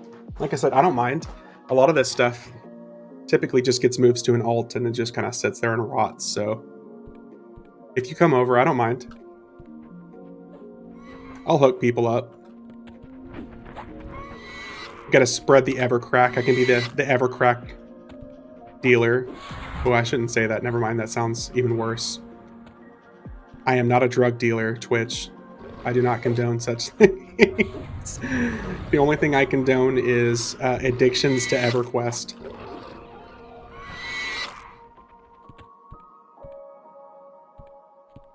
Hate the word crack.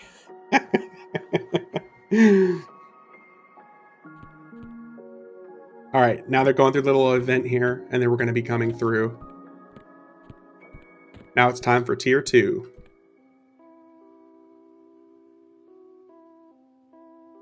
Okay, so now you guys are going to see me do the same thing here, but on the other door. We're going to let these guys go through their little animation because only one wave of enemies will attack you every 5 minutes or so. So we're just going to teleport out of here while they're starting their event. And I'll come back pretty close to when 15 minutes is up. And then I'll be able to just run it straight through.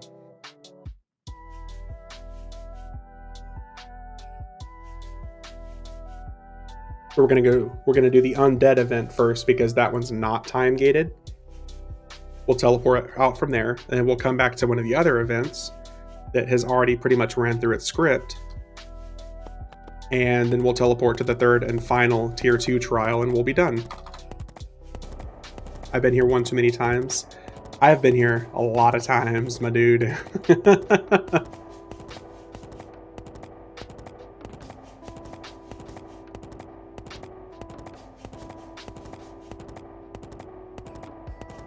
It's not an addiction if it's not bad for you, right?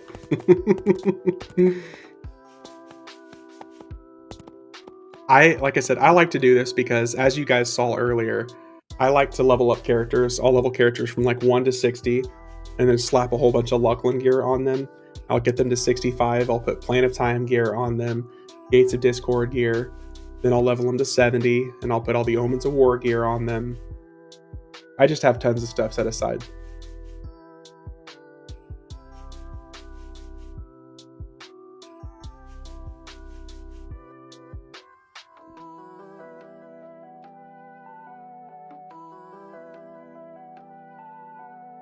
If it weren't for me having fun, and yeah, if this wasn't fun, I wouldn't do it.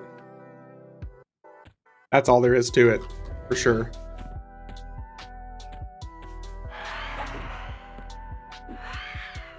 EverQuest has been always addicting to me because I always have a good time when I'm playing it.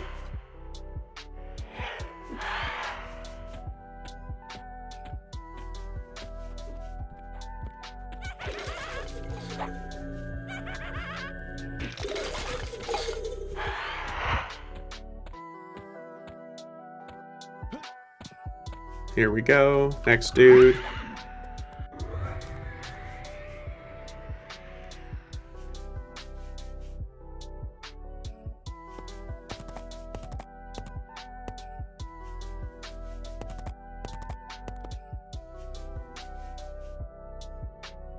The last 20 minutes I've been trying to control your character with keybinds. Way to go, man. Way to go.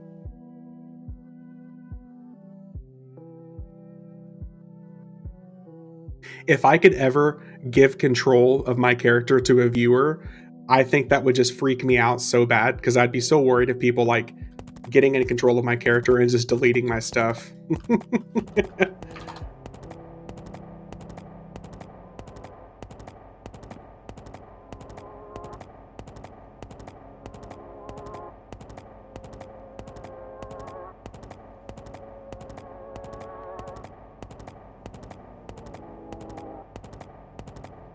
Yeah, never ever give up information. Oh yeah, absolutely.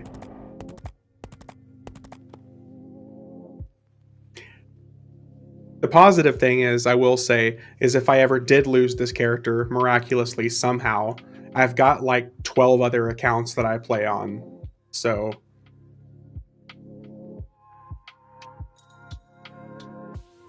it would be very unfortunate to lose this character though. Always some ass out there who's up to rob you. You got that right. There is always somebody who would do it. So I died and my stuff stayed with me, but I had a corpse. Is there a way for me to get rid of the corpse? Yeah, just loot the corpse, Judo. Literally just right click and loot the corpse and it'll go away. It typically won't it's typically like that, so if you want to get a res to get that experience back, it sticks around for at least 7 days.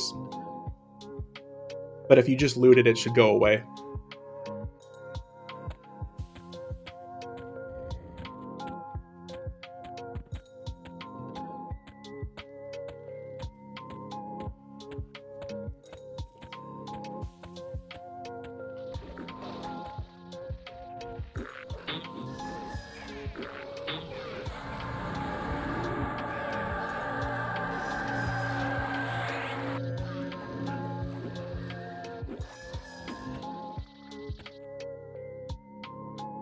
Got to use my summon corpse ability, which is kind of fun, though expensive. Oh yeah, you're a necromancer, right? So would that cost you like an essence emerald? That's another thing that me and my brother used to do back in the day. Because essence emeralds happen basically whenever a necromancer would cast a certain spell on you. It would like literally kill you and you would lose experience. So me and my brother, we'd level up to like 60 and then we'd level down to 50. And then because we got insane platinum that way, because necromancers would pay us for that. If I were told, when I started EverQuest, always leave an iron ration in. Yeah, as long as you left something on your character, your corpse would be fine for at least a period of time. But if you ever looted everything, rest in peace. We gotta wait just a couple of minutes for these guys to go through their last script and we'll be done. At least at this part of phase 2.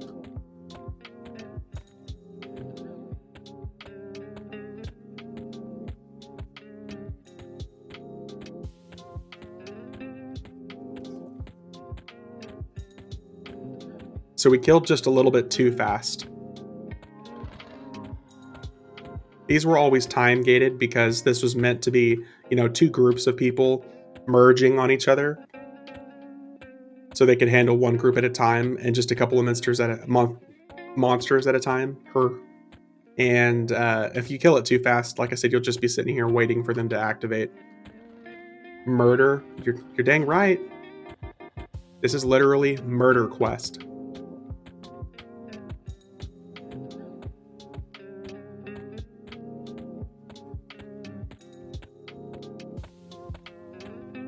Oh, here we go. They're about to activate. We're going to kill these 2 groups of enemies. We're going to teleport out. This was the fire and water trial. So next up is going to be earth and air.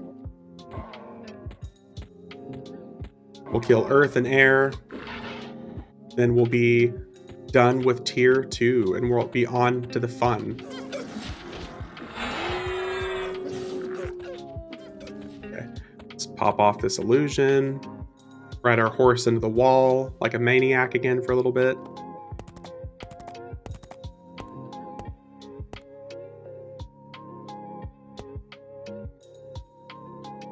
Come on. Come on. There we go. I just imagine some EverQuest developer watching me shaking their head. Exploiting the game. How can I contact you if I make a character on Fear and V? Well, one thing to remember is Fear and V is also a mostly role-playing server. So a lot of people speak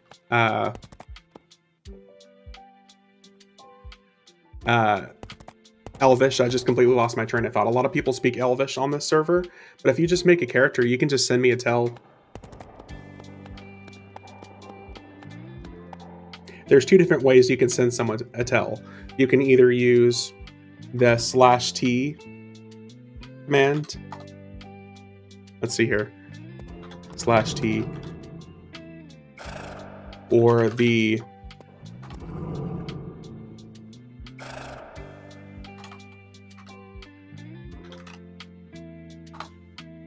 the second one that I just put there. That command circumvents language.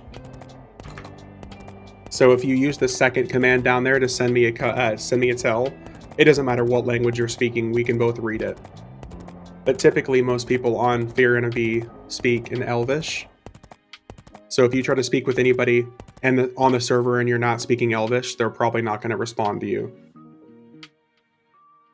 So if you send me a tell with the second command down there, 6, I should be able to understand what you're saying.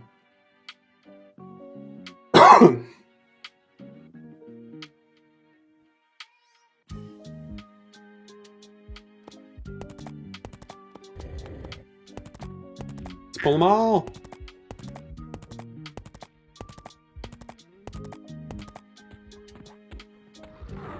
Oh god, I'm getting summoned.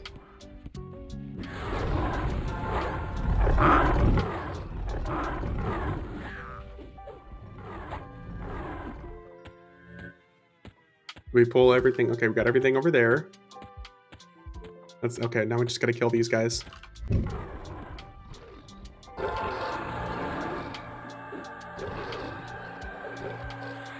And now we're officially starting tier 3, which is not time gated. It's all up to how fast we kill stuff.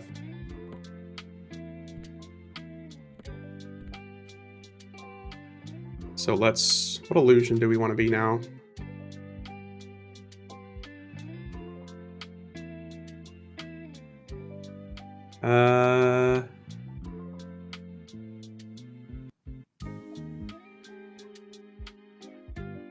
Here we go. We're going to be Tentacle Face for a little bit.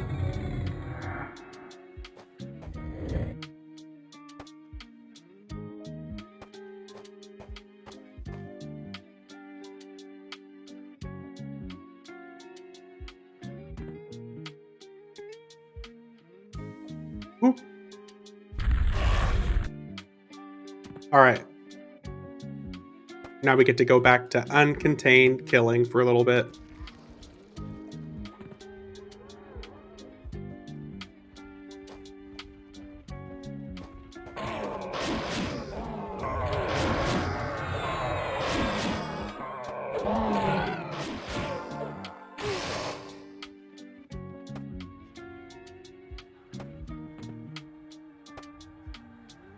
Pull them all, pull them all.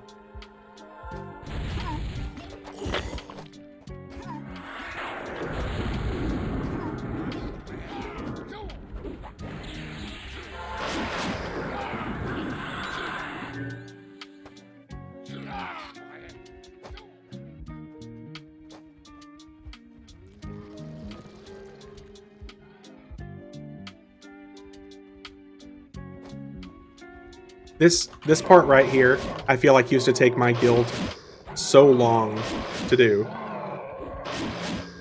Just because the sheer number of enemies that spawned. We'd all just be chilling up here at the top.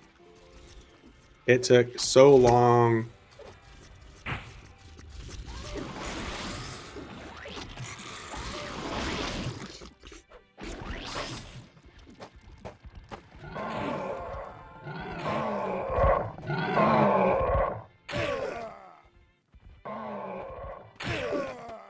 Easy peasy. And we got the classic Dark Elves.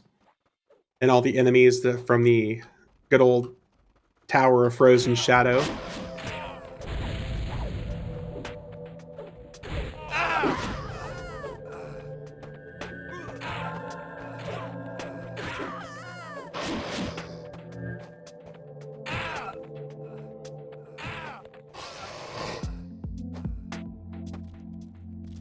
And now the Nightmare Fuel Hobgoblins.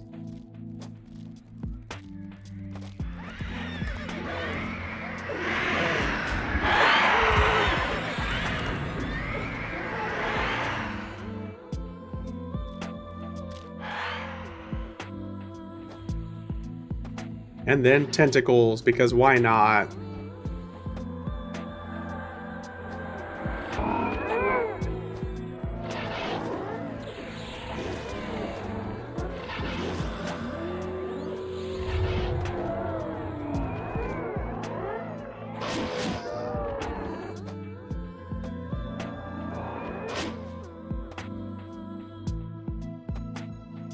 Two big boys.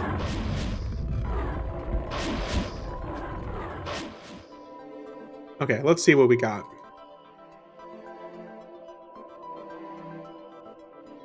Decent dagger, but there's definitely better for us at level 65.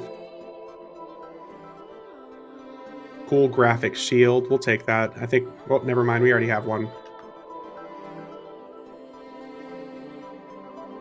And now we're actually to the cool gods.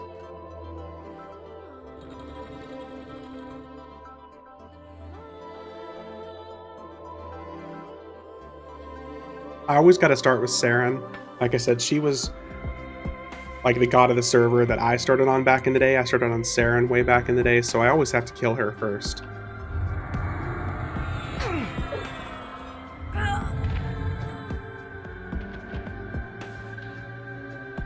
She took at least a decent bit of damage from backstabs. I'm hoping to get some assassinates on these guys. Got a ring and shroud.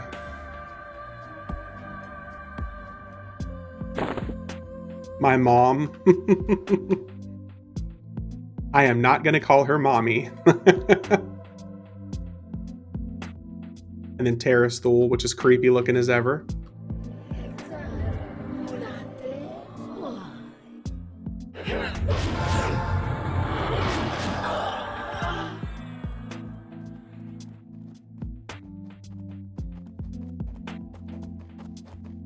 Gotta kill her so fast so the enemies don't attack us. Ooh, we're finally getting some weapons. We got the caster weapon, which is cool. Cool graphic. My mom in love.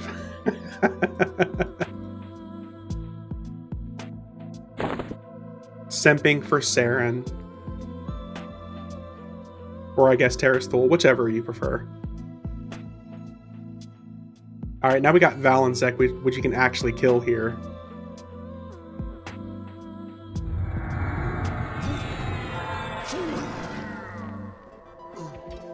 Okay, I swear, I'm gonna actually assassinate one of these guys. Just give me a crisp 6 million damage backstab and we'll be okay. And Talonzek, come on, come on. Damn. Still no assassinate.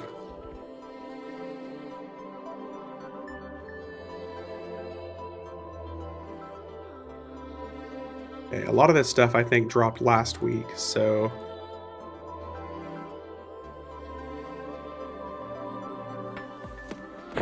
Okay, so a lot of that gets to go to waste, but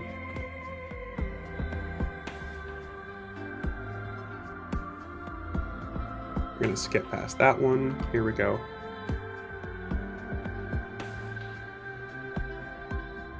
All right, what do we want to be for the rest of these guys?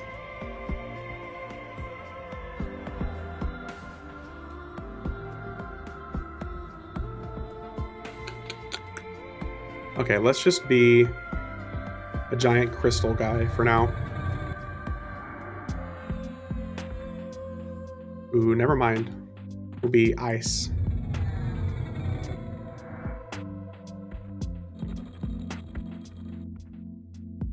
I did create a character here, but I can't figure out how to use the stuff you posted.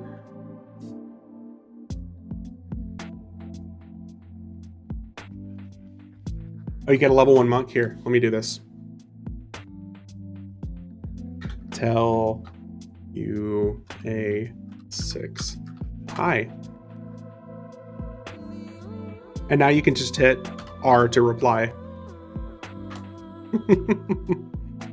And if you want to, like I said, you can add me as a friend if you want. I don't play a whole bunch, aside from on weekends, but if you see me on, you're welcome to say something. I got you. Okay, so let's pull all of these guys at once.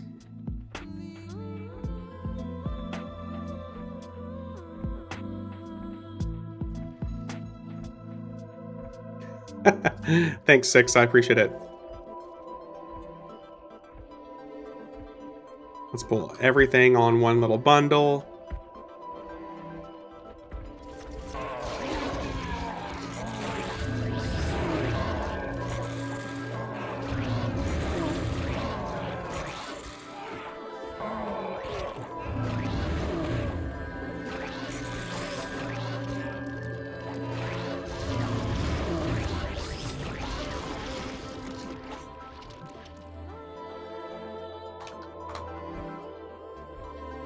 Okay, so now we got the cool gods left.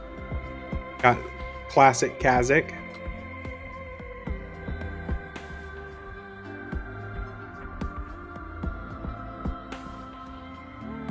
All right, actually, let's kill Kazakh first this time.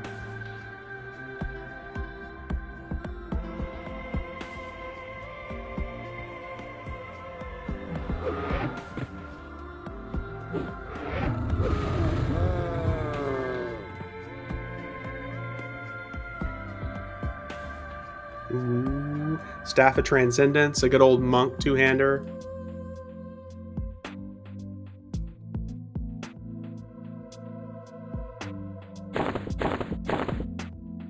Very nice. Let's go kill Burtox.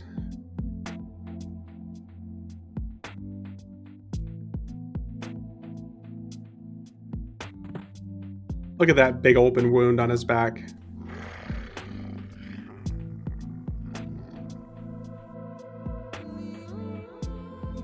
That dude is grotesque, for sure. The only illusions I want them to add in-game now is actually illusions based off of the gods. It'd be really cool to get like a Ralosek illusion, an Avatar War illusion, Burtox. That's something I would actually pay real money for.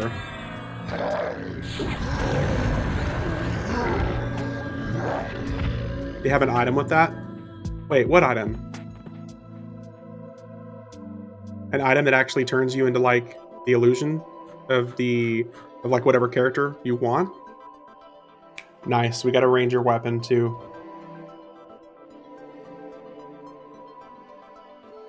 Oh, I got one last week. No. Okay, well. As long as we already have one.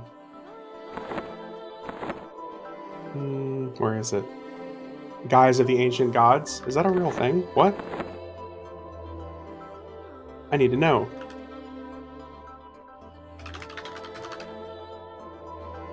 EverQuest. It was exclusive to a Sony live event though? No. Illusion Ancient God.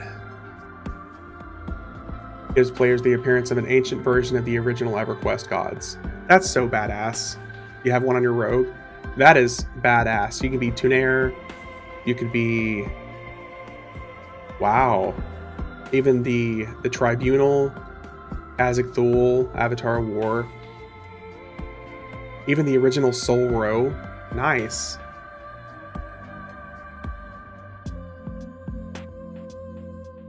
Wow.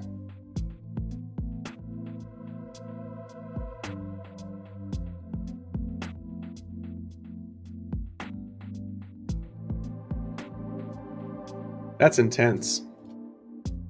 Today I learned something new. That is something I would pay at least a couple Krono for. That would be badass if they ever added that back in.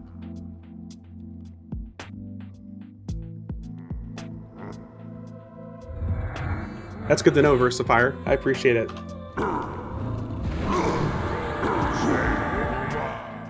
That's tidbits of information I had never heard of. Damn. No Blade of War. Oh, Tonpo's Mystical Pouch. Okay, this is another item that's actually no trade. I think I have one on my character. I do. Yep, I already got one here. So it's another item that's actually no drop. So we already have... Yeah, we already have everything he can drop. Annoying. Alright, last but not least is Inaruk. He can either drop a Song Blade for us or a rogue weapon.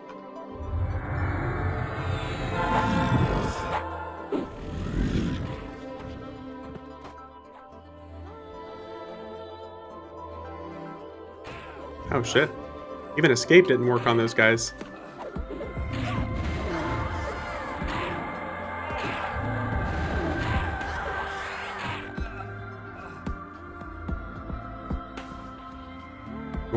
Come on, what did he drop?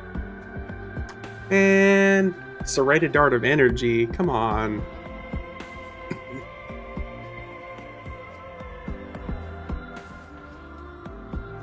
No dagger, no Song Blade.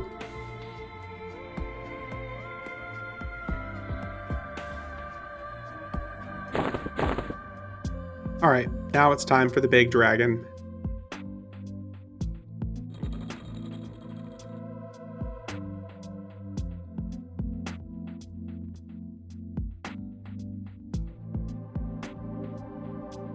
The big old dragon. Let's see if we kill him so fast that his heads don't explode. Because part of like the event for him is as you're killing him, his heads explode. Meaning that we've killed like a part of the element of him. But if we kill him fast enough, his heads won't explode. So here we go.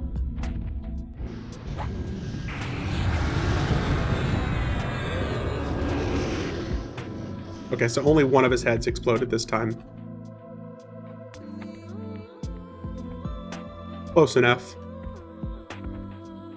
Oh, we got another weapon. Very cool.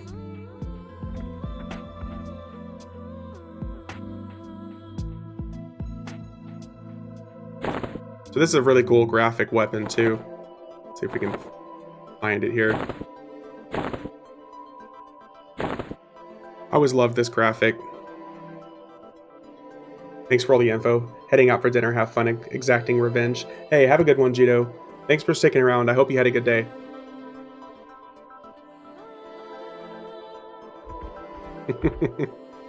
Used to be one of my favorite graphic weapons in the game. It's good times.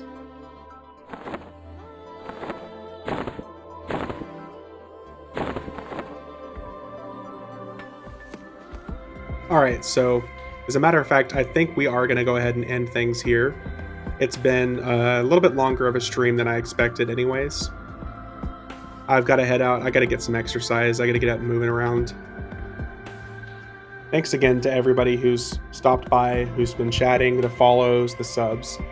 You guys are awesome. I appreciate it. It's been a really, really solid day. We'll be back on tomorrow, probably about the same time, probably a bit earlier. I typically like to stream early in the day so I can stream for like 5 or 6 hours. So, again, thanks guys for stopping by. I appreciate it. I will see you guys in the next one. Great stream. Thank you. Thank you, Nocturne. I appreciate it.